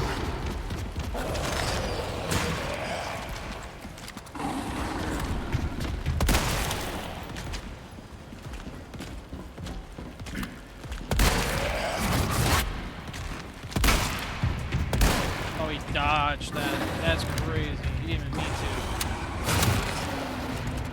We might have to pull out the shotty again.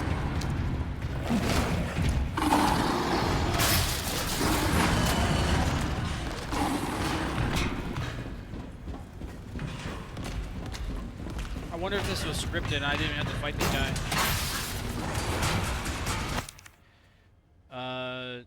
Can be restored by flipping the circuit breaker located at the very back of the laboratory. Now you tell me.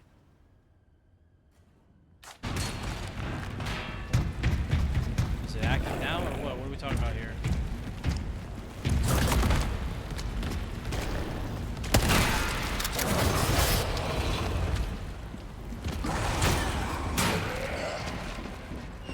Don't use the nitrogen.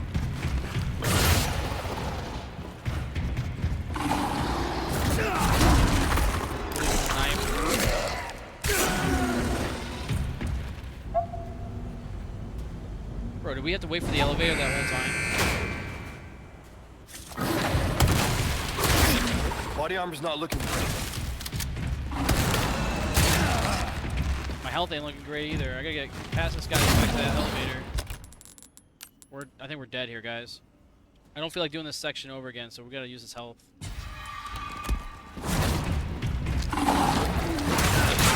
This guy is lethal, dude.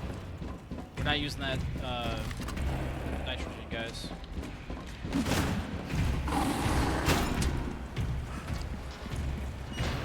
You can defeat this guy. I don't know if I have what it takes.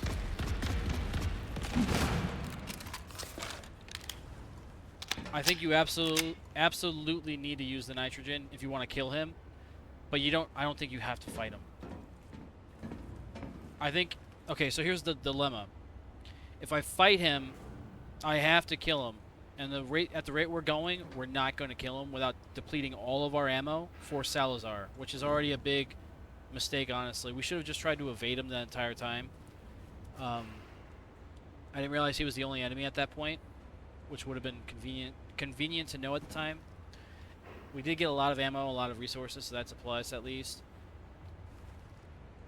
If I go and try to finish the job and kill him now, I'll definitely have to use the nitrogen, and I'll lose the chance to get that challenge completed. But if I just go up the elevator now and leave him behind, if I don't have to come back here, then I'll get my challenge finished, which is actually the route we're going to take. We're going to do that. Yeah. Hopefully we don't have to come back here. I'm tired of these games. And if we do, it would be nice to be able to have the chance to kill him then.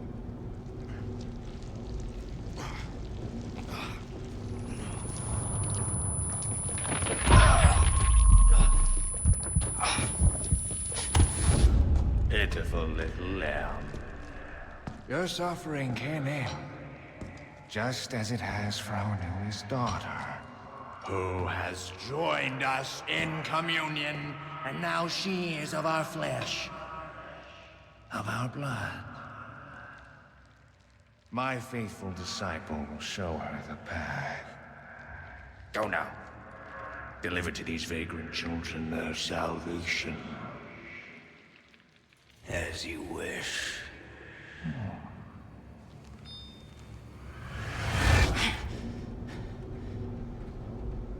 Oh, it's like a hive mind, so he knows that his instructor, I forgot his name, he knows that he's alive now.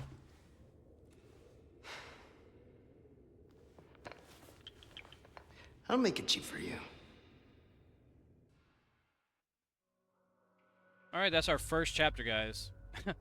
Believe it or not, all that work for one chapter. We did a lot, though. We fought the knight, we backtracked, got all the puzzle items. We don't have, unfortunately, a key, so there was a treasure or a container that we couldn't open. That's unfortunate, but we got all the puzzles completed. I believe that if you're able to manage to get the keys for that section and get everything open in one go, you will be able to get an achievement or a trophy for opening all the boxes and chests to that point. But I might be mistaken. I don't know if there's more containers that are locked further ahead. So take everything I say with a grain of salt there. I think there is a way to 100% this game in one go, but I don't know the way. I'm just kind of casually going through the game. So we're going to save that real quick. Or no, we're not going to save it. We're going to pause for a moment to first check our chapter results to see how we did. That took 3 hours to get through. 3 hours. I don't know if that's... I mean, that's definitely not all the playtime. We were probably paused or we were on our map at some point. So we added like a lot of time to our overall playtime for the game. But stream-wise, it's a 4-hour video. So there's an hour missing there, roughly, that just... Or 51 minutes, whatever you want to say. Or, no, it'd be 50 and like 8 seconds, but... Anyway, the stream has been going on for a little bit longer. We're at 3 hours, 58 minutes, and 39 seconds at this time of recording, so compare that to the runtime for the chapter. That gives you the difference there. Accuracy is pretty good, though. We did... Oh, we got damaged 50 times. That boss fight was insane. We got killed by those the guys with the knives for hands or the swords for hands, the blind guys. When we fought 2 of them, we got torn in half there. That was chapter 10, so we only got through 1 chapter there, guys. That's kind of actually wild, and that's longer than our chapter 9 and our chapter 8. That's crazy. And oh man, that's actually our new record for most times damaged too. I don't think there's many that are... Alright, there's 3 that are in the double digits. But this is... This is all those combined, I swear to God. 50 times damage. That's crazy. We got hit a lot there. Alright, so that was chapter 10. Alright, let me just do a little quick outro real quick for this video. Well, it's not an outro. We're doing a section 2 or part B for this. So this was part A, guys. So stay tuned if you guys are watching live. We're going to play another chapter here. But that was only 1 chapter. That took us almost 4 hours to get through 1 chapter. Like I said, we're taking our time with this one. Especially since I know that the other game, Requiem, doesn't come out until February at some point. So we got plenty of time to get through these. I'm in no rush, but I would like to get a video out for Alien pretty soon here, so stand by for that on my main channel. I'll be putting out a video where I'm kind of breaking down the Alien franchise. I want to get it out before the not the Requiem, but the Alien Earth television show comes out. It's not on television, but well, it might be on television. I don't know, but the Hulu series that's coming out, Alien Earth. I want to get a video made and out before that show shows up, just to get my 2 cents out there before anything happens that was predicted or whatever, or something that I predict might happen. It might not happen, but I want to get a video out there. So right now at time of recording, it's the 27th of July. The show was supposed to air on Hulu on the 12th of August, so I got a little bit of time, but not a lot of time. I am still in the planning phase for what I want to put out there, so we still have to collect clips and like videos from the movies and talk over them and have a bunch of different talking points and such, so I still have a lot of work to do with it, but it's planned ahead, so keep an eye out for that on the main channel. But stay tuned. If you guys are live, we're going to take a couple of moments here to cut this episode, then we'll make another for part B. I'm going to bring up my start screen or start stream overlay. It's going to be the logo of our channel, so when you see that, just know it's going to be only for about maximum of 15 seconds, but there's going to be a moment where you're going to lose some audio while it's cutting the recording and then starting a new one, so that's why we're cutting over to part A here. I don't want the videos to be too long for YouTube. That way it's also easier for me to upload them as well. So we're going to do that right now. If you guys are on YouTube, if you guys don't want to watch the other episode right now, I do appreciate you guys sitting through and watching. Let me bring the video display all the way up. I do appreciate you guys stopping in. Just hang out if you guys want to see the other video. Look for it at the end of the video on the left or the right side of the screen. You're going to see the previous episode and then also the previous season, but also you'll have the next episode on the opposite side. So just be careful when you're like clicking through. That's like one of the only moments when I have these like part A's and part B's that we may end up having 3 little tabs to click on. So be careful what you click on. So you can actually stay in line, but I have labeled all the videos, so it should be easy to stay along or follow along. So we're so far on session 6. This will be part A, and you're going to want to look for the next video where it's session 6 part B. That's what we're looking for. And if you're familiar with the game, you might be able to recognize a cutscene or something from the thumbnail. Just look for that as well if you guys want to. Feel free to check us out live on Kick and Twitch. We're currently live right now on Twitch and kick.com/HoosierMarineMAK, and we usually stream for about 7 hours, or we usually stream between 7 and 9 p.m. Central, and we usually stream for about 4 hours, but today we're making exceptions. We're obviously already at 4 hours, so our usual limit is already exceeded. So the plan right now is just to get through the chapter. I don't know how long it's going to take, so if you guys want to see it, check out the next video.